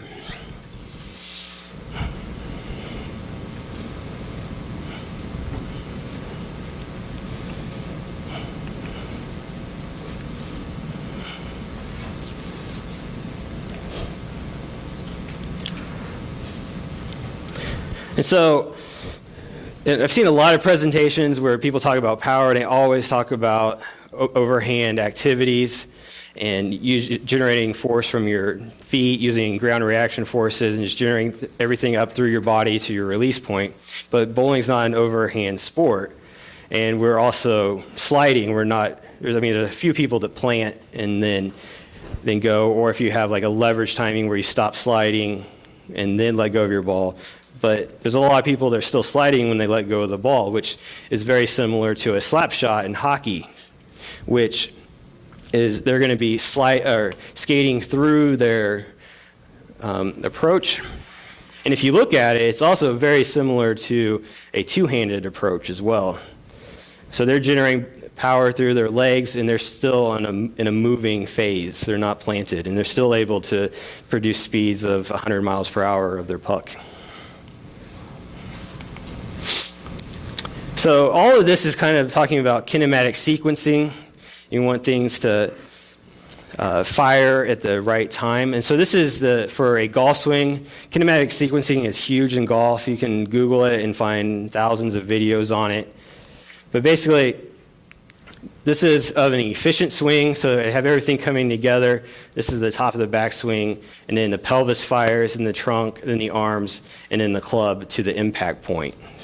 And then on the inefficient one, the pelvis is kind of late getting to its max velocity, and then the trunk is even later, but then the arm and the club happen before those do. So they're not really generating the power like they need to in order to be efficient. So getting back to what I was talking about earlier with the markers, doing kinematic sequencing for bowling would be a lot easier to do if we knew when the exact moment of release was. So that's one of the places that we're going to be missing out some information.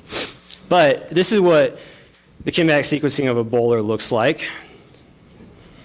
So the yellow line, the blue line first is going to be of the pelvis. So it's reaching its max. Then the shoulder, but the shoulder is a little bit smaller velocity than the pelvis is. And then this is the elbow, this is the wrist, and then the hand. So we can see that the pelvis is reaching its max, and then the shoulder, then the elbow, the wrist, and then the hand. Now in some bowlers, the elbow is a little bit later to fire. But if they have a bent elbow coming down and then it straightens out, that's going to explain why it's reaching its max velocity later. And we actually see that quite a bit with the elbow being later, but usually it's only a frame or two. So you're talking about like 1/10 of a second. So not much difference. But it might be an area that we need to look at, making it more consistent. So this is I actually titled these. This one is the simple version, and this is the complex version. And what it is that this is just all of the markers of all the body parts for the left lower body and the right upper body. So we can see that momentum is generating and increasing throughout the approach up until release. So this is Mike Fagan. So he has one of the loosest swings, and so you can see that he has a nice. But as he's coming back after his push away, he has an increase in the speed of his arm swing. And then this is the top of the backswing is going to be here, and then the release. And then I have a couple of these as well. This is Chris Barnes, and you can see here he actually has a dip in his momentum. But if you ever watch him bowl, he has a hitch in his approach, so he kind of slows down quite a bit. So that we're able to show that through this. This is going to be Kelly Kulik. No, it's not. I'm sorry. This was our engineer, because he does not have as big of an increase right here. The next one is Kelly, and she has the hump here. So that's one difference that we've seen so far, is that the lower skill level bowler doesn't have as big of a hump as they're taking the ball back. So that can be that the higher skill level players are just increasing their speed to get a higher backswing, because the engineer, as you saw earlier, didn't have as high of a backswing as Kelly and Chris. So this was Kelly again, and then our lower player is going to have a little bit more of of a hump right here because he started up so high. So it's naturally going to increase speed right from the beginning. And you can see it only has 3 steps. And then this is a comparison of a good shot and a bad shot for Chris. So you can't see much difference. So we'll put his bad shot on his second, or his good shot. And you can see that they were pretty much the same. The only real difference is at the top, the magnitude of his good shot. So his good shot swing was a little bit higher in speed than his bad shot. And then we'll move over to our engineer. And he had a difference in speed of not much, only 0.2 of a mile, but you can see the magnitude was quite a bit different between his good shot and his bad shot. And so that's a comparison of Chris and our engineer. So this is Kelly. So remember, her physical game was very much the same. Her footwork landed in the same spots, and her timing points were pretty much the same.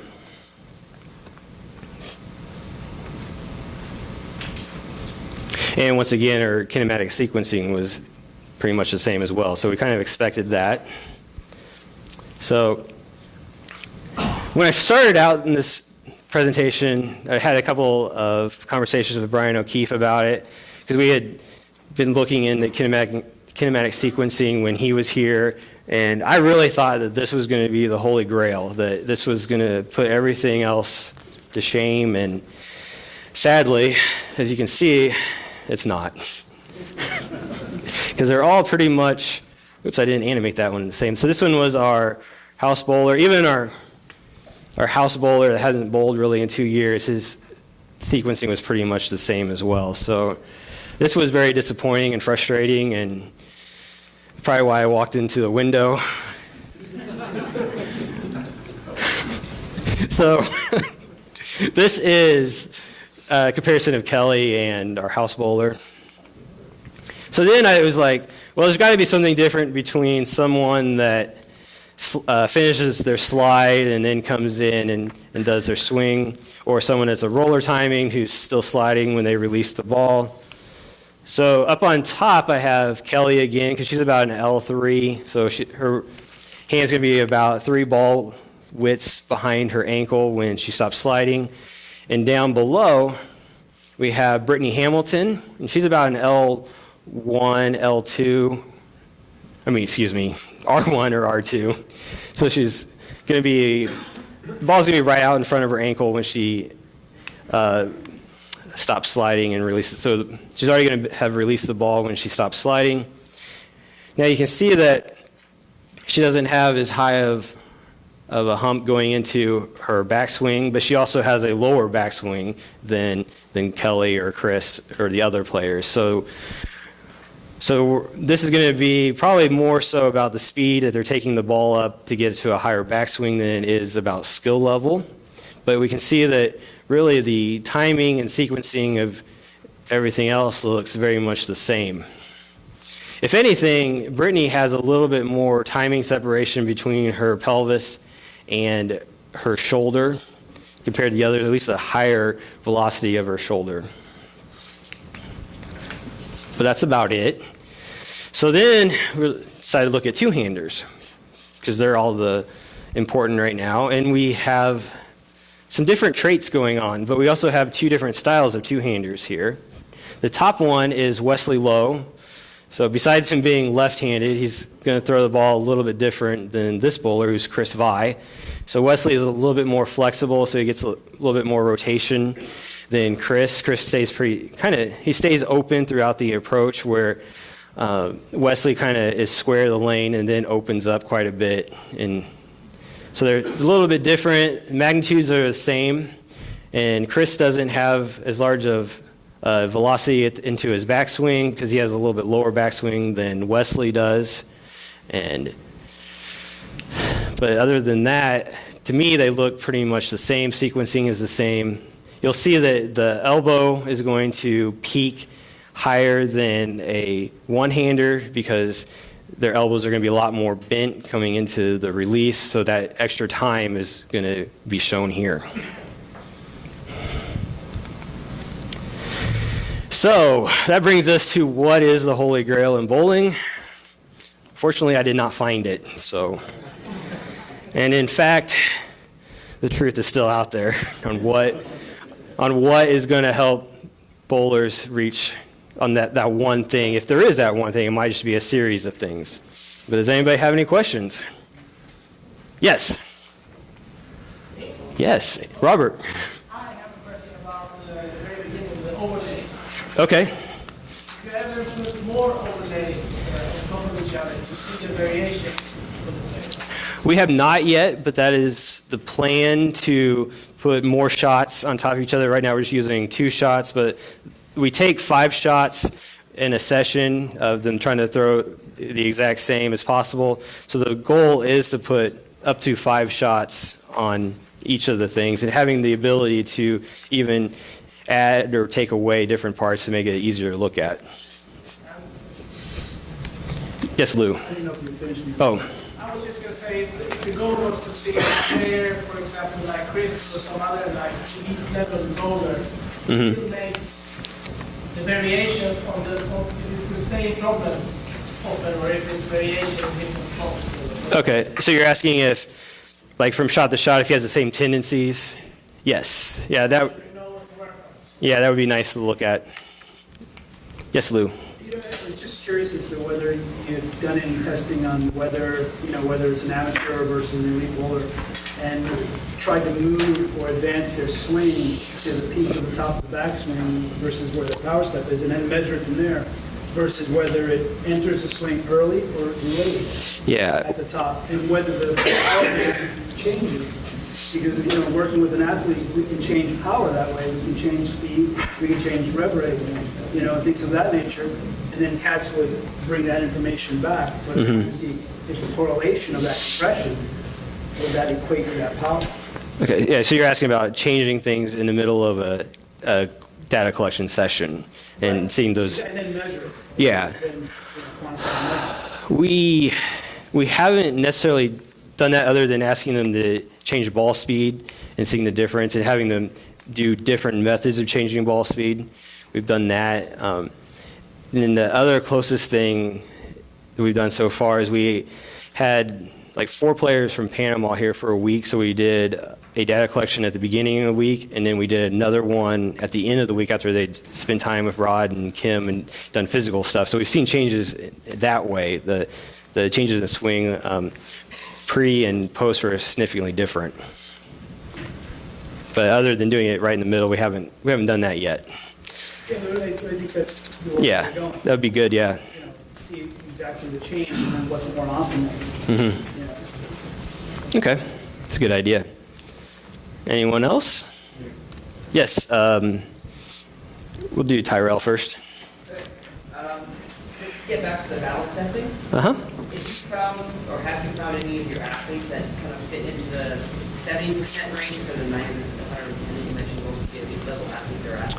Yes, we have found bowlers. So the question was if we found elite level bowlers at a lower, kind of like a lower category. How do you work with them on that to bring them up to that category? Okay, 2 examples I know off the top of my head are Walter Ray Williams Jr. and Wes Malott. They weren't much below. I think Wes was at 88% and Walter Ray was at 35%, but also it was at the end of Walter Ray's career, and neither of them have really been on the team since we did that test. I haven't really had a chance to work on them, but what we do is just try to increase lower body strength and also increase flexibility. Yeah. And now, like with Wes, his can also be because he's tall and a little bit larger, so his center of gravity or center of mass is going to be a little bit higher, and when he bends over, it's going to change a lot more than someone that's smaller and lighter. Yep. Yes. Nick, on Team USA or any other team you've looked at, did you find any significant differences in the CADS analysis factors, like in launch angle or breakpoint board variations or speed variations on the elite players? Were there any significant changes there? From like year to year or like? From the elite level, for example, do most of the TS players maybe have a great narrow variance on speed, but not so much on launch angle or vice versa? Yes, yeah, I do. Yeah, there's definitely areas that certain players will tend to struggle with more often than others. Like if I go back to, well, no, I can't, because that one I could go back, but it doesn't have what I'm talking, because we actually break down, we have that slide, or that page, that was just our overall summary, but we break it down even more. So we actually have a breakdown of the long pattern, the short pattern, the slow speed, and fast speed. So we can actually, and then we have a breakdown of each of the categories, so we can actually show them which area they're best at. And there's definitely from category, or from condition to condition, typically one area will be lower than the other three. Any overall trends players have? I believe that one area is typically release velocity range is usually their weakest one. And then, because usually if their target arrow or their breakpoint range is off, then their launch angle is going to be off too. So if one of those is off, then launch angle range will be off as well. Yep. Anything else? All right, that's all I have. And I'm 30 minutes early. I thought this was going to take a long time, but I didn't want to bore you too much. I saw some of you falling asleep, which is, I tend to do that sometimes. I do ed sessions for Coach Vadakin at Wichita State, and I've had several college students fall asleep on me. And it's also after lunch, so. I know Rod's listening, so he knows I'm done.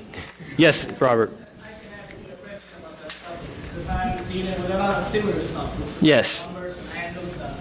How do you deal with that directly talking to bowler? Because a lot of people I notice get more confused the more you learn. And it's like sometimes it's good to just handle the actual end result.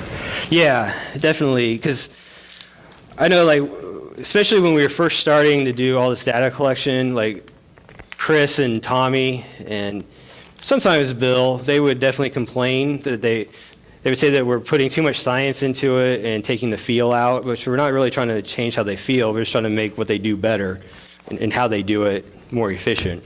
But yeah, they definitely can have their roadblocks, and so we have to be kind of delicate with that at times and just kind of give them the end result. Hi. Hi, how you guys doing? I kind of caught that last question. We had a lot of problems buy-in with Team USA at first of us because I don't know if it was true or not, but in their minds it was true, so it makes it true. They felt like people always took from them and never gave them anything back. So people would always videotape them and then go for their home library or use it for their lessons. And, so they were very cautious about the data because they say, why, you're just taking it. You're just using it for you to learn. Until we started showing them on, I think the second year, the ETAs, they kind of got it. The third year, they bought into it. Because now they could see trends and tendencies over time. And it's actually data that we could qualify. It was actually data that was not an opinion. They could actually see that I was sharp that year. Oh, I can see I wasn't sharp now. So then once they bought into it, it got much easier. But there at first, it's just some of the professionals felt that way, that every time they go somewhere, people are always videotaping, trying to get their side view, their back view, their release, and never giving them any information to help them. Yeah. Yes. Have you used this information at all to help recover from injury? Have you used this at all to help recover help the athlete recover from injury? We have not used it for that yet. Mainly we're just using it for performance, but we do other tests to look for injury prevention and assessment that we'll talk about in the gym during the tour. Does that answer your question? Well, yeah, I was like thinking like Wes with his knee. Yeah, we haven't even, I haven't seen Wes since hasn't been on the team other than in passing at a convention or something, so I haven't really been able to talk to him about his knee. In the kinesthetic mapping, the graphs you were showing with that, Yes. it seemed like the better quality players had the hip speed was more similar to the shoulder speed, except for that last one, short of Brittany Hamilton. Yes. Have you done anything with that, or? No, I haven't looked at that yet, but I guess I'll need to look at that. I guess I didn't notice that. Because we've only been doing like this system for a few months now, and so we get distracted with other camps and stuff, so we don't get to look at stuff. But luckily, no one else walks through windows when they get distracted. But it's something that we'll definitely need to spend more time. And yeah, and there could be something in there that we're missing, and so that's why the truth is still out there. So this is version 3 or 4 that you've done? This is anyway, 4.5. 4.5. So we started doing, we're going to kind of cover it over there, biomechanics, and him being able to do what he can do, and me wanting to see everything in the world. His first prototype, I come in there and say, well, this is great, but we need to see this. And so we have to rewrite it, and then you go through, and then we start seeing a little bit more, and it's, well, wait a minute, I need spine tilt as well. And we're going a little bit longer, and then just realize, Nick, I need the ball. The hand's not telling me anything, it's really the ball. So then you had to go back and redo it again. So like you say, this is a process. Nothing exists like this anywhere in the world. And it's getting to the point that we want to create a tool that's going to be for coaches that go out there that can take this information and be able to apply it to their students or help, like we say, advance quicker. So yeah, originally this presentation was that you found it. Yeah. And we still haven't found it.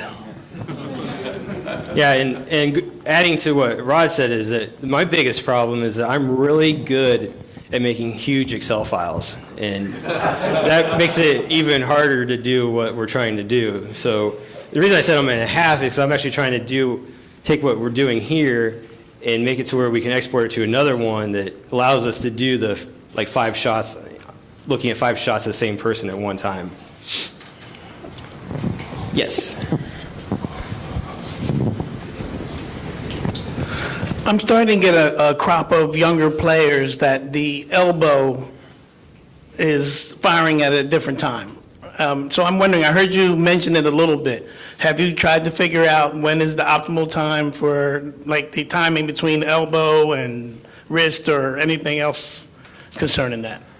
Not exactly yet, because we're still kind of in the observation mode, trying to see what the elite level are doing. But definitely I should have printed off a different sheet, the cheat sheet to look at, but of Chris, Tommy, Mike Fagan, Marshall Kent, and John Janowitz. I took the max, the frame number for the peak velocity of the shoulder, elbow, wrist, and hand. And basically the wrist was always 1 or 2 frames before the hand. So we know that they're happening right at the same time. And then the elbow was, on all of them, was about 3 frames after the wrist. So it went wrist, hand, then elbow. Yeah. And see that, I'm sure you talked about it, but we were always looking for a kinematic sequence. We thought that would be, but it's almost doesn't like it doesn't exist in our sport because how we're moving. Yeah, the reason why I feel like it works so well in golf is because golf, they're stationary except they're rotating around a point. But bowling, we're naturally going to see increases in momentum because we're moving from a stop position forward and then stopping again. So that kind of hides things a lot, where it's more evident in a sport where you're fully just rotating. Any other questions? Okay, well, thank you very much, Nick. Thank you.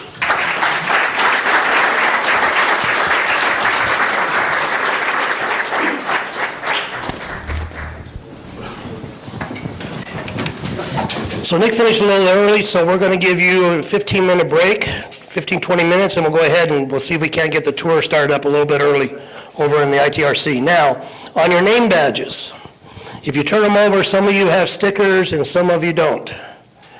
The stickers, you're going to start over on the spec side, and if you don't have a sticker, you're going to start on our side, the lanes 1 through 14. If you have the sticker, you're going to start on the other side of the wall to the top secret side. We're going to run the tour, and we're going to split you into 2 groups, and then we're going to, halfway through it, we'll flip you and you'll go to the other side. Okay? Thank you very much.